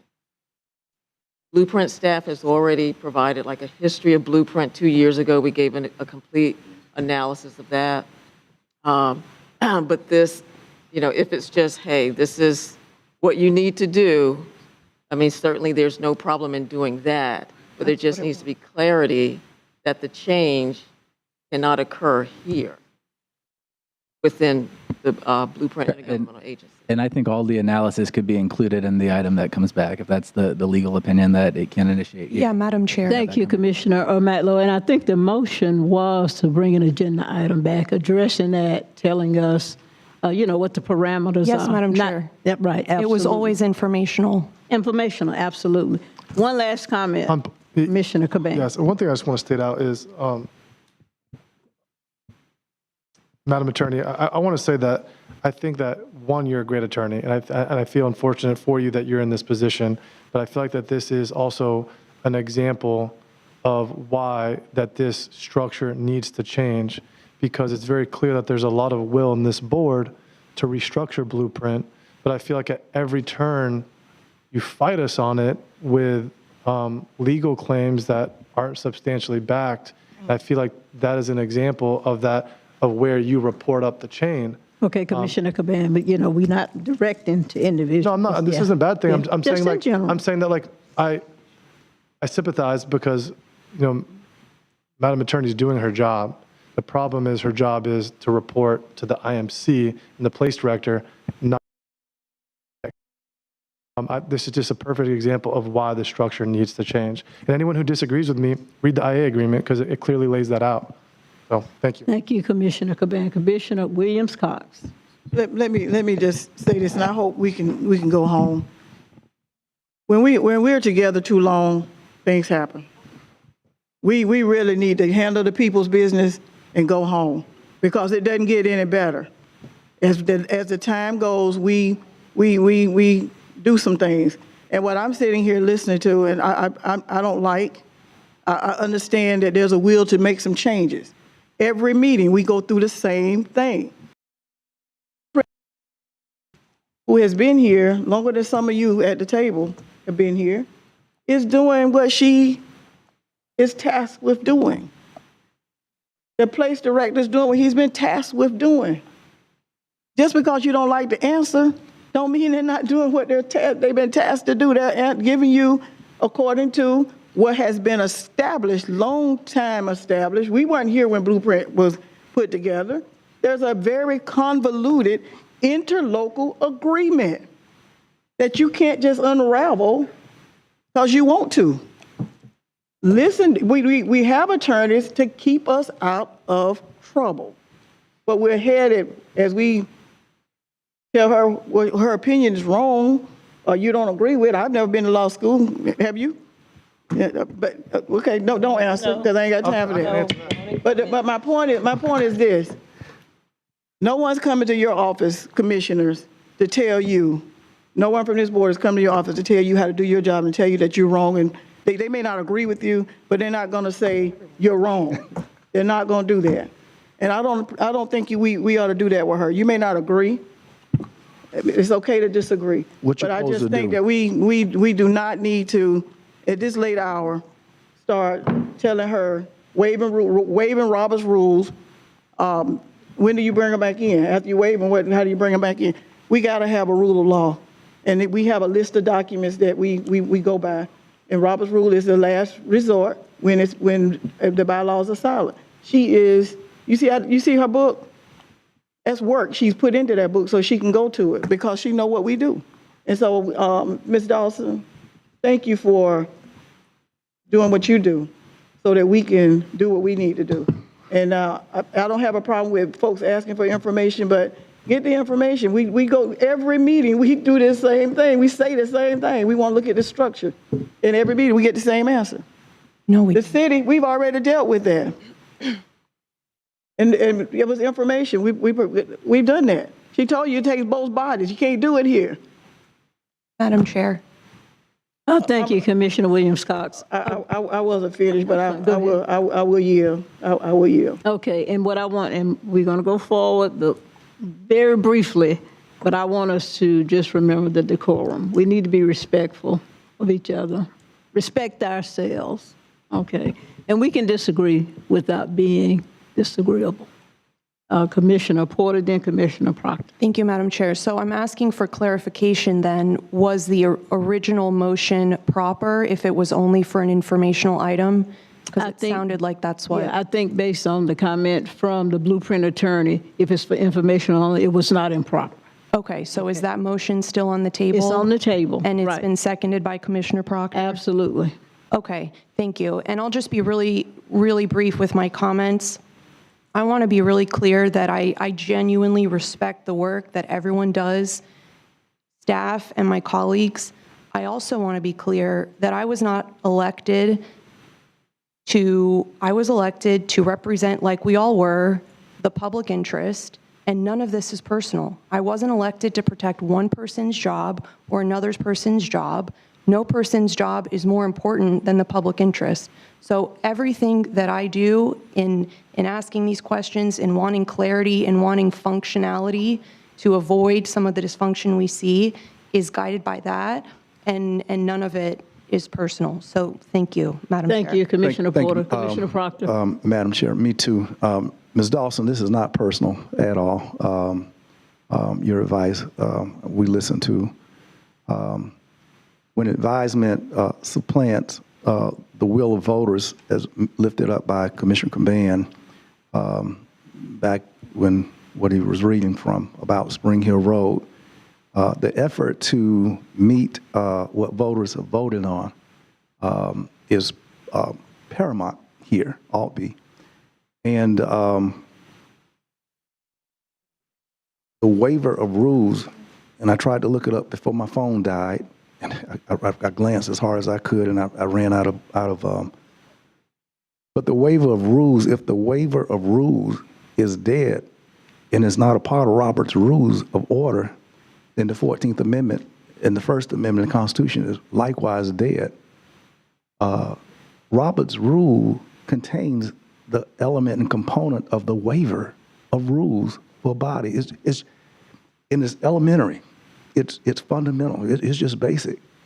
And I'm not disputing the learned attorney.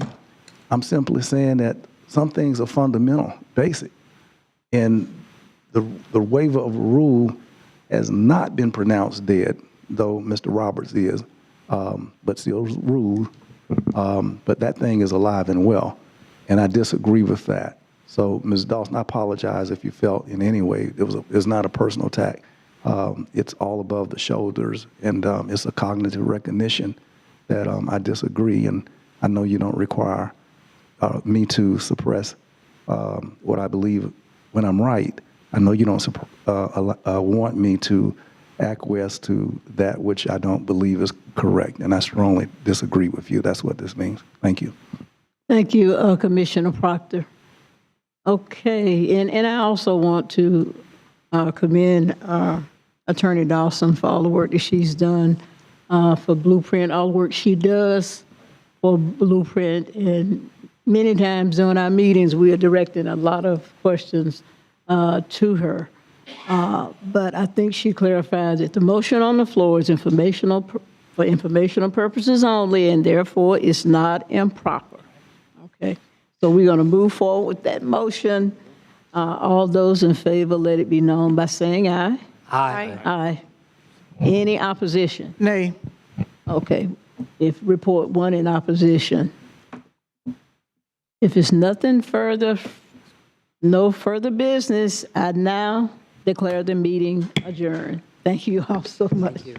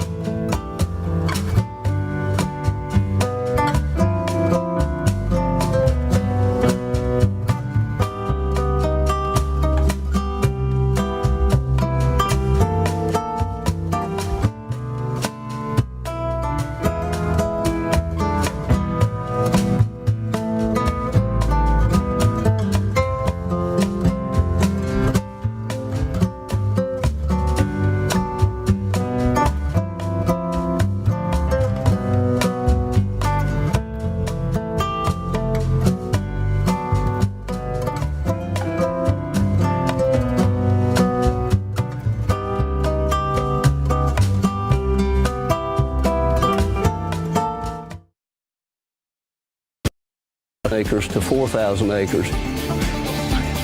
And now I know the mayor has a new initiative to increase the number of parks and to grow the park system and spread it throughout the city. And I hope it continues to grow because citizens love it and they take full advantage of it. I started working with special needs early in my career at something called Camp Discovery and really enjoyed it. And